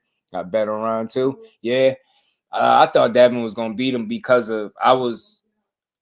one of my deciding factors was the fact that I know Devin Haney is very good at sticking to a game plan, being disciplined inside the ring, and just boxing you. I didn't anticipate him actually doing the stuff that they were selling, like stepping to him. And, you know, we see how that worked out. But credit to him, that happened. Now they have a time. Now you can go back to what Bill and Devin do. All right, that fight, you allowed the fans to dictate how you fought, right? Cool. It was a mistake. Cool. Go back to what y'all do, being the best chess player in the ring. You know what I'm saying? Playing chess in there. Hey, man, if you got to go beat up a smaller guy real quick to shake back, go do that. But just get your ass back in the ring. If you want to go give a younger guy like Jaleel Hackett opportunity, I'm supporting it. I'm rocking with it. If you want to go fight a Sandor Martin, Albert, somebody like that, I'm all for it. I just want to see the get back. You know what I'm saying? See where you end up at. But it sounds like they're not thinking about 47. They thinking about coming back at 140 again. So let's see it, bro. Let's see it. What's good with it, famo? How you feeling, bro? Say 164, 161. Bet on Ryan and one. Damn, y'all got some money. Yeah, you can't be sleeping on them sheets too long, Mike. You know what I'm saying, bro? You can't be sleeping on them sheets too long because you get comfortable. And then it's like, think about it, in the climate where they almost don't appreciate no work you put in, bro. They dismissing you. They reducing your entire career to the Ryan Garcia moment, right? So it's like, part of him probably like, man, this shit trash. Think about it. He started, man, the boxing game trash. These promoters on some BS. Like, then you start looking, you like, man, I done made some money. Do I still got to put up with this? Like, you get what I'm saying? So that's what I hope that don't happen. And I just want to see him get back in the ring. Do we got to fight Jaleel Hackett? I ain't going to say you got to do anything, but that him and his pops actively pursuing and calling you out. I mean, if y'all was calling him like a bum, an unknown, you said you're willing to give an unknown a chance. I'm just saying, I don't know, but I doubt that happens. Let's see what he do. I think his next fight will be at 40 though. Freezer was good with it, fam. How you feeling? You know, Jaleel Hackett will hurt Devin. Yeah, man. At 147, it'd be an interesting fight. Jaleel Hackett in the best shape, he could really push the pace and make it a difficult fight for him, man. You know what I mean? But Devin has a shit ton of experience that Jaleel doesn't have yet, and I'm pretty sure he'll be able to utilize that to his advantage. The question for me would be, how would the fight be fought? At what pace and what distance and what range, right? That would tell me a lot about how the fight is going to play out. I think Devin looked to try to outbox the young kid and keep him from being physically strong and mowing him down. I think despite, Jaleel being a dangerous young pup, for sure, you got to take into account Devin got some championship experience under his belt, a fair amount of it too, a good amount of it. So can't ignore that. Definitely he got twice as many fights. So that's not going to be no easy fight for Jaleel Hackett at all. You know what I mean? I'm just calling it fair on both sides. I think with Jaleel being more of his size and being able to physically be imposing, if he's to be successful, could create issue or a challenge for Devin. Devin Haney being far more experienced, very disciplined in the ring, being very sharp and precise and sticking to the game plan outside the Ryan Garcia fight. You've never seen that from him. So he got some things about him that'll make a fight extremely difficult for a young guy with just 10 fights. You get what I'm saying? No championship experience, but styles do make fights. My question would be, who's going to be able to implement said style on each other? Is it going to be the pressure? Could he pressure, Devin Haney and make a mistake? Or could Devin Haney just box the young man and box his head off and just, outclass him, right? both things is possible, right? You got a chance to win. Jalil Hackett just hit the biggest knock for him would be the inexperience, but he one of them guys. What he lacking inexperience for, he gonna make up. Well, he gonna work. He gonna get in there and work. He gonna get in there and work. And I don't think he had his best camp and all this stuff from some of the stuff I heard. But that fight, if he's on his absolute A game, both fighters, we get us a good fight nonetheless. But the more experienced guy got a really, really good chance at winning. Devin Haney ain't no easy guy for nobody to beat. There's only one Ryan Garcia. For better or for worse, not everybody's going to be able to duplicate or emulate what Ryan Garcia did to Devin Haney in that fight. They just won't. Jalil will put hands and feet on there. You think so? If he's able to like pressure him and force the pressure to be an issue and a challenge for Devin, yeah, it could get sticky in there if you constantly in his chest. But Devin got feet. He gonna move. He gonna box. He got a long arms, long jab. Not everybody gonna be able to take advantage of the mistakes that he make the way Ryan did, right? You know what I'm saying? But Hack is the kind of fighter, the young fighter, you don't want to let build no confidence because he's going to continue to work. He work extremely hard. He is talented. He got a good corner, good trainer, good team. I think you're going to see a better version of him the next time out. I definitely think that. So you won all PEDs. Yeah, that's why it's always going to taint it, man. It's always going to taint that if you talking about Ryan. Like that be boxing, but I always see him fighting smaller guys. Yeah, but he'll fight the smaller guys. But he do a fair amount of boxing. But I know what you're saying. He takes chances against those smaller guys for sure.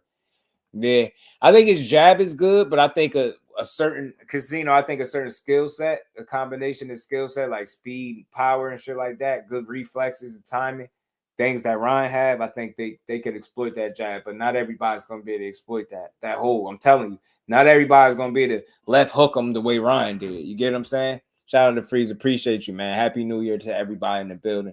We're going to build on one more thing we got to touch on before we get up out of here. And I've been meaning to speak on this, and I'm going to speak on it because we got a fight coming up. I'm going to play this. Shout out to YSM. Sena Agbeko was speaking about David Morrell, and he felt like it's some funny business going on with David Morrell. Everything might not be on the up and up with him. You hearing Benavidez saying they had to threaten to cancel the fight because these dudes didn't want to enroll in VADA. So you hearing that little that bug being planted, and people are starting to now question if David Morrell is a clean fighter or is he dirty. I can't say. I'm not gonna put the jacket on, but I'm gonna play this clip, and we're gonna hear what he had to say. Let's hear this, man. We were pushing for VADA testing. These guys were hesitant to do it. Almost called the fight off, and instead of Morrell's team talking about that, they was just saying stuff like, we've been wanting to fight you for 3 years. So, like, what do you kind of think about that whole thing? Do you think they are trying to be sneaky and get around it? Of course. I mean, obviously, it's very, very indicative of somebody that's hiding something. I mean, if you don't have anything to hide at all, why would you be afraid of testing? It's like, yeah, of course, come on and test me. I mean, there's no other way around it. Why would you not want to get tested? Yeah. If you have nothing to hide. And it was the same thing with our fight. I don't know how. I feel like the testing is mandatory in Las Vegas for the fights, and I feel like some people have a way to get around it because of the influence in there. But the issue of doping is becoming so bad now, at least from what's running through like the underground sources in boxing or like off mainstream, is that it's even seeping into the amateurs, where a lot of them are doing this and finding ways to get around it. And from what I have heard, which is still very purely speculative, is that even the Cuban amateur system, a lot of these amateur systems have long done these things, so they come into the pros very well seasoned. And I've done a lot of research into a lot of these PEDs, especially after my fight with the Morrell. And the truth of the matter is the effects are cumulative, and some of them, even after the ability to test for these substances are gone, the effects still remain. So they're able to retain the power that they gained from that, or they're able to retain, the speed, or how it enhances their performance. And it's unfortunate that fans take this very lightly, because recently with the Ryan Garcia situation, people were making jokes about the whole situation. But I guess somebody wants somebody to die and somebody to be criminally persecuted before they start taking the issue seriously.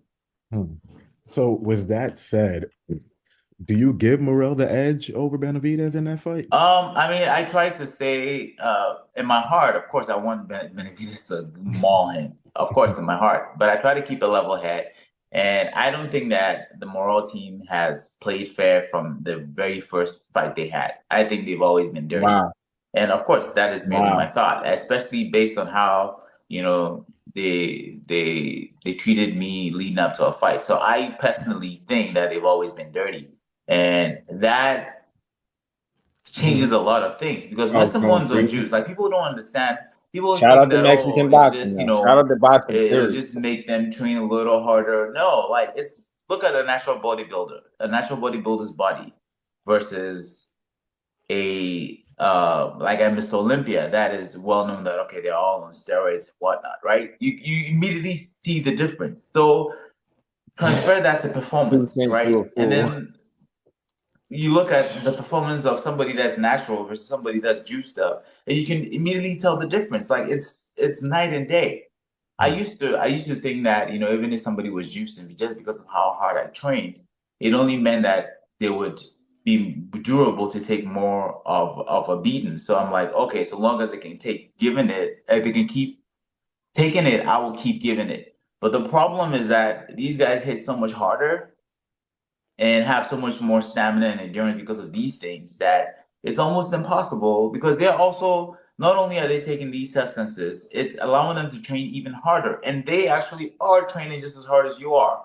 And these things are allowing them to train just as hard, hit the bags even harder, recover faster so they can train even more.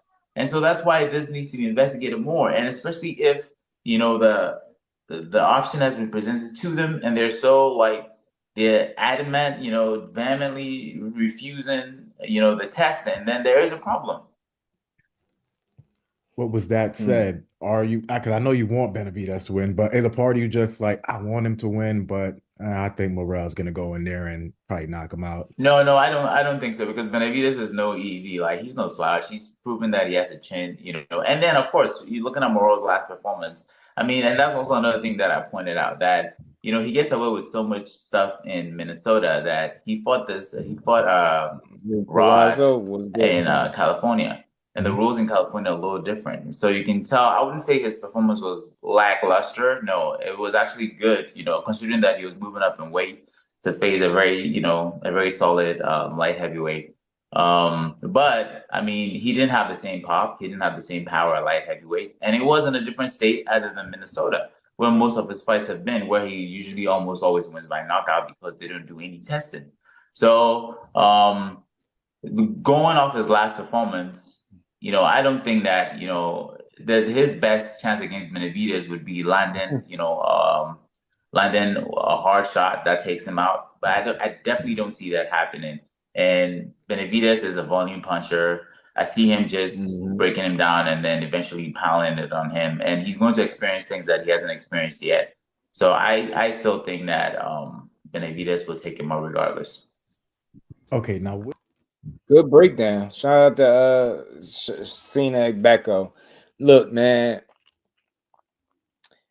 if the guy is dirty, I feel like the truth always come to the light. I don't feel like none of these guys ultimately, if you're a cheater, I feel like you're gonna get caught. The speculation about Morrell, I mean, he'd be the first guy to make people aware Benavidez is saying what he's saying. But my thing is this: if they both ended up testing for the fight, then what the hell we talking about? You know what I mean? He sounds super level about it. He do. I get it, but I ain't gonna say. I would say that he just spoke how he feel. I can't knock him. He said he felt like he done wrong. Felt like they suspicious. They got shit to hide. He said they felt like they've been dirty since their very first fight because of how he been treated and how they dealt with him. He said you could tell guys' performances that be on something and the guys that don't. It just looked different. He said, I can't tell you, I know what PEDs look like per se, right? But I'll say in all of the fights that I've seen from Morrell, I just seen a young, skillful guy. I don't think he's punching so hard, so big, and so strong where it's it just look unfair in there. I don't think that's the case. I think just Morrell is naturally talented. From what I hear, He's a pretty big kid in terms of size. He got a good size on him. He's solid. I hear he got a really good punch. He got a good teacher in Ronnie Shields. I'm not willing to put that on him. I haven't known Ronnie Shields to be or work with fighters that's dirty or that's not on the up and up. Now, I mean, you could say what you want about Charlo, but you ain't never hear about him popping for no PEDs and nothing like that, right? Even with him having his issues outside the ring. Same thing with Morrell, very early in his career. I'm not seeing like alarming knockouts or nothing like that. I seen him fight Hot Rod. He looked very regular in that fight. He didn't have the greatest performance. And the same thing with Benavidez. So my thing is, we can't just point out one time where he beat your ass. You never was going to beat him. Respectfully, you never was going to beat him. You can say what you want. Like, my thing is, how did he get away with the cheating? You just, like, there's no testing for the fight and he just cheated you, right? How do you know? Like, what are you going off? Like, you going off of basically because he beat you up? Like, that's not enough. That's not enough, bro. So, I don't know, but he said something about treatment. I don't know. I wasn't there. I ain't going to say he lying and none of that, but I'm going to just say for my money, what I can see, I feel like Ronnie Shields is a solid guy. I ain't saying he knows everything David Morrell does and don't do, but I don't think he training nobody that's not on the up and up and doing it the right way. I just don't think it put his reputation on the line for a cheating ass fighter. Now, I could be wrong. Maybe he got something going on we don't know about, but that still has to be brought to the light. It's going to take more than one guy that got beat up and stopped by him telling me, you know, he on something. And you said since the first fight, like you've been watching him his whole career, and like what is he doing that's making his fights look like they so unnatural? I don't see that. I don't see a natural level of skill. I don't feel like I'm watching some, you get what I'm saying, some invincible guy. Like I just think he young, Cuban style. He got a mean streak and he can fight, bro. I don't got no reason to question Morrell right now. Oldest belt in boxing, the Reggie shit is some casual talk. Oh yeah, for sure, Cash. Yeah, I never understood why they talk that Reggie belt stuff. I never understood that, but it's weird. Big Supreme, my guy. Yeah, what are y'all all the same? What are you, the same account? Look, let me say this. Over here, bro, all y'all dudes that's talking this Mexican boxing shit, kill that. We don't do that over here. We rock with Mexican fighters. I don't care what kind of fighter you are. If you putting on in the sport of boxing, we rock with you. So shout out to Mexican boxing, but kill all that Mexican run boxing stuff. Y'all foolish. Y'all, if you believe that, just log out right now, bro. We rock with all fighters. We don't have that weird ass mentality. Yeah, well, Mexicans is doing this, American fight.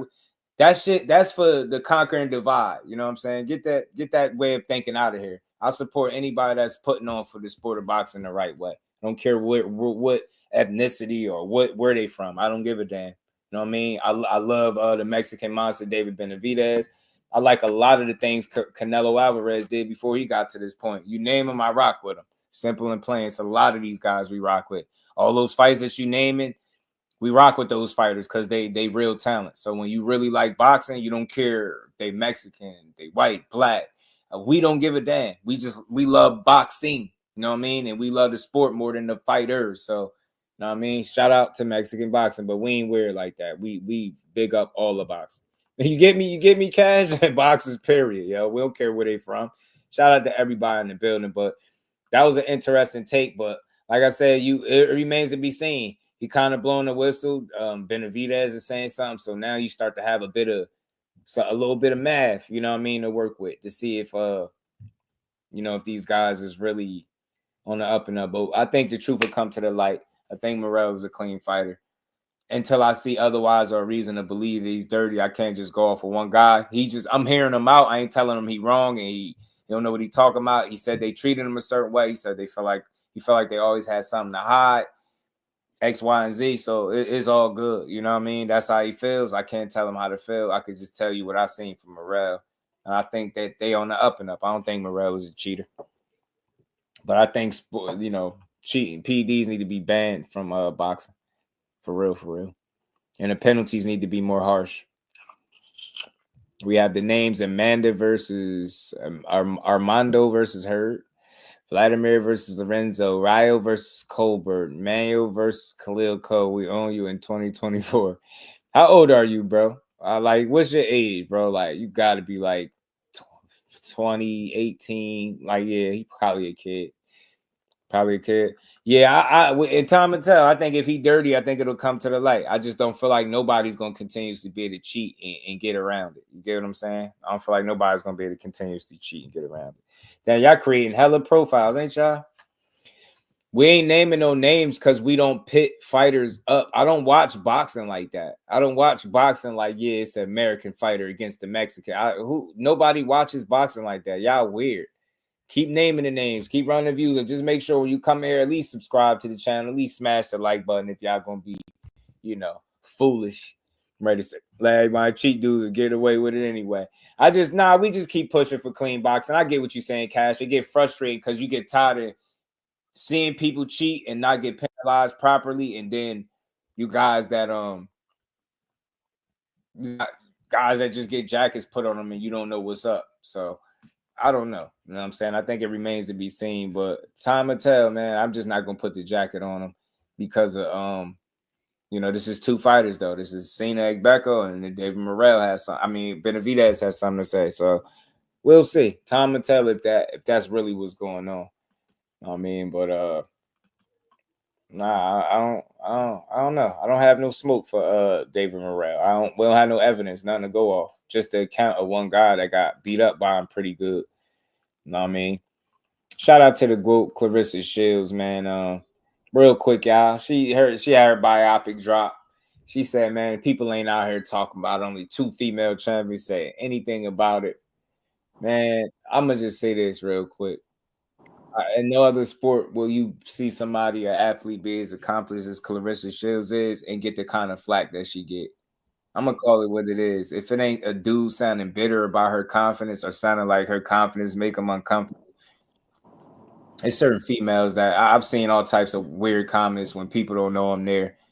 The women be going crazy. It's like, I don't know what the disdain is. She speak for y'all. Like she's putting on for women in a big way.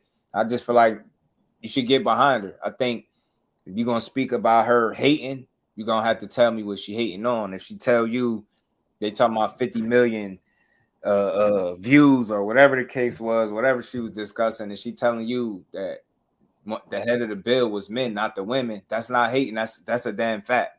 If you ain't have a legend like Mike Tyson name on the bill, I don't think Netflix see 50 million views or whatever the hell they got that day. It was a packed event. It was good for boxing in a way, but I think she deserved her flowers, more her flowers. And you know what?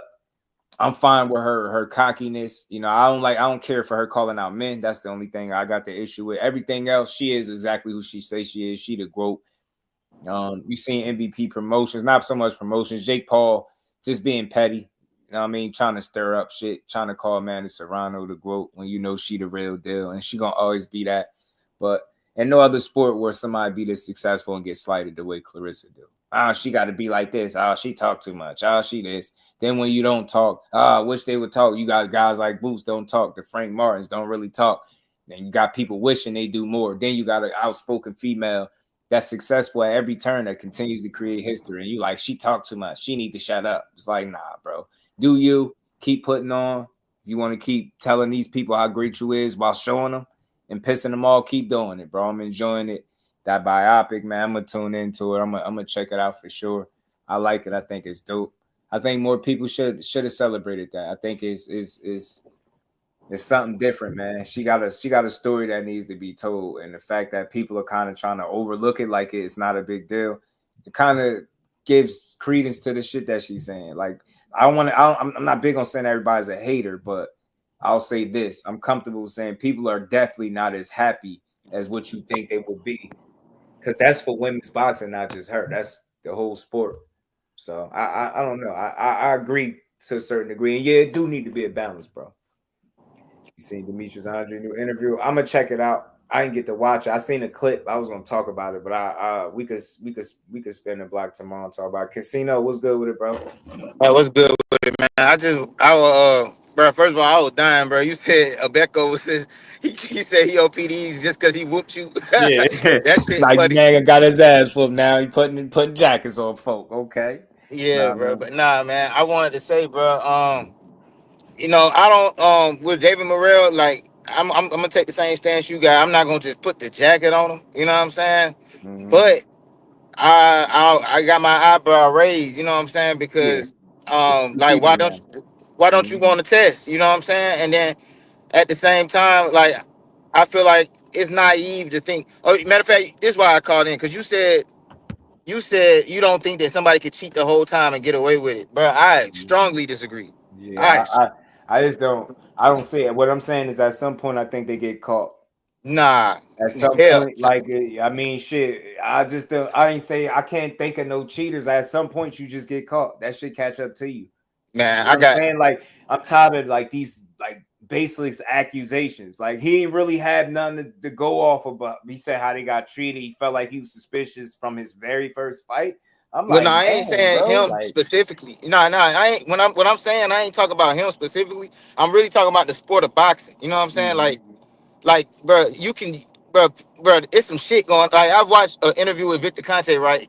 And he was talking about this one drug, right? It's called LGF1 RG. Hold on, it's called it's called IGF1 LR3, right? And there's no test for the shit. You know what I mean? You can take that shit your whole career and nobody, you're not gonna pop for that shit. You know what I'm saying? Also, Victor Conte got some shit called Clear.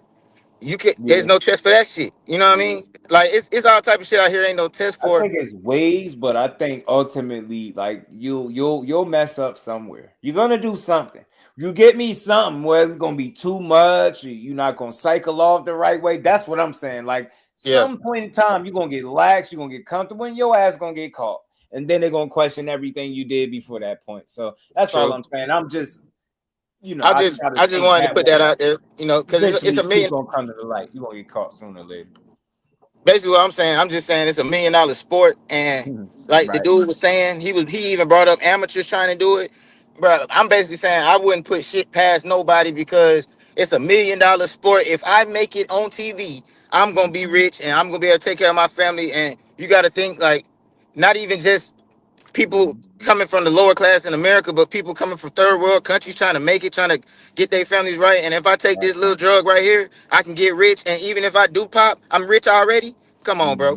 But that's all I want. I wanted to put that on your mind. Just like you can't. Not saying Morrell is on shit, but you gotta be suspicious and shit. Like when people are saying shit like this, you know what I mean? What I'll do, I'll take heed to it because it's coming from Agbeko. Don't seem like he cloud chasing or just trying to throw shit out there. David Benavidez, he got his reasons for it. So now what I'll do is I hear them out. Now that's two situations, two different fighters. I would hate to hear you just constantly be a thing because I wouldn't think that everybody is just pulling that shit out of nowhere, right? I think it's coming from a place, you know what I'm saying? Telling they're gonna go in there, Cal withdrawals playing around them.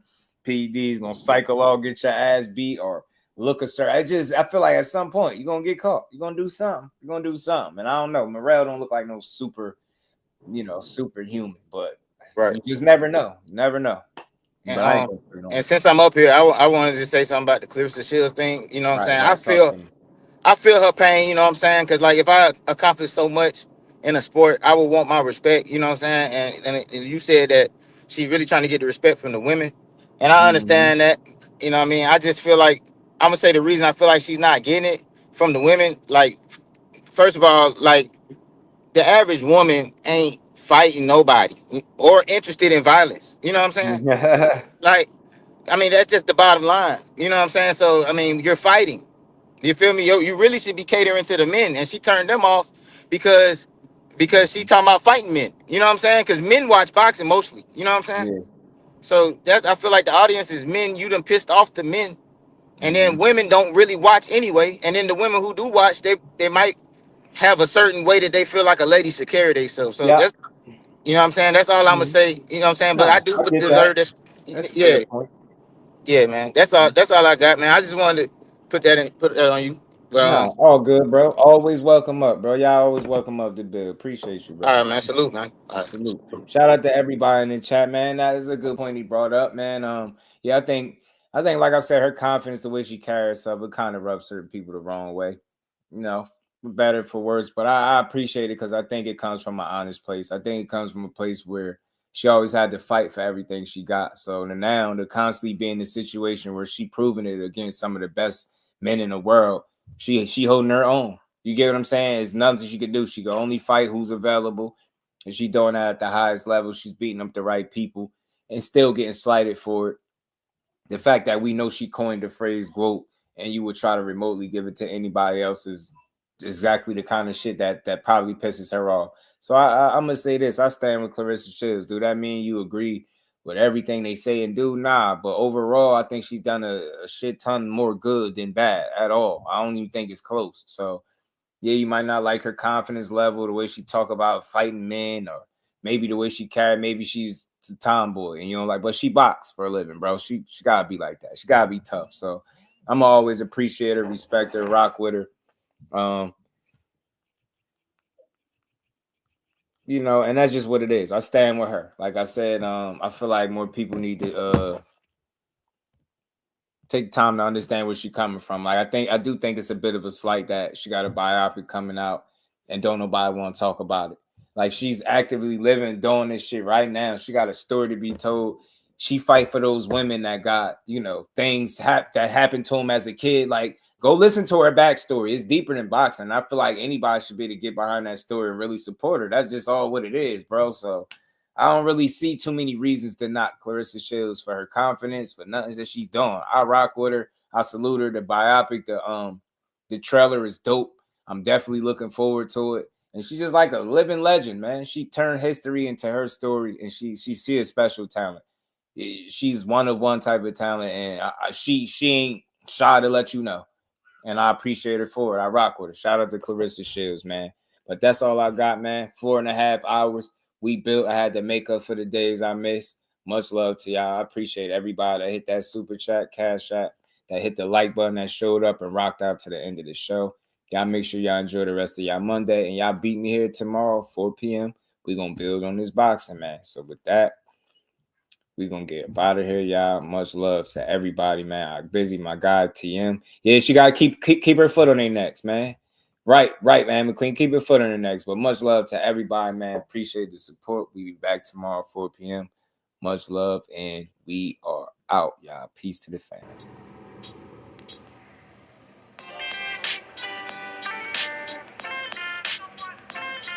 Yo, you know the deal. We back again. We never slacking. Word 'em up.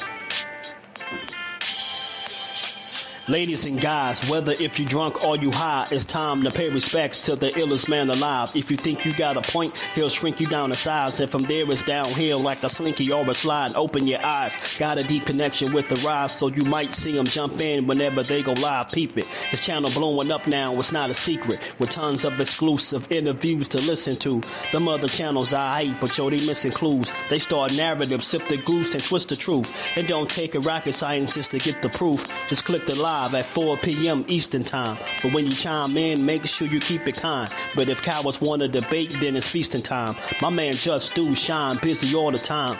Grind 24/7, 365.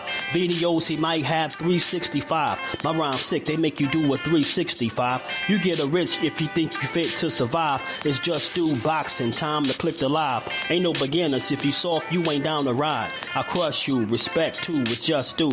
He got the illest boxing show on the internet. The boy been a threat and he ain't even had dinner yet. Word 'em up. Yeah. You know what time it is.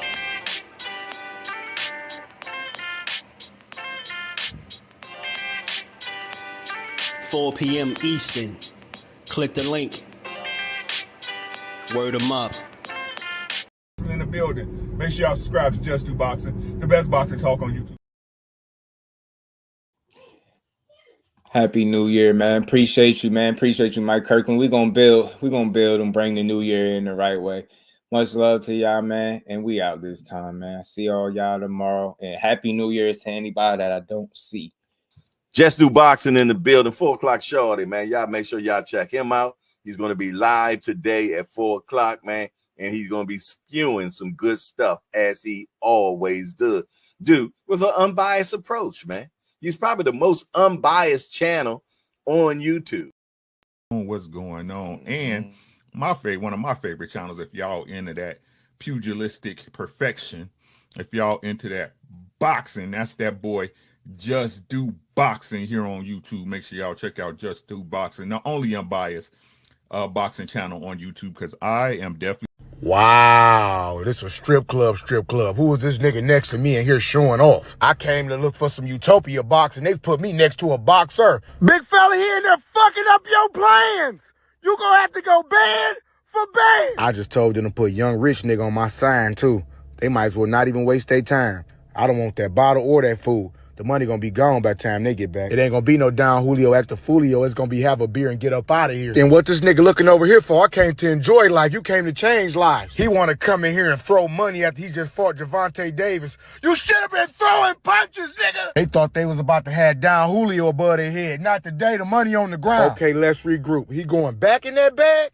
Oh, this where my journey ends. My little stack getting thin. Hey, Frank, tell them niggas what money look like. And listen to the DJ hoe ass hyping him up to embarrass me in here. I'm not even throwing money no more at this point. I'm throwing rent. This diabolical. Big fella got my pockets in here falling off the bone. And baby girl throwing up the middle finger because I ran out of money. Girl, fuck you too. I ain't got it. Oh, he treat me like I was just here shaking ass. He think I'm leaving. I'm finna be in the parking lot. Hands up, money on the ground. I'm finna rob all these niggas.